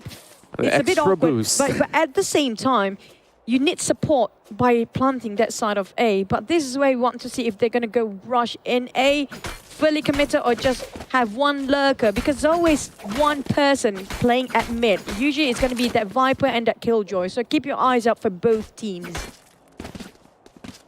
All the bots now is being set over onto B. Here, Such a stronghold coming out. here. So Blocking don't sight. expect any more members of the side of KZ to be able to push that forward. Kizuna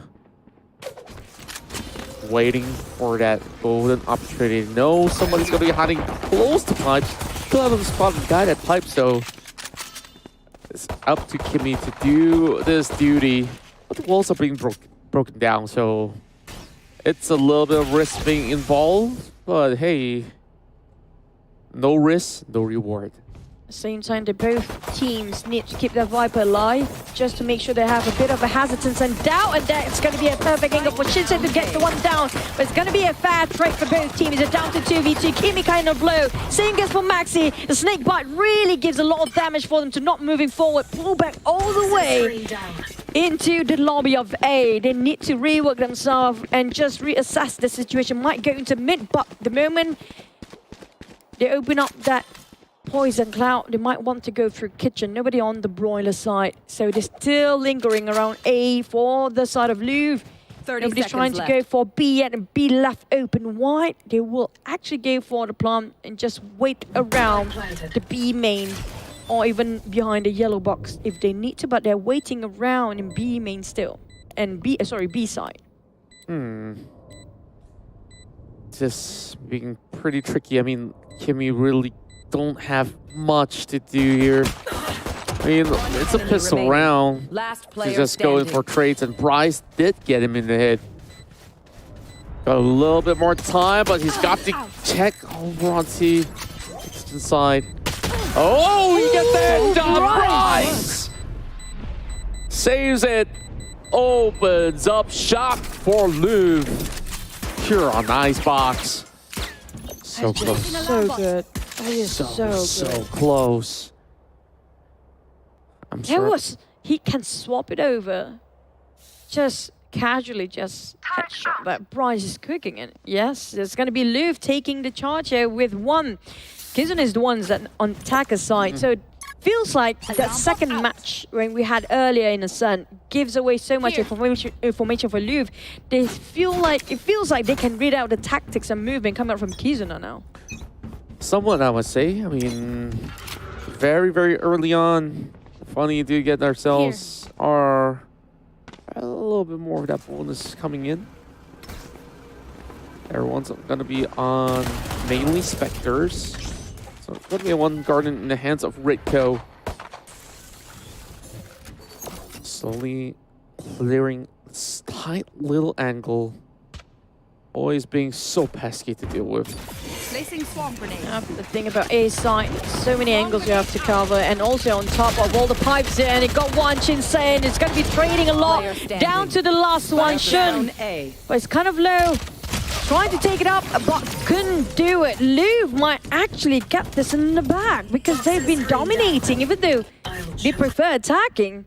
Feels like they really know Kizuna from the back of their hand right now. Yeah.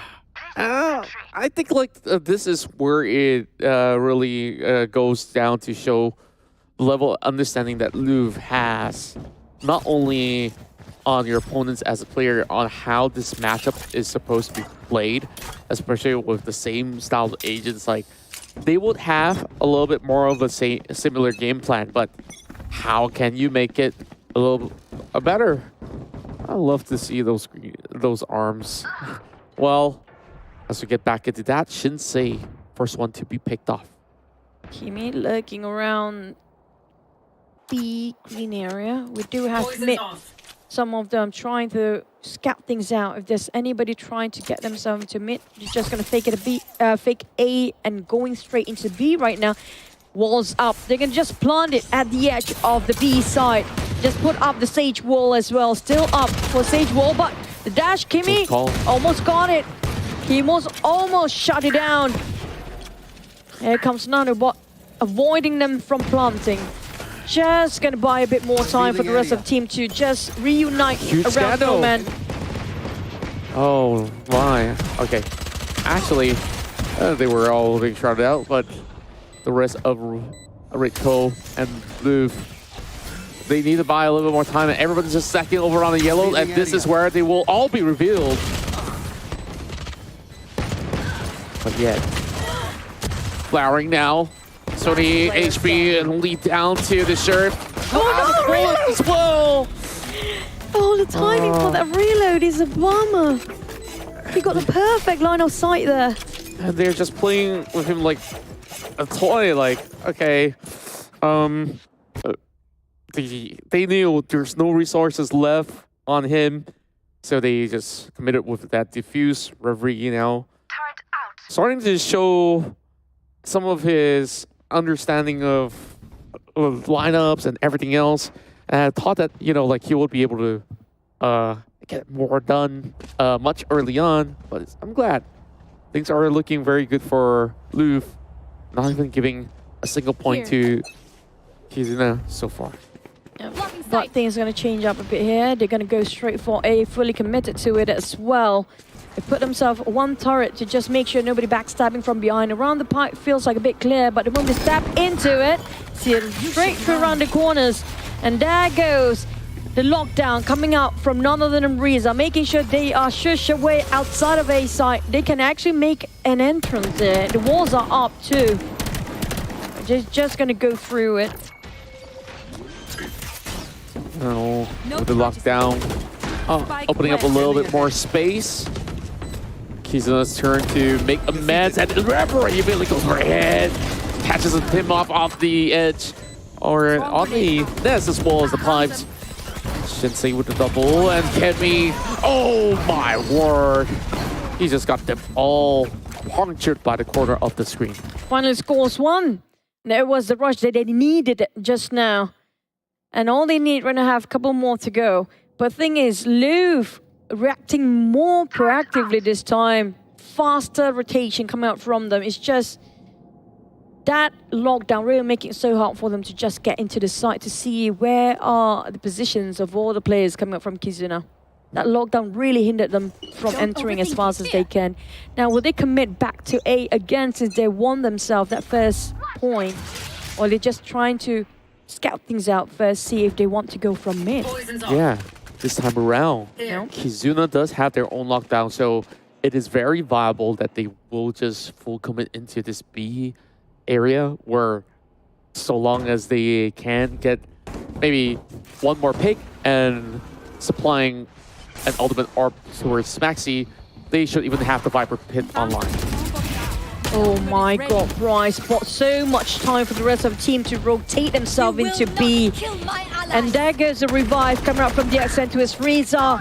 By the same time, he already planted the spike. There's going to be Hunter's Fury not clipping anybody from the yellow. Kim is still trying to pick things out. There's even the Viper's Pit open up. This is going to be an expensive round in and a Killjoy. My god, that spray, so much rage. It's a 2v3, getting on one more. Down to only Shun. He's in the main. He got one. But it's going to be defused all the way. There's a wall. There's a wall. Get past. You shall not pass. Your duty is not over. And you don't have time to go to revive, but it doesn't matter. He goes down. At least valiant effort. You get one of your teammates back up. It's topsy-turvy, helter-skelter, name it whatever you want. This bloodbath of a series. That ice wall, though. Things started out so well for Kizuna, and like, look where they brought. Like, Loop says, yeah, we got the stamina. Like, we played a long, drawn-out game, and like, look where they are. Like, they don't feel all too cool right now, but hey, Shun could say otherwise. Probably already gone. I thought we just started a round. What happened? That's too fast. They're trying to go from mid this time. See if things are going to change up. Maybe both of us were like, yeah, I want to throw that owl drone or like arrows, and even Kimmy utilizing blades. 2 more blades. Not hitting on mark. Shouldn't. Feels like they definitely feels like A is way more easier for them to actually go for the plant there. Not going to block with any wall yet. Just leave it open like that. Going to be pretty straightforward and make it pretty difficult to be diffused as well. He didn't buy any walls. He's saving up his money for this round as well, going for eco. And the XM climb up the pipes there. Shinsei will be spotted out on the smoke. It's going to... Ooh, the off angle. The XN, so cheeky. I mean, these guys must have seen so many of all these other battle stages out there. And keeping up with the frags, Riza comes in with a recovery to ensure the XN stays alive. Even though they are leading for 4-2, but look at how he just climbs up, get a better point of view. just straight. None of them trying to just check out those actually up there. You know for the fact if it's A, you have to check every single corner, not just the corner, up and down the ceiling and the floor. Time to time. You gotta do that.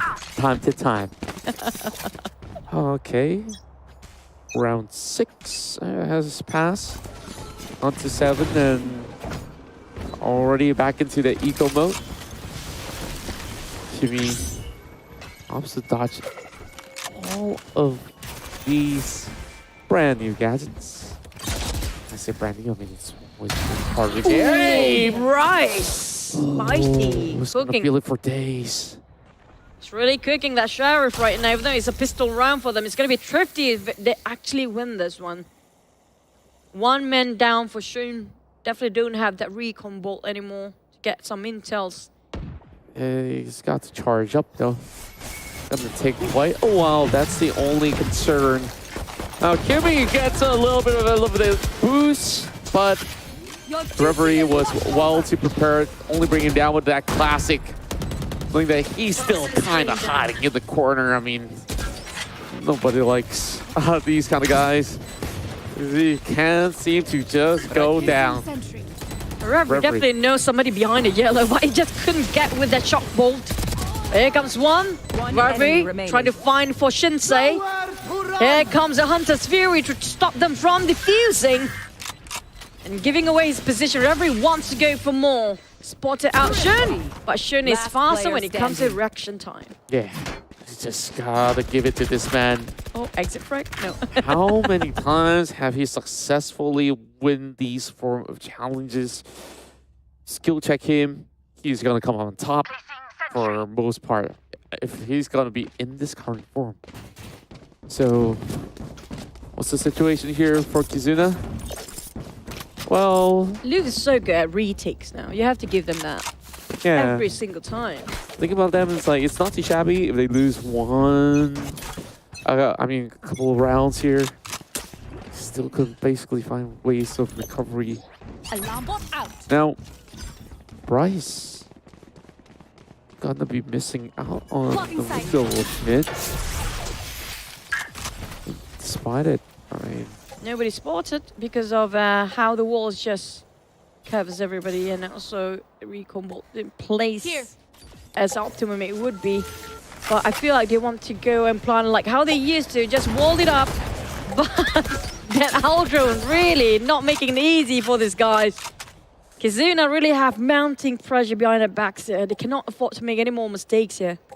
that's a lot of pressure for him to even get things done.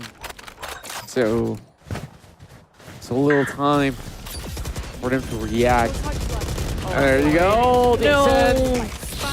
We sprayed down through the middle. Trying to get this line of sight. But that is way too risky to handle. 36 seconds on the clock. Even if they do rotate, I don't think that's about enough time. 30 seconds left. They can't rotate. They have to force this plant out. At least have to get that plant. Oh, there it goes. The moment they walk through that wall. 1, 2, 3, down. It's down to last one. That's it. A clean one coming out from the side of Louvre. And that's very fast reaction. Going straight into B. The moment they're trying to force in it, and the wall was way up to the, way back than it's supposed to be, right? It's so open for the side of, I think, the plant coming from the accent just now. It was too risky. And the whole team was there. Yeah. For Louvre. It is really a little bit too risky.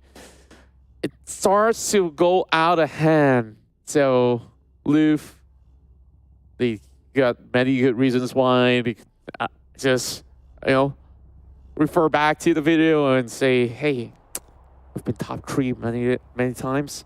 I'm here to hold it from anybody else, or even hold better spots, right? Kizuna Esports, they are also pretty promising, where all these players are also renowned in the local scene across MYSG. So I'm just looking at this roster, like there's so much potential, and we know how far they could possibly go. But here on the proving grounds of the VCT MYSG, you can't afford to be repeating mistakes. VCL. Valorant Challengers series. So Valorant Challengers MYSG split. That's going to be a very long name. But for Kizuna, you know, they can't play the bait game anymore. They have to come up with new stuff. Because they're not taking it for Louvre. For the fact that they're a bit more patient than they used to, a bit more disciplined. What else can you offer for the side of Louvre, or the side of Kizuna? They're not taking the bait. They're not giving away too much. And for Shinsei, he wants to go for the push, but take it very slowly, not as reckless as it was before. Walls up for A, making it so hard for them to see who's on the other side. Well, on the sort of Kizuna just gonna wall mid, just to make sure nobody goes through that. In the meantime, they try to crawl into A. I think they kind of heard the footsteps just now. Look at how they just transition themselves from Louvre, going towards Rafter and the backline of A. They really have to also be thankful that Kizuna did not have deeper angles to work with, or else they'll be absolutely cut off. Maxi. Oh my quickly goes in to break down the walls. Louvre. A. The only one to give them a chance to get that plan down. It's Sensei. Beyond triple. Your quad. Well, that will be taken away. Flawless victory. The idea for Louvre right now, you see the wall, you shoot it down. You don't care. 2% shoot down the wall instantly. The wall cannot be up at all. Yep, very, very simple instructions. Wait a minute. I've never seen these friends before. Yeah, if you all go the way for, up here. I'm not sure where that's it. Like, I love to see these tournaments because they always give us angles that we never get to see before, right? Unless if you go for the custom game and you try it in ghost mode yourself, but we don't know where to see or where to look for. I'd rather have the VCTs usually to surprise me with it, right? So, Larry hoping to connect something through the tube. Poison's off.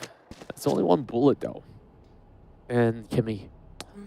They are very hesitant because of how they're being pushed back. He's just so effective in Even the allowing squads. things on his entry, and look at his audacity. Oh, Finally being punished here, Maxi. Spike Double down spray. A. I mean, Here. cannot That's really push Riza. it like that. You gotta go together. Oh, but at the same time, he's just trying to scout things out at first. He thought there would be nobody there because they've been aiming for B multiple times. But you know what? Louvre knows this better. They heard the footsteps and Riza couldn't do anything about it. It is 8-2 and it's going to be 11th round next one. And finally going to go for the rifles this time around. A full buy for Kizuna Esports. They need to win this in order to finish the first half very strong. 8-2. Kizuna Esports, I think, like, even on the flip side, right? You take a look at all these form agents when you have so many sentinels on board. Together. Yeah, like, that's like a couple of Here. controllers, and Here. with this Sage, you can still basically pull off pretty much great defense, and therefore why you see Louvre is also trying to capitalize as much as they can while they're at it. So currently they're trying something that is the road less traveled by. It made that noise, but Oh, it's working. other teams though. Oh man, Riza, he let his guard down, and so many things happening up there. Player stand. Well, this time it's working out quite right for Kizuna. They've sent over two for lurking around mid. Managed to take a couple of players down the side of Louvre, but they're trying to go for a post plant, but this post plant really works out quite well for Kizuna. Finally figure out the Rubik's Cube. That is sending on a 2-leg instead of one, and just bait them off to distract by getting a couple of frags in the mid. And bait and switch. And we're looking at most of the economy being relatively healthy on each side. I mean, loadout values are pretty much on normal numbers. No, nothing all too extravagant. And just look at Kimmy this time. I mean, where is he? Operator Shinsei?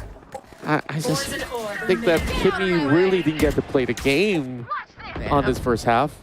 So finally on attack, it's time for him to really show up. They're forcing them to go B here.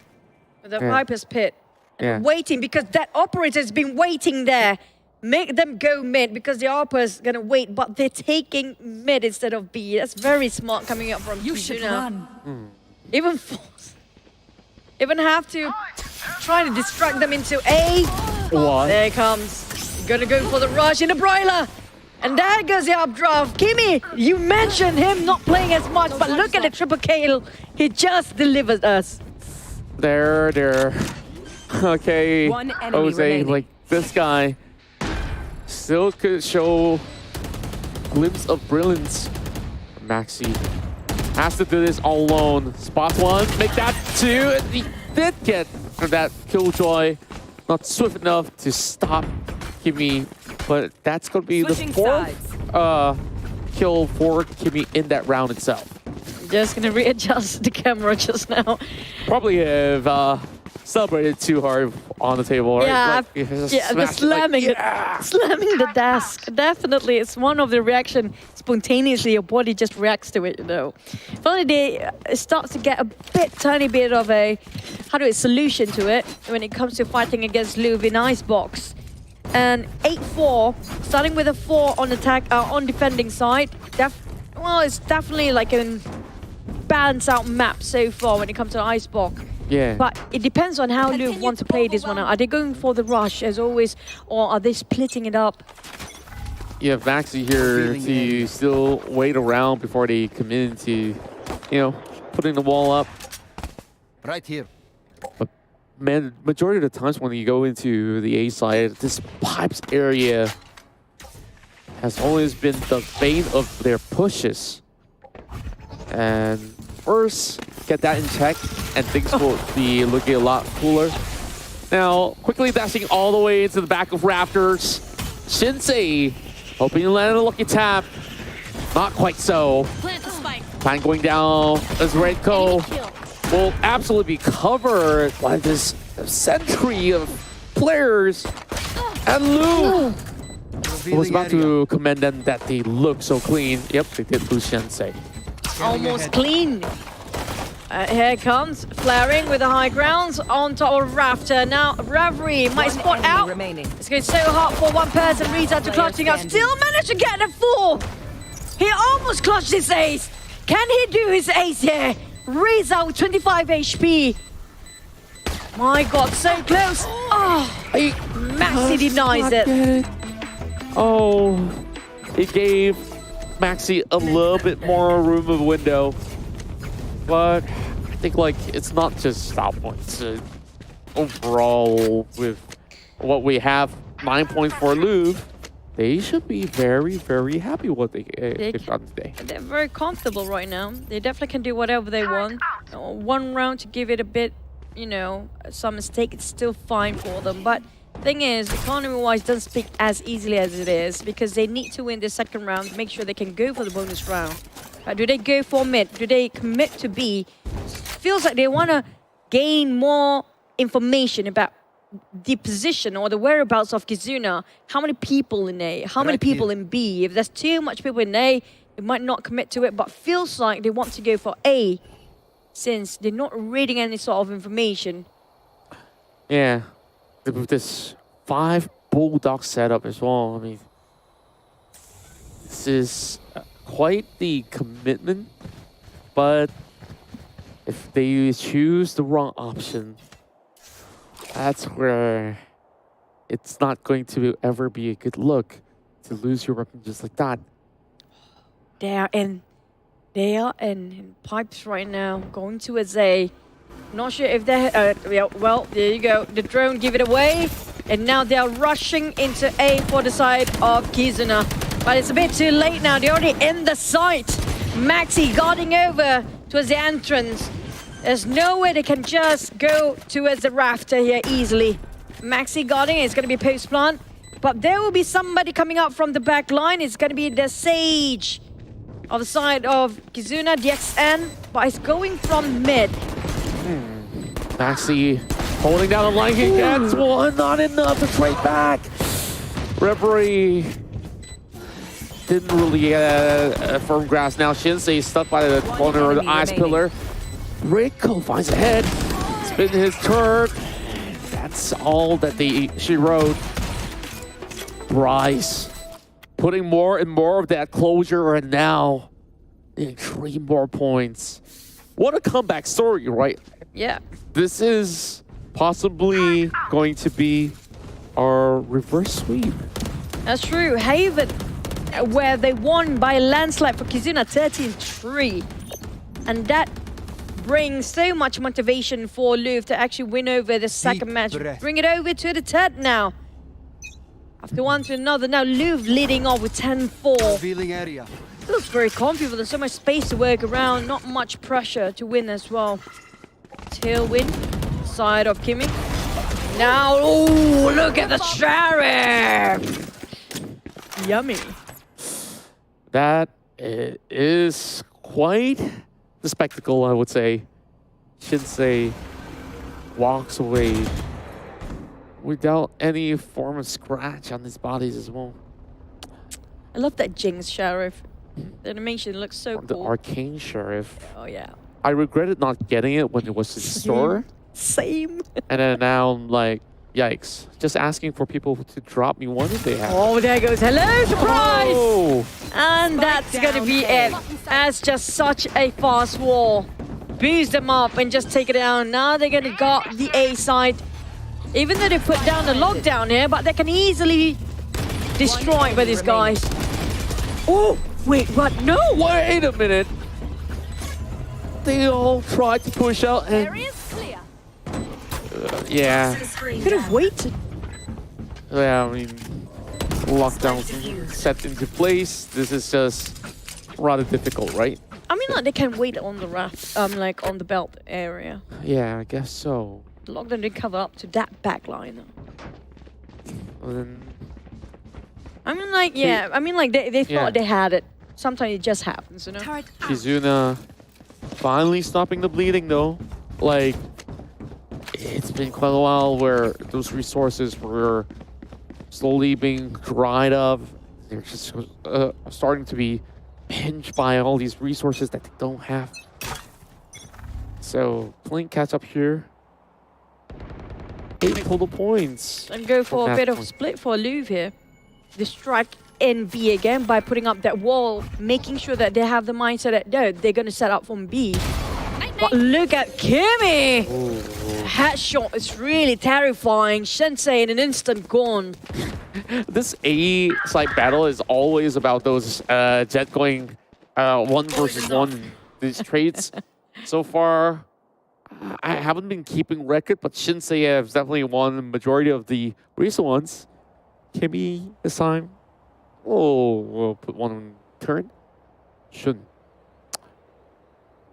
Probably suspects that they're coming here.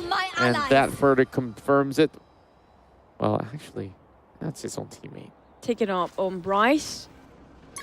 It's going to be equal out the playgrounds, but Shun getting on 3.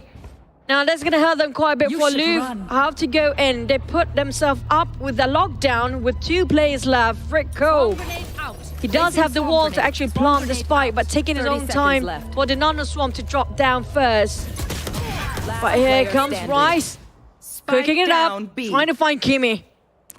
I got the spike. Bryce. He's got to do it alone. It's so tough on to plumb and to cover himself. Oh boy. Here goes. Only having the swarm left. Kimi didn't even give him any more leeway. It taps ahead.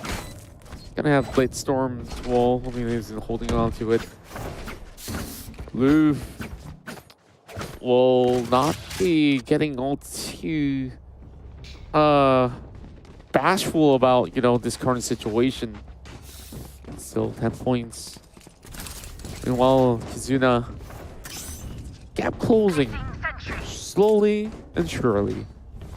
Now, Shinsei only at 300 creds, can only afford the Sheriff for the time being. But we've seen what he does with it, right? Like, Sheriff? Yeah. That's Shinsei. I mean, like, with that skin, you don't need an operator, sir. I mean, like, ops on attack are not so great in this one, but hey, Louvre really taking this as safe as they can right now. A bit default holding it in for a bit, not going to rush things up. But in the meantime, we do have Bryce cooking up in mid, trying to fish out a couple of players to make sure he can get a couple of frags. They get confused. But DXN just gonna block. Chipping quite a lot. He got himself still the heal orb. But Maxi, the snake bite forcing them to actually stay put where they are. Kimmy, Vanish and dash in, but he whiffed. Just misses a couple of shots right there, and Kimmy continues on the streak right now. It's 2Jet left alive. Of course, not forgetting Flaring. Speaking of Flaring, he's the one that might just be a pain in the back for Louvre. They ought to lock it, and they should be 30 extra seconds careful left. if there's anybody coming up from the back line. Got one more. A triple kill for Shinsei. Straight away going for B for the plant. 20 seconds to go. Gonna make it. In the meantime, Flaring. We're talking about Flaring here. He barely missed when he comes to the last minute. There you go. Straight shot. He's always gonna be calm and collected and barely even sweating. I mean, he's just putting his hands behind his neck and says, gotta stretch it out a little bit. And a little stiff. The person that you want to make sure to take down, if you happen to be one last person fighting two person, you have to be Flaring to go down first. It never wins when it comes in a critical situation. Because critical situation, it definitely requires critical thinking to really problem solve at their form of level where it's really down to microseconds by now. True. 10-7. They're put on hold right now for their scores. Louvre seems to having a bit of a difficulty to score any point from this point on. Forced themselves to buy a lot of pistol rounds. Quick one. Opposite side of Kimi, but at the same time, Shinsei with a blade storm enough. Getting another one. So good. How could this guy just get that free reign? And now, whatever they throw right in, they can only take out the wall. The Viper Pit is there. They can't see anything at all. And they still have to deal with Shinsei. He's on turn. Is this going to be the moment for an ace? He's just going to wait. And this is the final blow. Kimmy shuts him off. Denied. And he will just walk away with that. It's like, nope. Nope. Oh my. Oh my. This guy, though. Could this be Kimmy's? I mean... Casual exit frag along the process. Exit frag? He's too far away. But is he thinking about it? Perhaps. He could peek out here into the garage. Yep. Okay, here's the challenge. Kimmy. I think they sense it. Oh, my word, Kimmy. What a bonus. Thrifty one by Louvre. They didn't actually buy any guns just now. They got themselves just pistol, but look at how well Shinsei opened up the space for the entire team with that blade storm. He can see through that sage because of how he's skilled with a slow orb, if I'm not mistaken, see through from that wall. But the tracking done by Shinsei was so perfect. It was just the swing, the aim, just so good. This is way too good. Like, these two Jets, I give them mad respect. Like, it's not your typical lobby auto insta-lock guys that say, hey, yeah, I'll carry, and it turns... okay, jokes aside, right? I mean, these are pro teams. So... But we've been fitted by a lot of good Jets today. Yeah. I think almost every single day we have like really good Jets. Like, a lot of all these players across Southeast Asia are so masterful at that. And we're just, in a way, privileged. So, going back into this current round, we saw the Krats were in a really awkward position, especially for KZ right now, right? Yeah. Like, take a look. But at least they still got the operator working. They keep the operator, but I'm still relatively concerned. Like, if you don't get any form of a decent buy, but at the same time, they can't afford to buy this one more round. Yeah, one more round, which is why like they're trying to crack things open. Okay, this setup should work. So long as maybe if they want to... They have to rely so much on the operator right now. This is solely on the operator. They can actually open up so much space coming up from Kimmy. There goes one. This might be it. They might just get a comeback here. Over onto middle. Rico Here. calling the shots to see if get this perfect pass, and they are cutting through in the midsection. And they even wall it off. All right. A's absolutely open up. Doesn't matter. Viper's pit. Oh my, flaring stuck in between there. Right behind. Where to go, flaring? He's still in the Viper's pit, his own. He can even enter the pit, come back out. But there's Killjoy, there's Bryce behind him. This is where there's risk involved. Now, look at this Ox position. Louvre, they're pushing right back. And things are not looking all too good. Flower goes down. One enemy remaining. DXN can put up the wall and just defuse it. Don't think twice. Don't stop it. I'm going to have it a go. Kizuna can come back from this. It would keep the operator. It would have the guns for free. Yeah, why spend? They are at the brink of death here, and they won this. The best equal round I've seen from them so far in such a huge moment. Oh my. It would have been over, done with. That's true. And the Viper's bit really helped as well. But the flaring got stuck in between. Somewhat. Yeah, they couldn't actually pick out. They have no clue where flaring is because he's actually standing on the second level.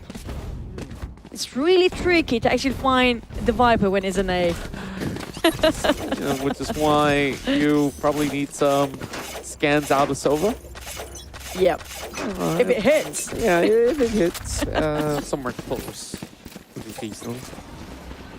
Speaking of Sova, here goes the Fireball Owl drone. This taking their sweet time. Corners will have to be checked. You should run. Even then, just look at how far they just get a little bit more of that clearance.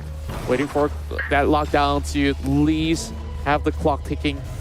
Now walls are up. Rico waiting for the plan just by the edge. Yep.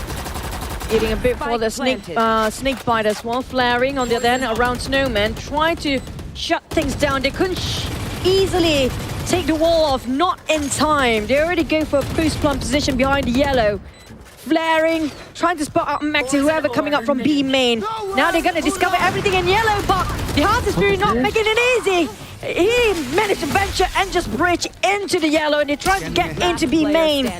But it's going to be only Ravery. It's not enough. Kizuna got back into their own feet, and this momentum will keep on rolling. Oh, Kimmy's feeling in control of every situation right now. How much closer can this game go? How much longer? They need to take their operator out if they want to win this Louvre. And I feel like they're not that patient anymore. They want to just wrap things up. It's almost impossible with Kimmy just eyeing over them in the back line. Yeah. No easy way out. Kizuna now. with Riza really showing so much more as compared to, the effectiveness of the KO in the past match. This is night and day where, I guess, it was just down to its execution that did matter most. And already bypass yellow. The recon bot just flew over. Good, but one over top end of the bridge, though. They're just trying to send as many as they can. Red crossover onto the B. And flaring now. Getting thrown away by the lob board. It's a ridiculous board coming from Shinsei again. Oh man, that was so good. Now Kimmy trying to pick himself out, but Shinsei still have to. Oh, that operator is trouble. Right here. He's flying all the way up top with the operator. Player standing. Shin goes. Let's see the hands of Rice. Trying to finish off Kimmy. They need to take the operator out. They need to snatch it out of his hands. Oh my god! Oh! How the shorty is stopping over when he's up rafting? It's a win for Louvre, but it's still a loss for Louvre. Style points. Match point. God, that was so good. They've already had pretty much everything being set forward. And with both Viper as well as the Killjoy around, like, if you take too much time, that is exactly what happens. Louvre, match point. Oh my. More go. Can Kizuna make the cut though? I mean, they've come so far. And the other time, even with Bleed, they were at 12. It will be an overtime. Oh, did I jinx that? I mean, the other time they went into overtime. Doesn't seem like it's going to be too huge of a hassle for them. I wouldn't mind an overtime. This is just so good, man. It really is exciting. Reverie, trying to check things out. They're throwing, giving away his position, but are they committed to it? Right here. Waiting for Kimmy to just hover a crosshair from that B main. Oh, look at how he positioned himself right at the corner of yellow. Now, he definitely will pick over B main here. Look at where Kimmy is. He's up to it again, and this is where both jets fighting each other off, but Kimmy has the bigger guns. Well, Lexi have been able to snip it out right in time. And Bryce, somehow from quite a far on the corners of Snowman, has it onto Flaring, and many of his Sentinels, they're already down. It's really down to Riza as well as Shin. Wait, what? Another wall! No! Counter wall! Oh boy, the defuse! The defuse! That was like 1 millisecond! What a save that was! That was so perfect! Riza! That lockdown plus that wall, that combination in the last minute of time. And then you still have some alarm bots, nano swarms. Oh, it didn't hit any of it. Oh, my head gonna explode it. That's so good. I can't believe we're so privileged. They're just scraping by. Barely make it. Still dragging out the top 10. An inch to take them out is basically millimeters. And it's like, okay. Nanometers, man. Oh, there goes one. Shinsei. Kimmy's still on the operator. Oh. Barisa denies him again. A bit too forced, if you ask me, for Shinsei. He wanted to get things over with, but they're not allowing that to happen. Oh, there's going to be lockdown as well. And even the Hunter's Fury to finish off that lockdown. He did a lot of damage with the Hunter's Fury. Here goes, snap! You're it! Power does get the catch. 2v2. Shin really low, 5 HP left. Hopefully that shock dart gonna hit anybody, but it's not gonna hit anybody anytime. Maxi! Drifting around with a Louvre win! It's a win-win for me for both team. I'm like, that was incredible. They gotta take a big, deep breath right now, because that was exhilarating. Both sides bringing out everything on the line. Heartbreak, warfare. Almost cried. For all these players, were Kizuna. They tried. What can I say? That was a really good round. Yeah, when we look back, you really have to be proud of these performances. But a 2-0 is a 2-0. Yeah. At the end of the day, like, you really have to sleep it off, and then next day look back at it. 2-1. Honestly, it really goes down to who really has the better aim on the majority of all these instances of the fight. Where on that final round, I think like maybe it was a little bit too overbearing, where they push and shove coming in from this jet. Kimmy has had quite a lot of significant role to play in the team, and then like you have Shanae. Oh. And also Bryce also did so much, and Shinsei. I mean, like, this, everybody is a star here. We can't give any credit to just 1 or 2 players. Everyone pulled their weight so much. It's down to who sees who first, and down to who gets to react first. But that save at the last minute, though, that wall, that Killjoy lockdown, that was such a supreme play. It was nanoseconds away from failing to do so. A lot of big brain action going on throughout the course of the fights. Like, just take a look at how they just lit them up on fire the moment that these plans go down over onto the A side, and then like a lot of times the push all the way back, and then you have the sublime shots coming from Shinsei, and he just kept going and going and going. Like, you never want him to stop. And then don't forget about Kimi Operator. He didn't die for a couple of rounds, keeping the Operator the longest time there is. Keep buying for the rest of the team that actually sacrificed for himself. But this is one of the best shots as well from Kimi.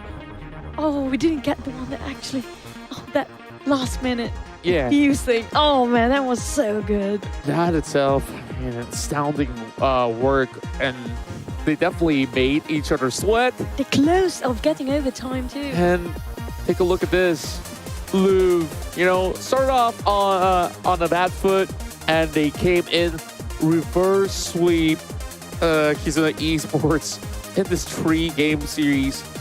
Well, nice.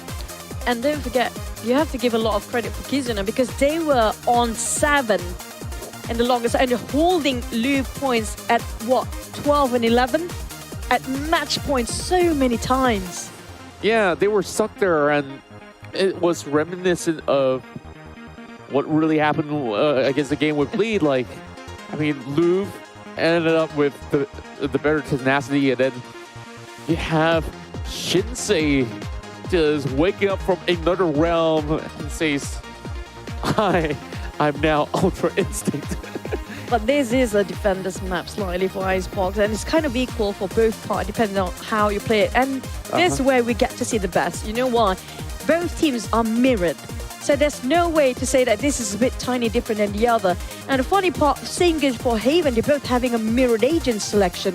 And this time, it's on the side of Louvre. It just shows when it comes to long games and stamina-wise and being focused for the longest time, Louvre has it more.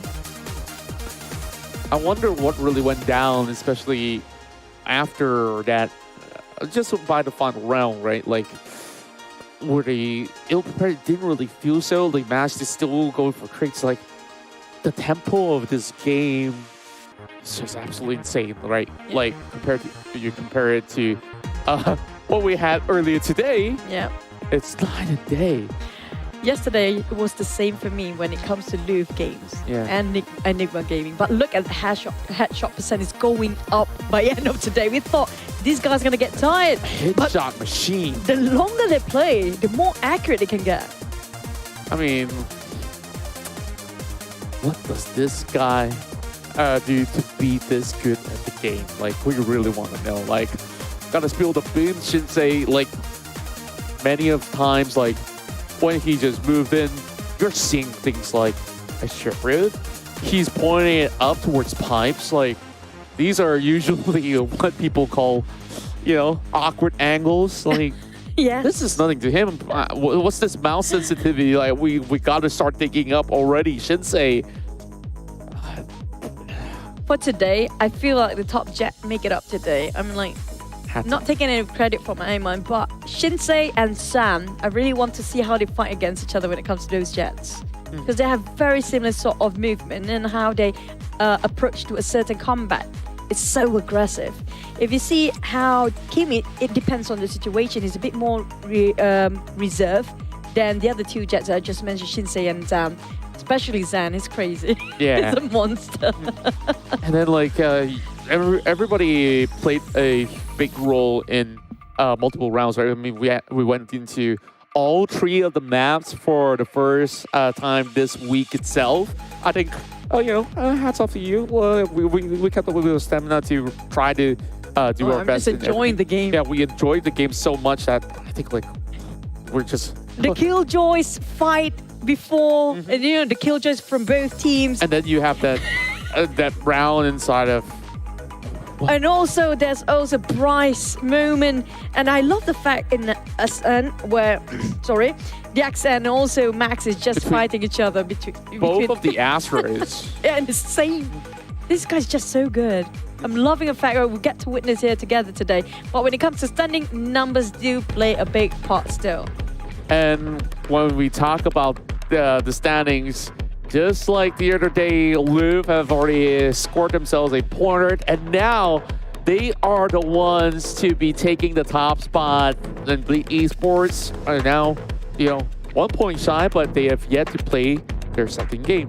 I believe tomorrow onwards, they should be able to maybe be back into the action. You just got to take a look at their schedules later on. XN Esports managing to win their match previously. I believe it was against Yakiniku. And of course, to that played just about yesterday alongside with Enigma Gaming. So certain teams first had to take a loss. Enigma Gaming at least walk away with a win as well. So they are currently sitting in the middle of the pack. Meanwhile, it really feels bad to be in Kizuna Esports' position because currently they're all the way down to 7th place. But remember this, there's still many weeks to go. You know what? How Kizuna Esports played just now make me wonder how are they going to face up against none other than Enigma Gaming. So they can. What I witnessed yesterday, Louvre and also Enigma Gaming, they are sort of a tie for me. Even if they won just by a couple of points, but it still feels like a tie. Both teams have sort of same offer towards the table. Now imagine if Kizuna have to fight a team just like Louvre again once more. Can they read things out better this time? Yeah, and I really do hope that we actually get these games coming our way really soon. But of course, we'll see the match schedules of what we have to offer, and then if we're not going to be casting on the same day, let's chill and watch it on the screen all together. So that is the conclusion of the results for today. Choo-Choo, are you satisfied? I mean, oh man, 2 days I got the best. 2 days straight, I got the best game ever. If there's Louvre, if there's Enigma Gaming, if there's even Kizuna and X10, also Bleed, keep your eyes out. I mean, the other teams are great, but you know what? These are the teams that bring you surprises in the last minute. And it's just so exhilarating and very privileged to watch them. Thank you so much, guys.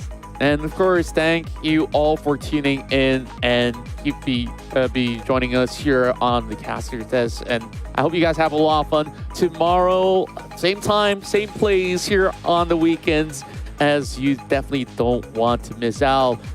More VALORANT action. For now, Choo-Choo as well as Contra, signing out.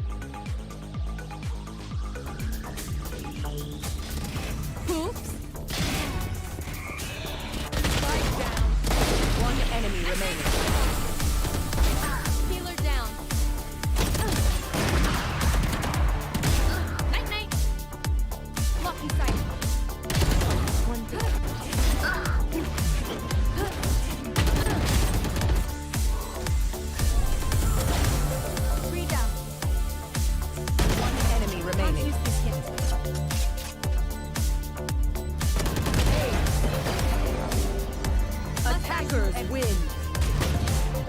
One enemy remaining. One enemy remaining. Defeated. One enemy remaining.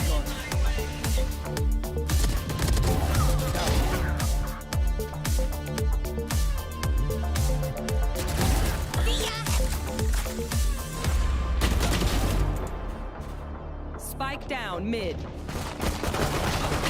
Come on. Gun hit. You're nothing. One enemy remaining. Got him. Give me this. Here. 3. One enemy remaining. Last player standing. Ready. One enemy remaining. So much for me. One enemy remaining. Thirsty.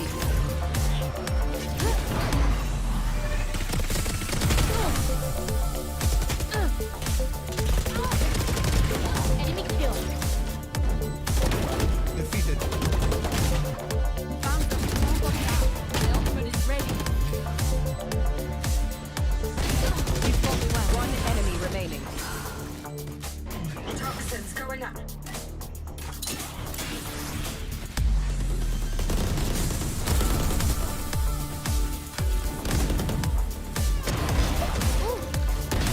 Your fault. 3.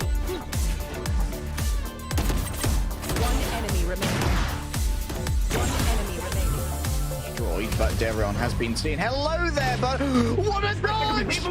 Every single one of them! Three Are you across each round. Only one of them's been. Oh my god! So that was really brutal. Oh, they've actually gotten it. What? Kinda like see that, but oh my god, not again! behind and retaliates still, but he has to call for again!